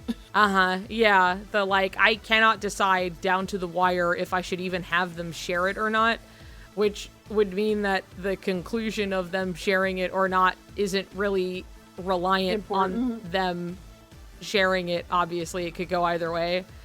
Right. Which isn't to say that the fact that they shared it isn't like important as much as like, I just don't think it has the weight people think it does if it's that up in the air whether they shared it or not. If it is in any way up for question for any reason, like, why would it matter if they did or didn't share it? Like, it seems like there was a foregone conclusion anyway. Yeah. So don't worry, I covered it in my doc. Okay, cool. We'll get to that. Cool. Anyway, as Sora says, they were brought here, and by some kind of decision/power they aren't privy to, aka Sora's heart, his guiding key. The key that is guiding him with his heart. Sora's heart. The point here is the worlds serve an actual in-game narrative purpose, and the lessons learned there are the key to Sora regaining his power. You know, TLDR, these are to be examined. Yeah. Before we continue. Yes. I'm tired. Okay, that's fine. It has reached that point. All right, then we'll have a pretty easy, breezy part 3Z, I think, for going over this. I might be able to do it Friday. It might be like a Saturday thing, depending. Okay. There's just stuff happening this week. Like, nothing, it's just seeing some friends and other stuff. Stuff is always happening all the time. Yeah. I mean, True Love, great place to start from in the next one. And hey, by then I will also have I'll also have my Dream Drop book. You will. That'll be good. Yeah. I'm excited for that. So, Gabby, you toughed it out. You stayed here the whole time. This one, sorry, it's not 9 hours long, but I didn't start it at like some point midday and then have Tennille join halfway through. This was start to finish here, but it's still like, you know, still a sizable chunk. We made good progress. Yeah. So I think it's good. We'll have another one. We'll finish up the revisit and then we can have discussion points afterwards. I think Gabby has a whole document of that explicitly that I'd love to look over. And so I'd love to give it the attention it deserves, and that's probably not going to happen until this is done. So, you know, I mean, it is a Tuesday. I do have plans tomorrow. It's a friend's birthday. I'm going to do an escape room, and it's space themed, so that's exciting. Oh, fun. Yeah, it's a whole, like, super cool. It's really interesting because, like, your party gets split into 2 separate rooms and you have to solve the puzzles in your respective rooms to then meet in a larger room. So cool. I'm really interested in it. So that's going to be fun. So I'm busy tomorrow. An actual escape room, but they sound like a lot of fun. They are fun. I feel like you'd probably enjoy it because it's very interesting to see, like, even just the theming of escape rooms when they try to set up like a story for it, and just how that stuff gets put together. I haven't done that many, love anything, but it's themed locations. Absolutely, and I totally understand. I love themed anything. So it's like we did one at the same place. Not to drag this on, I know you're tired, but we did do. It's okay. That's why I said something now. yeah. We did do one at the same place, and then we were like, this place rules. Let's come back. And now we're coming back for our friend's birthday, right? But like the first one we did was this deep sea escape room where it's not necessarily about escaping as much as it was a play on it that it was like, see how high of a score you can get, essentially. So it was less about like, there wasn't like a fail state as much as you could get different endings for it. And so the premise was like, we would go in a submarine and we were taken down to underwater ruins. And within the ruins, there are all of these puzzles to get these like themed like idol statues. And they were weighty statues. They were all kind of like Zodiac-esque like statues and stuff. And we had to do all of these puzzles around, and there was like a sunken pirate ship room that we were in, and we had to solve a bunch of puzzles in that sunken pirate ship. But then there were other parts that were more like, you know, we are in underwater ruins. It was just shit at the bottom of the ocean. And then we got most of the statues, but if we put them on the ship to take them up with us, we would essentially get the bad ending, we found out. Because it would like disturb everything down there, and it would be cursed basically. But we got I think we got 7 out of the 9 statues within the time limit. And there's like a voice that would play over and was like, please leave them so we can finally end this terrible cycle, because people kept coming down and dying down there, you know? And we're like, here's a skeleton, there's a puzzle with the skeleton and this guy, and he had a story and everything. And so we left the statues there and like came up with it. And it's like, you could get a bunch of coins and how many statues you got. And it was more of like, once the time runs out, you have to make your decision. Are you taking the statues with you? Are you, how high of a score can you get with all these coins? You know, what are you doing? And so we got like a good end, though it wasn't the complete one because we didn't have all the statues, but it was more about like, how many puzzles can we do as like a team under this neat, like, you know, ancient ruins under the ocean theme. Well, I like that it had a story to go along with it. Oh, that's yeah, neat. and that most of them do. So that's like one of the things that's really fun about it, because some of the puzzles are like, you have to remember some guy they were talking about and like go through a bunch of stuff. And so it was really interesting. But I thought the theming, because like usually it's a matter of like, you have this amount of time to get out of a room, you know, and if you don't do it, well, you lose, right? But like, you know, if you do, you can compare your high scores of like how quickly you got out. But this one was like, we wanted an alternative that was less about like the time limit of like getting the fuck out and being like, how much can you do within this allotted time?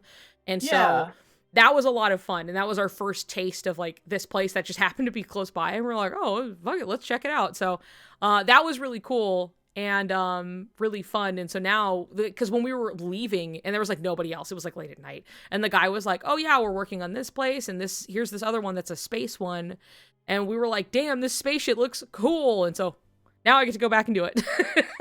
Nice.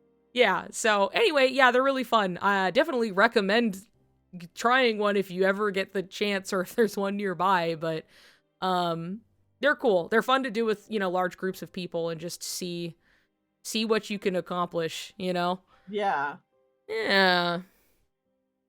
Anyway, look, if I can write a college thesis on Kingdom Hearts, I can solve a fucking puzzle, okay? And I did. Right. I solved puzzles. So, you know. Good night, Dad. Good night, Gabby, my son. We like puzzles here. Yeah, we like puzzles. We like racking our brain on stuff. So anyway, yeah, okay, we'll stop here. We'll continue this. I want to safely say Saturday, if that's okay with you, just because I know there's stuff. I'm just doing stuff in the week, so you know. But the weekend should be fine. I don't have anything going on. I can check my calendar. Yeah. Well, we'll be in touch. You know, we'll figure it out. Yeah, I don't have shit going on this week. Nice. We're good. Nice. Perfect. Okay. All right. Well, then we'll aim for that. It'll be a nice Saturday. We'll go hard and we'll have fun with it. So. Heck yeah. Anyway, well, thank you for coming, everybody, and thank you for listening to my gastrointestinal woes, and hoping it doesn't show its face again. Everything should continue to plan. Okay? Yeah, everybody, fingers crossed. Yeah, yeah. Okay. Good night, everybody. Goodbye. Thank you for coming. Night, it was everyone. fun. Bye bye. See you later. Bye.